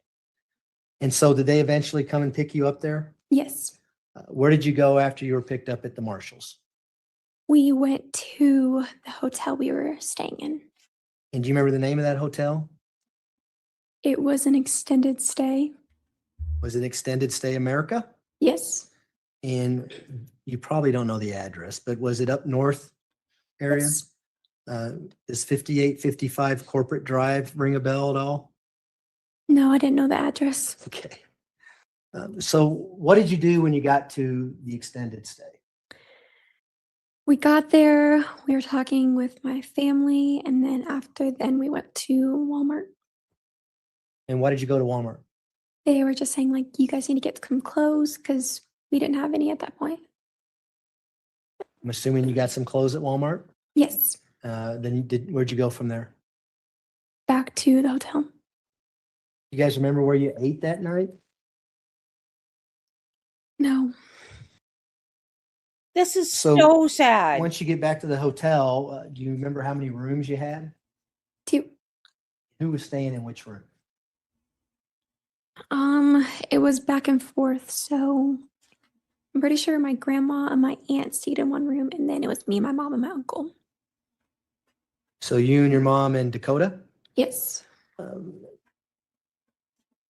you guys talk about what family you were going to took do the them next in like day, they or were what the plan was? their own. Your family's out here. You got 2 hotel rooms. What was the game plan for the next day? Do you know? Yeah, so they were just there, like supporting us, of course, because of everything that happened. And the next day, Do you hear her? My grandmother, my aunt, my uncle. This is Al's family she's talking about. This poor girl. She lost her biological dad, and now she's lost her whole second family. Does she have anybody? This makes me want to cry. Oh my God, this poor child. we were supposed to go and get our belongings from the house. And how are you going to go about getting that? They rented a van. And who is they? My aunt. What kind of car did they have, or did they have a car? I'm assuming when they picked you up at the Marshalls the day before. Yes, it was a sedan. Do you remember what kind of make and model it was? Nissan. Sorry, Nissan. Altima? Does that sound familiar? Yes. Well, she's an adult now. She's And 20. so did you go the next morning to get a van? I don't know. Yes, we all went to get the van. And who rented this van? I have no My idea. aunt. Would that be Brenda? Brenda, yes. Okay. And so where did you go after you rented the van or after Brenda rented the van? After we got the van, that's when we went to the house. Did you take the Nissan Altima as well? Yes. Do you remember who was driving which vehicle? No, You remember what vehicle you were in? I'm pretty sure I was in the car. Okay. Do you remember who was driving the car that you were in? No, I don't know. It's okay. Yay. If you don't remember, that's fine. She's adorable. So what happens when you get to 6627 Mandan Drive? There are police there. And we went in to go get our stuff. Albert's family was there. He was there.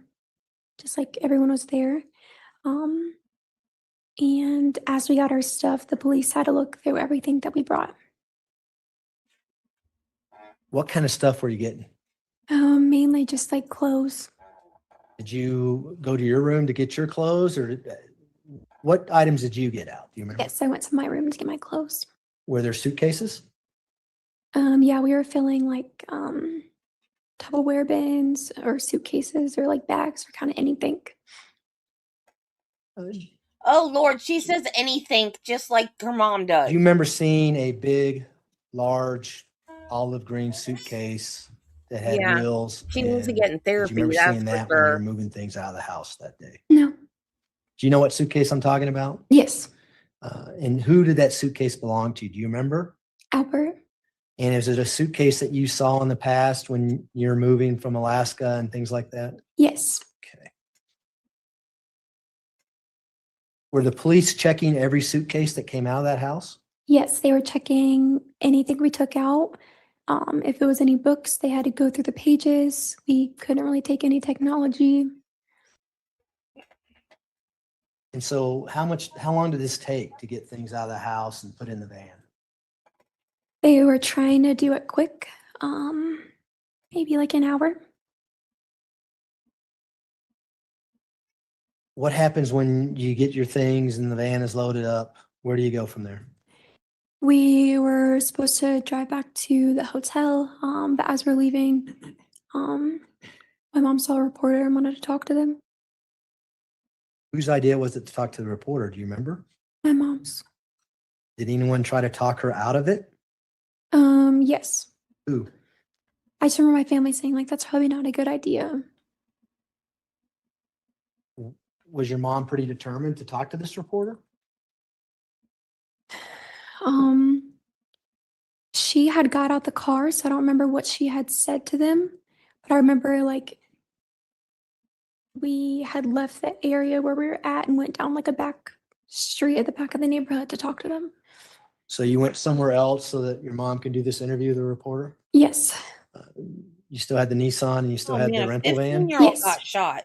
So talk about that interview. What were you doing when your mom was being interviewed by, was it KKTV? Yes. What were you doing? I was just waiting in the car. Was there a point in time in the interview where your mom asked you to come out? Yes. And did you do that? Yes. Did you get on camera and answer questions? Yes. Why did you answer the questions the way you did on KKTV? Because that's how she told me to. Were you doing what your mom told you to do during that time period? Yes. And do you recall what those questions were? I know they asked me my name. I don't remember what they asked me after that. Do you remember talking about the hike at Garden of the Gods and whether or not you saw Gannon after this hike and things like that? Yes. And is that what you're talking about? You're just going along with what your mom wanted you to say? Yeah, when she came to the car, she was like, come on, let's go do this interview. I didn't want to do the interview.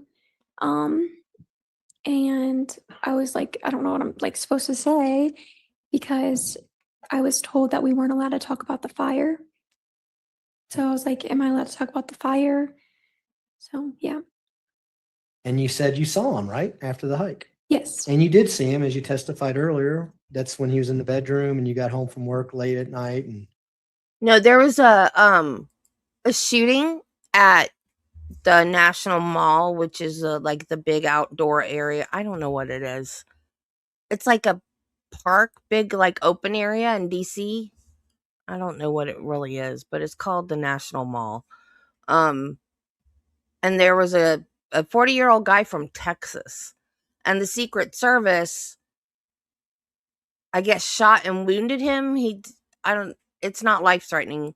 But the 45-year-old, the suspect, not the Secret Service, he shot a 15-year-old who is going to be fine.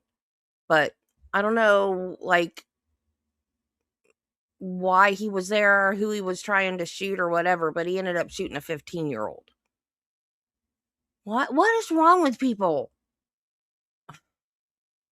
Bomb threats, shootings. Why? I don't understand.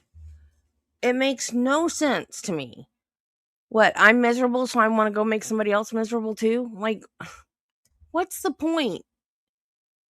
I'm just so sick of this crap. The world was a different place when I was young. I don't like the earth the way it is now. I'm ready for Jesus to come back. you didn't know if he was asleep or awake, but you Yes. saw him in bed. Yes. Okay. What did you do after this interview? We left and went to the hotel. Both cars? Yes. And car? Yes. What happens when you get back to the hotel?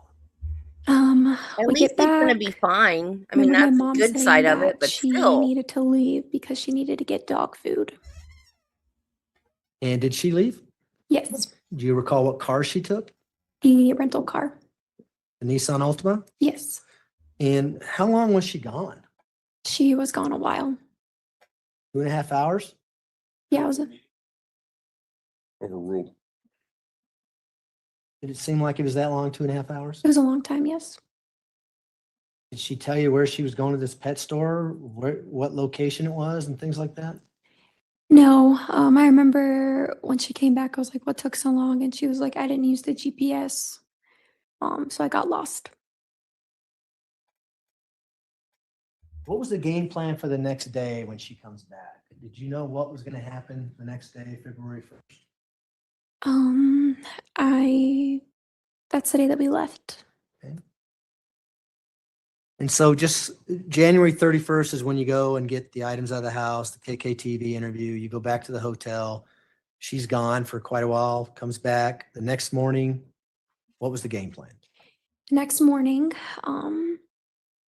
I remember that we were going to leave, and my aunt said that she didn't want to pay for the van while we were gone, and just like insurance purposes. So we had to go and get a new one.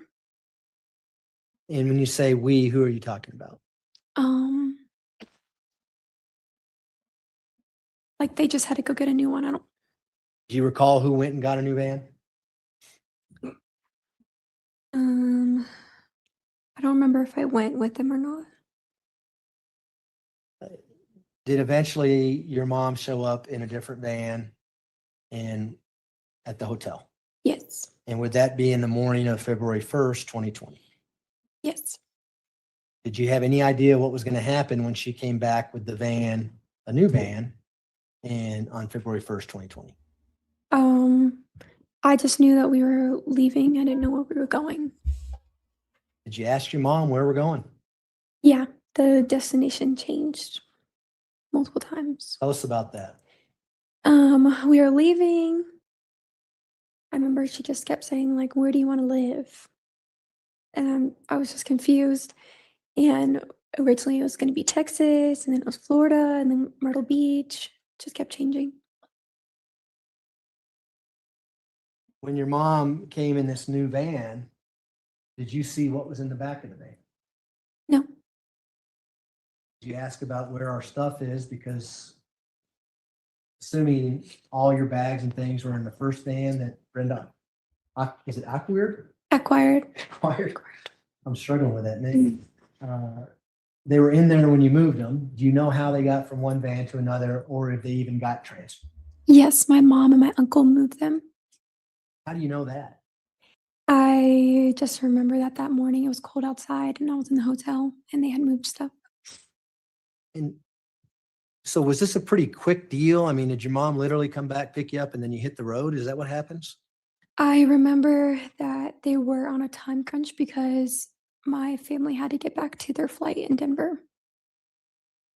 And so did your family go one direction? And I don't know if it's the same Oh, direction, wait. and you and your mom went somewhere else? Yes. I was thinking that was Al's family. Is that Al's family or is that Tisha's family? Now I'm confused. I've confused myself.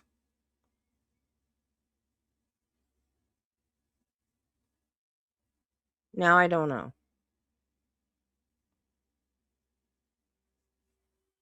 I don't know.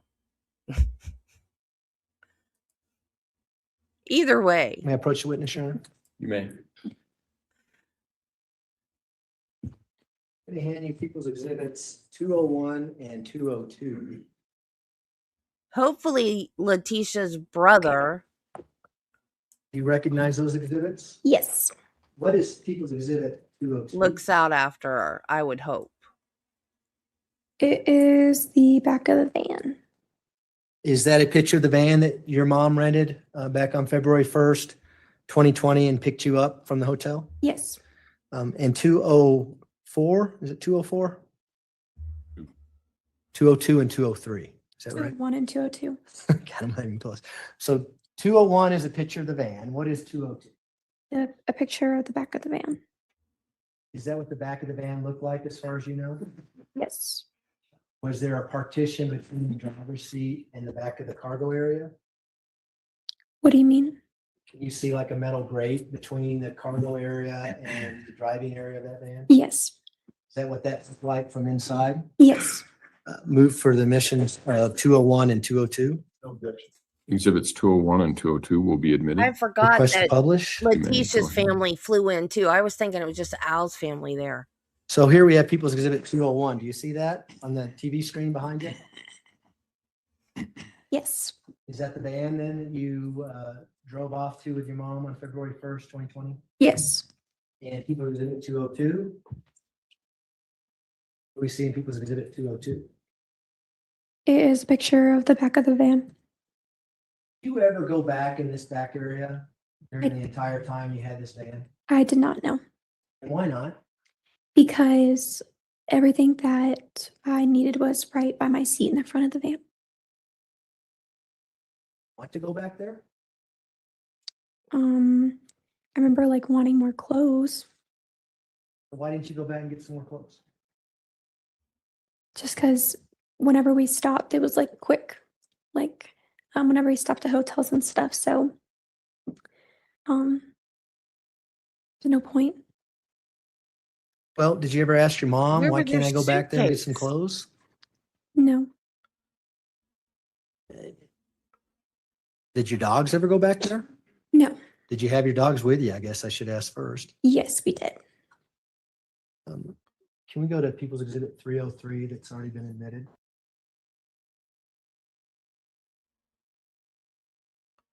I'm going to show you a picture that's already in evidence. It's People's Exhibit 303 in just a What? second.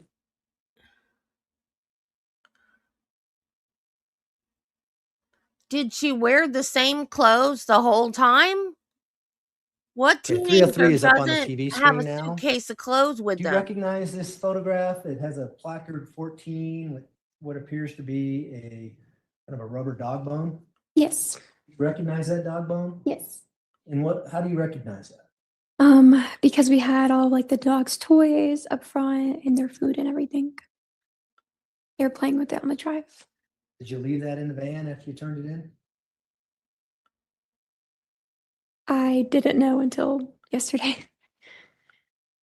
How sure are you that that's the dog bone that you had with your dogs in that van?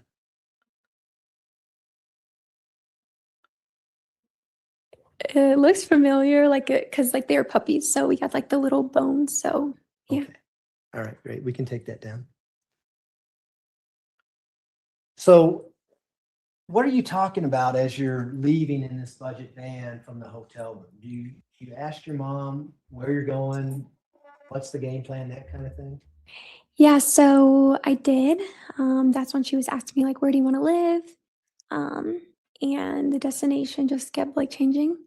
And she was just talking about like starting a new life. What about Albert and Lena? Did you ever talk about leaving them? And No, she just kept saying that, you know, Albert went against her and doesn't believe her. So that's why she wanted to leave. and did something like that happen in the past where you and your mom left Albert and the kids on the road somewhere leaving? Yes. Tell the jury about that. There were multiple times that she would just get like angry or frustrated and ask me to like pack up all my clothes and we'd get in the car.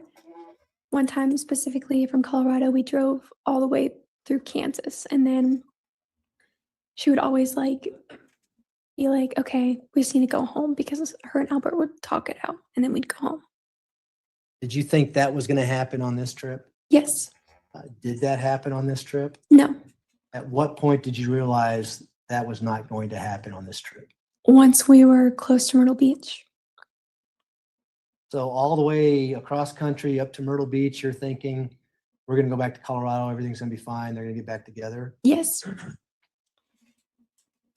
Do you remember when this trip to Kansas happened that you end up turning around and going back? It was during the time that we lived in Colorado. I don't know the exact month. No. Sometime during 2019 then? Yes. Do you remember stopping at a Love's truck stop in Pueblo, Colorado to get gas? Yes. Do you remember about what time it was? No. That's emotional abuse. Do you remember stopping at a Walmart in Trinidad on your way in the budget van? Yes. And do you know why you stopped at the Walmart in Trinidad? To get a phone. And did you guys get a phone? Yes. Who went in and got the phone? My mom. Up until this point, as she's driving, was she obeying the laws and stopping at stoplights, stopping at stop signs, that kind of thing as she's driving? Yes. Did she know where she was going? Did she ever tell you, I'm lost, I don't know what we're doing here? No. Where did you think you were going as you left the Walmart in Trinidad? Texas. Why Texas? I just remember her saying like, Texas is a good place to live. Up until this point, did you notice anything unusual in the back of the van? No. Did you smell anything in the back of the van? No. You talked about Gannon and where Gannon might Hey, like, driving down through Trinidad, southern Colorado. No, she was on the phone a lot talking to people about everything. What was she talking about? I remember one conversation was about a video that was going to be surfaced. And she said it was going to prove her innocence. Just going over like everything that happened. Who is your mom concerned about during these phone conversations? Sustained. I think you can ask her what she said. Sure. During these phone conversations, did you hear your mother talking about? Did I what? I'm Did you sorry. hear your mother talking on the phone to someone on the other side? Yes. Did you hear what she was saying? Yes. Who was she talking about with regards to what's going on with Gannon being missing and things like that? Her sister. Was she talking about her sister or was she talking to her sister about herself? Talking to her sister about herself. And what were the kind of things she was saying? of course she was talking about herself. She's a Um, narcissist. she just kept saying like she was set up, that this video that's going to surface will show that Gannon came home. Just things along that line. Now, as you're sitting in that van listening to these conversations, did you ever ask your mom, What are we doing? Why are we leaving? Cannon's missing. Why aren't we out looking for him? That kind of stuff. No, I didn't really question her a lot. Why didn't you question your mom? I would be told that, like I'm being like disrespectful or like talking back. And what would happen if you were being disrespectful or talking back to your mom? Sometimes she would like backhand me Where would she backhand you at? to my face. Is that why you just didn't say anything and you sat in the van and went wherever she was driving? Yes. Overruled. Yeah, you don't talk back to a Southern mama. You get back right in the face. Do you eventually go to Amarillo, Texas? Yes. And do you recall staying the night in Amarillo, Texas? Yes. And do you remember what hotel you stayed at in Amarillo, Texas? No. Did you stay at a Candlewood Suites? Sounds familiar. Yes. And do you remember watching some videos of you and the dogs walking in a Candlewood Suites in Amarillo, Texas? Yes. Okay. You know, we can take a break now and then get into the videos, or I can keep going, whatever you prefer. Council approach, please.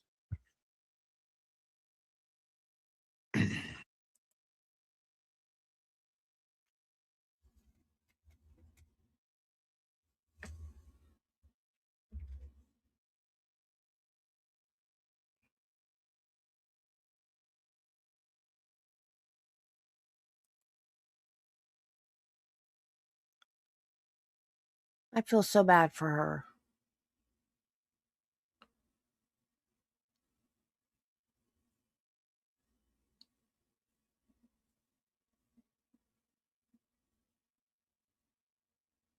Right. Mr. Young? Yes, Your Honor, thanks. You know, I believe there's a stipulation to the admission of People's Exhibit 316, 321, 317, 318, 320, and 323. And that's the order we're going to play them. That's why I went out. I was gonna say, let's She's 20. try that again. All right, we'll go 316 through 318, 316 She's 20 at through the time of 318. trial. 320, 321. She was and 17 at the 323. time it happened. And defense, do you agree? I do. All right, exhibits 316 through 318, Hey, 320, Melissa. I think we're almost done. 321, and 323 will be admitted. I Thank think you, they're Judge. fixing to take a And break. before we play those, Ms. Hunt, Yeah, it's almost 4:30. I think I'm did you hear gonna your mom making stop these when they take a reservations break. as she was driving, particularly the one in Amarillo at the Candlewood Suites? Yes. You remember about how close in time to when you actually checked in that she made these reservations? It was close in time. Yeah. And would she make the reservations for one person or two people with two dogs? How would she make that reservation? For one person. And do we see that in the video that you'll walk through the lobby first with two dogs? She later comes in and goes to the counter and registers? Yes. With that, we would play People's Exhibit 316. All right. So she registers for one person, then sneaks her and the dogs up with her. Jeez. This woman is a piece of work.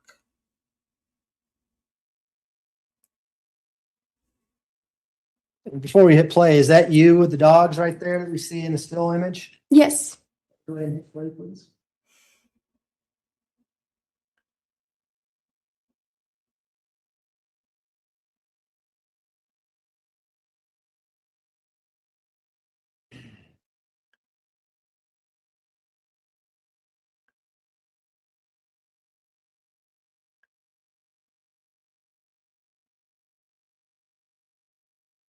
Well, I ended up not doing a video.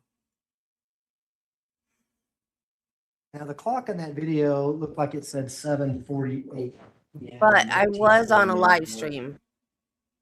You remember being about that time when you checked into the hotel? Yes. We can now play People's Exhibit 321. What the fudge? That's not real. Can we? Yeah, we'll just let it play.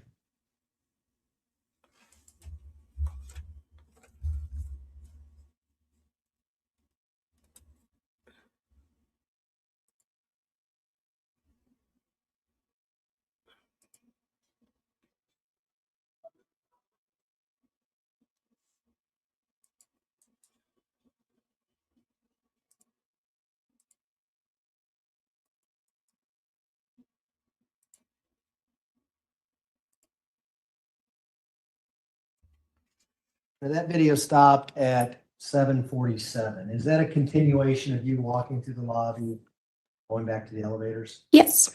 That speaks for itself, but is that what happens here? Yes. And where were you gonna go? Why'd you go to the elevators? Do you know? I just know like she didn't want to pay for 2 dogs staying with us, so we just went in separate. And was that routine throughout this trip? Would you do that every night you stayed somewhere? Yes. We can play 317 now. That happens all the time.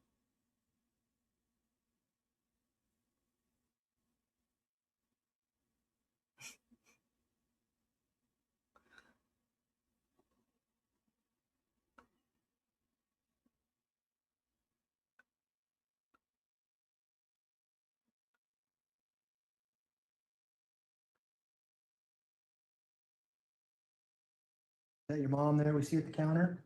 Yes.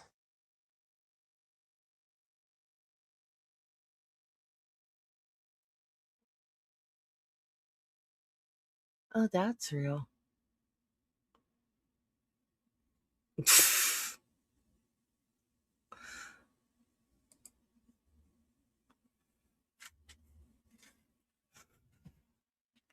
That is Video Magic stopped and it looked like the time Adventures. was I was on their live 7:47 stream. PM. Did you see that on the counter? Yes. Do you know where you're at as your mom's at the counter? By the elevators. We can go ahead and play People's Exhibit 318.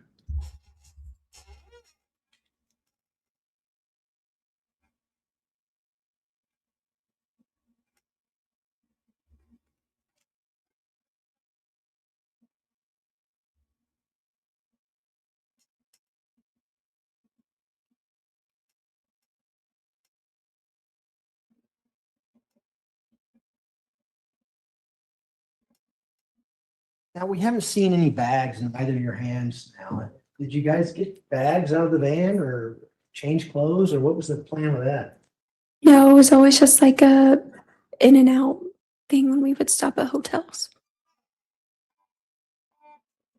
In We can and go to out. 320 now. Did they never change?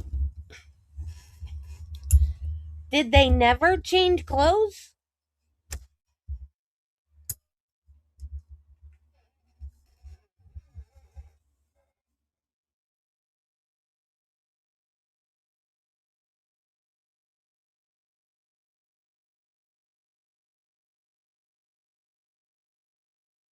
Okay, 320 has been played. It looked like it was 7:50 when that stopped. Is that right? Yes. So we can go to 323 now.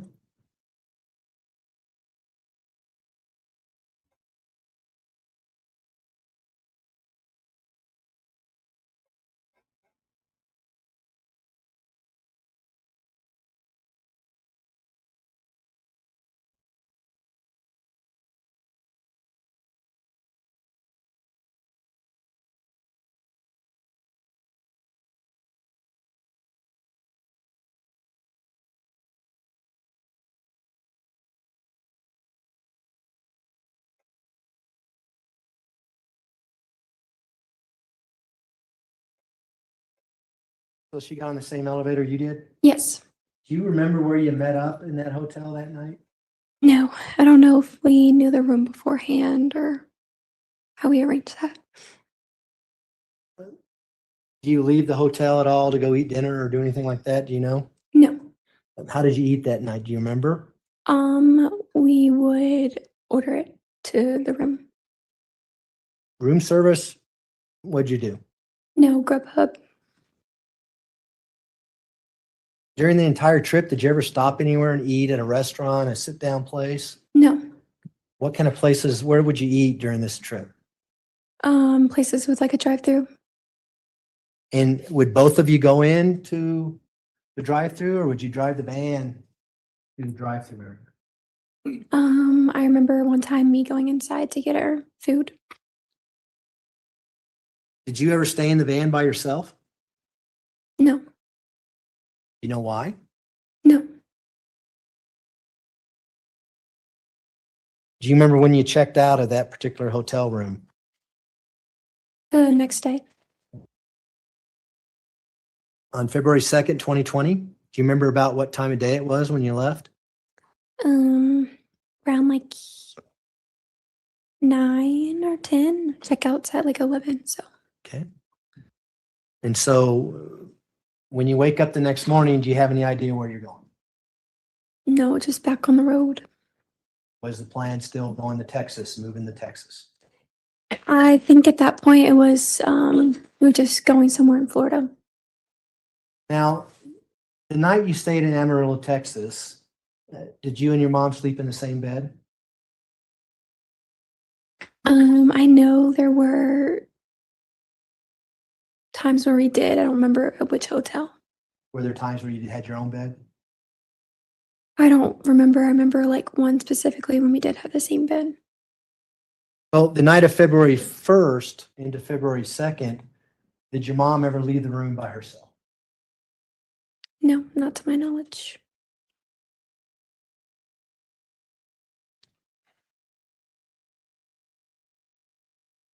February 2nd, do you remember driving all the way to Decatur, Texas on that date? Yes. And do you remember staying at Candlewood Suites in Decatur, Texas? Yes. Did your mom do the same thing? Would she call in advance, make a reservation? Would you go in with the dogs first? She comes in later. Yes. As she's making these reservations, do you recall her using any kind of corporate rate or saying that she was with a corporation, things like that? Yes. What would she say? I believe it's called Ford Motors. Where would that come from? Do you know? My aunt. I swear. So your mom knew that she can get a cheaper rate by saying Ford, or do you know that? Yes. Based on where your aunt worked? I believe it was her husband.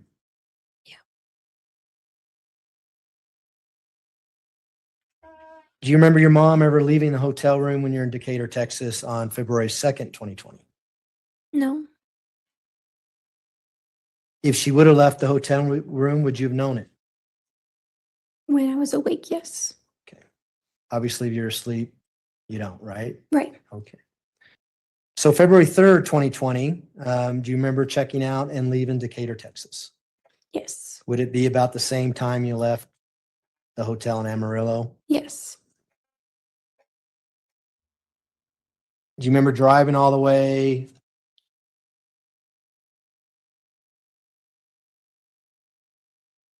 to Pensacola, Florida? Yes. Long drive, right? Yes. When you get close to Pensacola, do you remember your mom making the reservations at a hotel room? Yes. And do you remember what hotel room that was? Not the name, no. Was it the Candlewood Suites? Probably. Same process. She's with the Ford Motor Company, corporate discount, one person. Would you walk in first? She walks in later? Yes. You remember that happening? Yes. At this point, I'd like to publish People's Exhibit 181, which is already in evidence.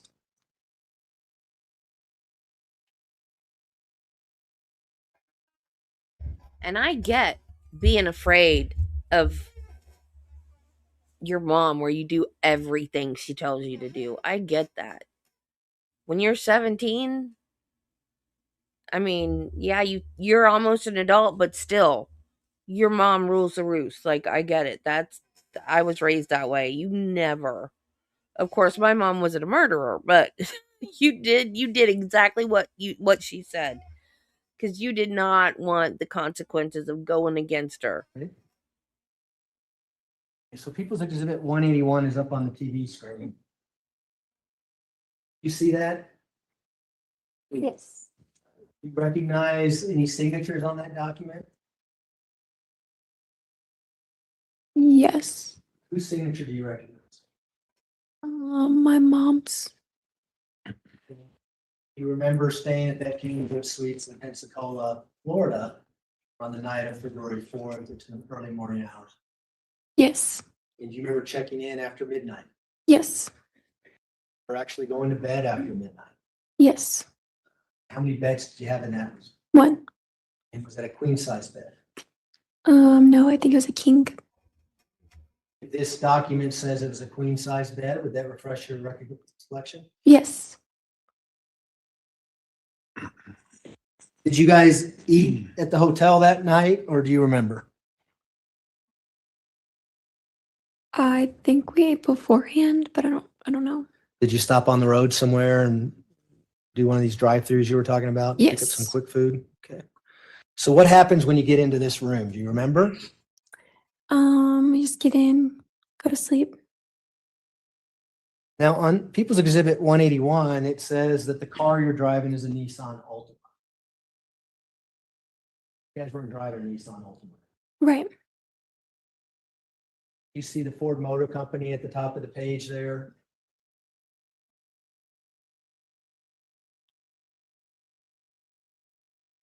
Middle of this motion here is it zoomed in. Oh, yes. Is that consistent with what you've been talking about, how she would use corporate reductions to stay in these hotel rooms? Yes. So after midnight on February 4th, 2020, did your mom ever leave that room? Not that I know of, no. Were you sleeping the entire time, or were you awake during times that night? And we're talking 12:30 in the morning on. I was asleep. Earlier, you indicated you're kind of a hard sleeper. Would you know if your mom left that room or not? No.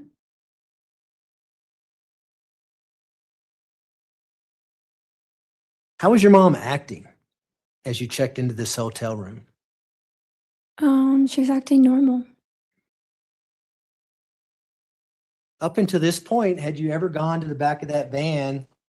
It was back. No. At any of the stops up to this point, had you gotten any change of clothes or gotten any suitcases out of the back of the van? No. At any point during this trip to Pensacola, did you smell anything in the back of that van? No. Do you know why I'm asking you if you smelled anything in the back of that van? Yes. Why? Because Gannon was back there. How do you know Gannon was back there? Because you guys told me that there was evidence that he was back there. Did you later learn that Gannon's body was found in Pensacola, Florida? Well, I'm glad on you're March back, Robbie. 17th, Yes. 2020. How did you learn that? When they arrested my mom and the FBI came to the house and told me. Oh my God. So what happens when you wake up morning hours of February 4th, 2020? What's going on in the room? Tell us about when you checked out and things like that. Yeah, it was just like all the other days we just check out. I'm mad. Afterwards, we go grab breakfast and then we go to Orlando. Why are you going to Orlando? She was planning that that's where we could stay. I remember her calling apartment places to see if we could live there. As far as you're concerned, is that where you're going to be living at the Yes. end of this trip? Yes. I wish I lived in Orlando. Miss Sun, I want to There's a ask lot you of a gas direct room. question, okay? Okay. Did you help your mother throw that suitcase over a bridge in Pensacola, Florida No, I did not. on February 4th, 2020? No, I did not. How was your mother acting like after you left Pensacola? I remember that morning when we went to go get breakfast. That was another time that I went into the restaurant. I went into McDonald's to get our food, and she was just I just remember her being sad, just being down. Did you ask her why she's sad or down? Yeah, she was just because of everything that's going on. When you get to Orlando, do you remember how long it took you to get to Orlando from Pensacola? No. Was it the next day? Yeah. What happens when you get to Orlando? We were supposed to stay there. That was supposed to be our time that we were going to stay there for a while. I think she booked our hotel for 5 or so days. And we left early. Why'd you leave early? Do you know? She kept saying they know I'm here. They're following us. And who is she referring to when she said they're following us or they know we're here? The police. Was she acting the same way she was when you're in Colorado, saying, following us and things like that? Yes. So what happens after that conversation? We end up leaving. And I remember her saying like, you know, we don't have like the money to keep staying at all these hotels in different places. So we drove to Myrtle Beach. And do you remember when you got to Myrtle Beach? A day or two after that. Did you turn the van in to the Budget Rental Center in Myrtle Beach? Yes. Did you go there directly or did you go somewhere else first? We went somewhere else first. Remember how long it took to turn the van? I remember we got to Myrtle Beach. She had parked the van at a hotel near where we were going to stay at like a friend's house. Okay. Do you know why she did that, or did you ask her why she did that? No, I think she said like she just didn't want the person that we were staying with, like for them to get like attention brought to their house. Did your mom ever mention to you the fact that that van may have had a GPS device on it? She's driving. No. Do you know that? No. You know that now? Yes. How'd you unload the van in Myrtle Beach, or did you unload the van? I did not know. Who unloaded the van in Myrtle Beach? I was told something of who unloaded the van. I don't know if you want to hear that. Well, who told you that? I guess it depends on that. It is my best friend's mom. Okay, we can't get into that. We can get into things your mom tells you, but not others, okay? Okay.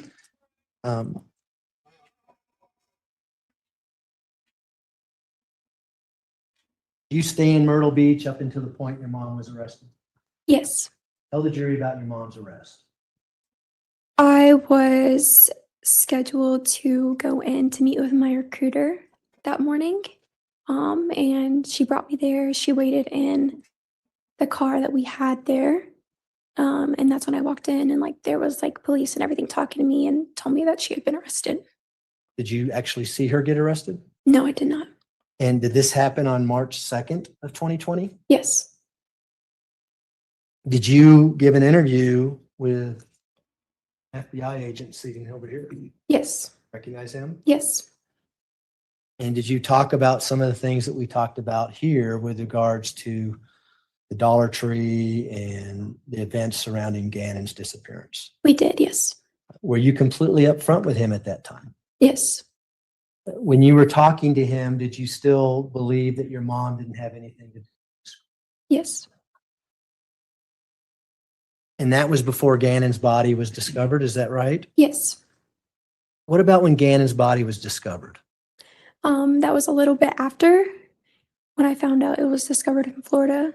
It was just weird because like to myself, I was like, we were in Florida. But I kept like wanting to think it was like a coincidence and that somebody like did follow us or there was a different story. You still believed your mom even after that? Yes. At what point did you not believe your mom anymore, that she didn't have anything to do with Gannon's death? I like started having questions, but I still like believed her for a while. And it wasn't until this past like November, it was recently.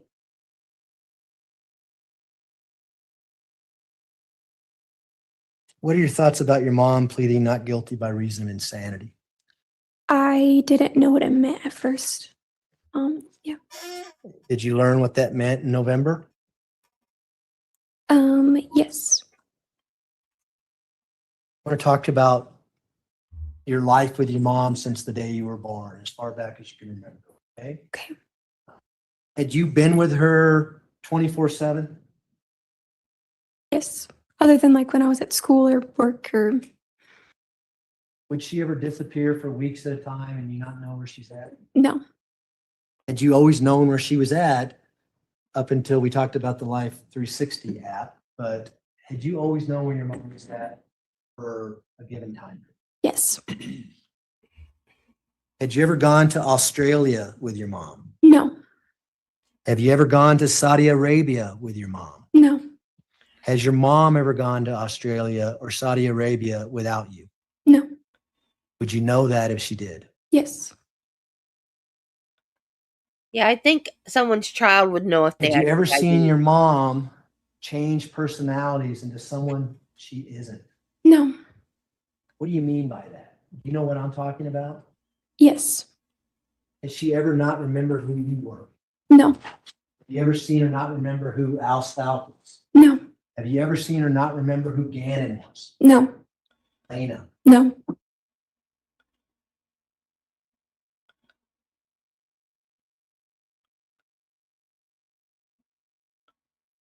Had she ever been treated for any mental illness in your lifetime? No. Would you know that if she was treated? Yes. Would you know if she ever went She to wasn't a as sure on psychiatric that one. hospital and was in an inpatient program and couldn't leave because of some kind of mental illness? Yes. Had that ever happened? No.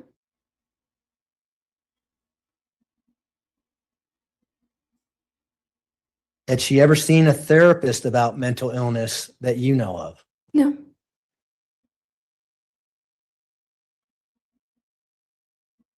During the entire time, especially in January 27th of 2020, all the way up till you go to Myrtle Beach in this van, your mother had the capacity to know right from wrong. Yes. Did you see that with your own eyes? Yes. Did she know how to check into rooms? Yes. Did she know how to register for rooms? Yes. Did she obey the traffic laws? Yes. Did she do anything unusual on any, during this entire trip? Other than killing her stepson. Have you seen people who are mentally ill? Yes. Do you know the difference in what I'm talking about? Someone who can't function in society versus the way your mom was acting? Yes. Did you see any evidence of that with your mother? No. Had you seen instances, especially in January and January 27th of 2020, where your mother had the capacity to form the intent to do things? What do you mean? She intended to go to the store. Yes. And you went to Walmart to buy clothes. Did you talk about that? And then did you in fact go to Walmart to buy clothes? Yes. Did you have an opportunity to see her to have the capacity to form judgment, to use judgment and reflection, and to make decisions? What do you mean? Was she able to decide things? Oh, yes.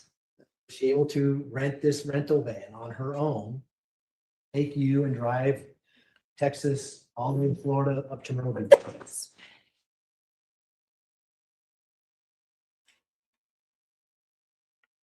Has your mom ever referred to herself as Jasmine? No. Do you have a cousin named Jasmine? No. Jazz? Her name's Jaslyn. Jaslyn? Yeah. Okay. I must have misunderstood something. Do you know who Jasmine is in the Disney movies? Yes. Aladdin? Yes. Your mother watched a lot of Disney movies? No. You never seen her act like Jasmine, the princess in Aladdin, saying she's going to go to Saudi Arabia and things like that? No. Have you ever heard your mother refer to herself as Taylor? Yes. Tell me about that. She didn't like her first name, so she wanted to change it. And I thought she changed her middle name to Taylor, and that's why she went by Taylor. Did she open social media accounts with the name Taylor because of what you just said? Yes. Do you know if she ever legally changed her name to Taylor? No. When she was referring to herself at Taylor, did she take on a different personality, or is it your same old mom? The same. No, you don't know, or no, she didn't. Clarify. What about Victoria? Has she ever referred to herself as Victoria? No. Has she ever referred to herself as Harmony? No. Has she ever referred to herself as Christina? No. Has she ever referred to herself as Little Lucia? Good Lord, how many aliases did she Has she ever have? referred to herself by the name of Maria Sanchez? No. You know a Maria Sanchez. No. Have you ever seen your mother speak with a Spanish accent? No. If she had, would you remember that? Yes. I thought they were fixing to take a break. During these times when you're talking to your mother and she's angry about being set up by the police and being accused, Did she ever change personalities and start talking in Spanish or in a Spanish accent? No. Hey, Nichelle, welcome back.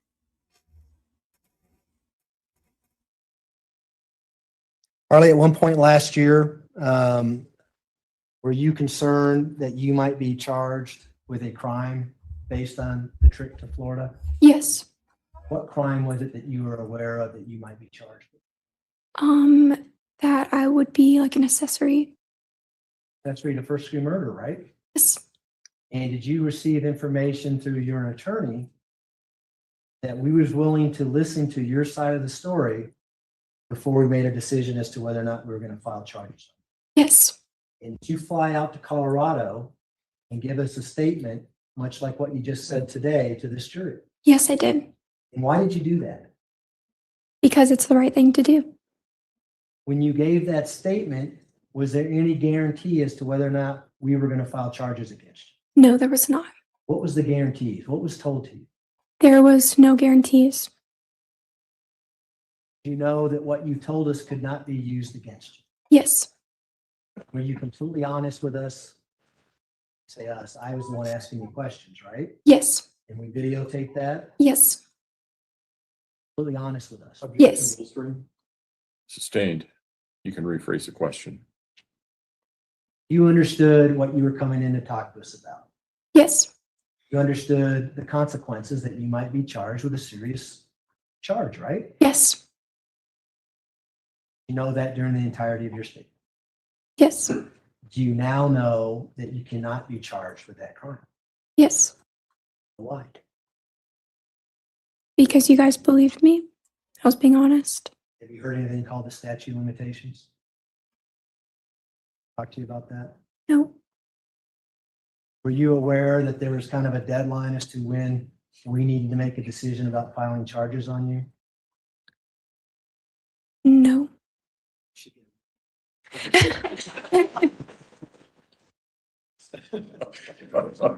So we don't need to go any further than that, but at this time, you know you cannot be charged with that, right? Correct. But it wasn't part of the agreement that you signed back on August 17th of 2020. Do you remember? Correct. And do you remember signing an agreement? Yes. If I may approach, Your Honor. You may. This is People's Exhibit 324. Have you got scissors? I'll open it for you.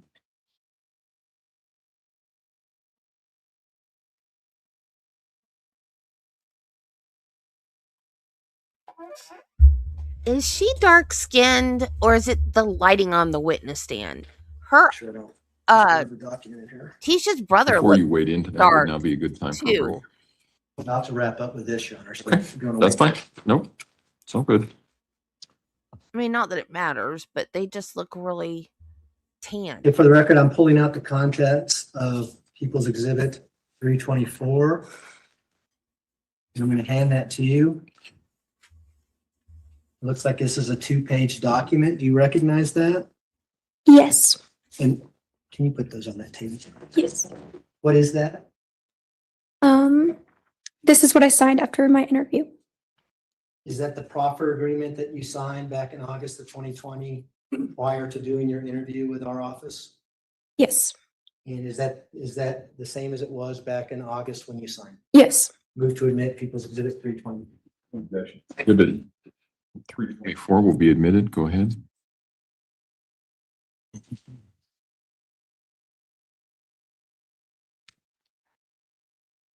Those are my questions, John. Thank you. All right, ladies and gentlemen, we will take our afternoon recess. If I can have everyone back in the jury room at say 3:30, we should be able to start on time.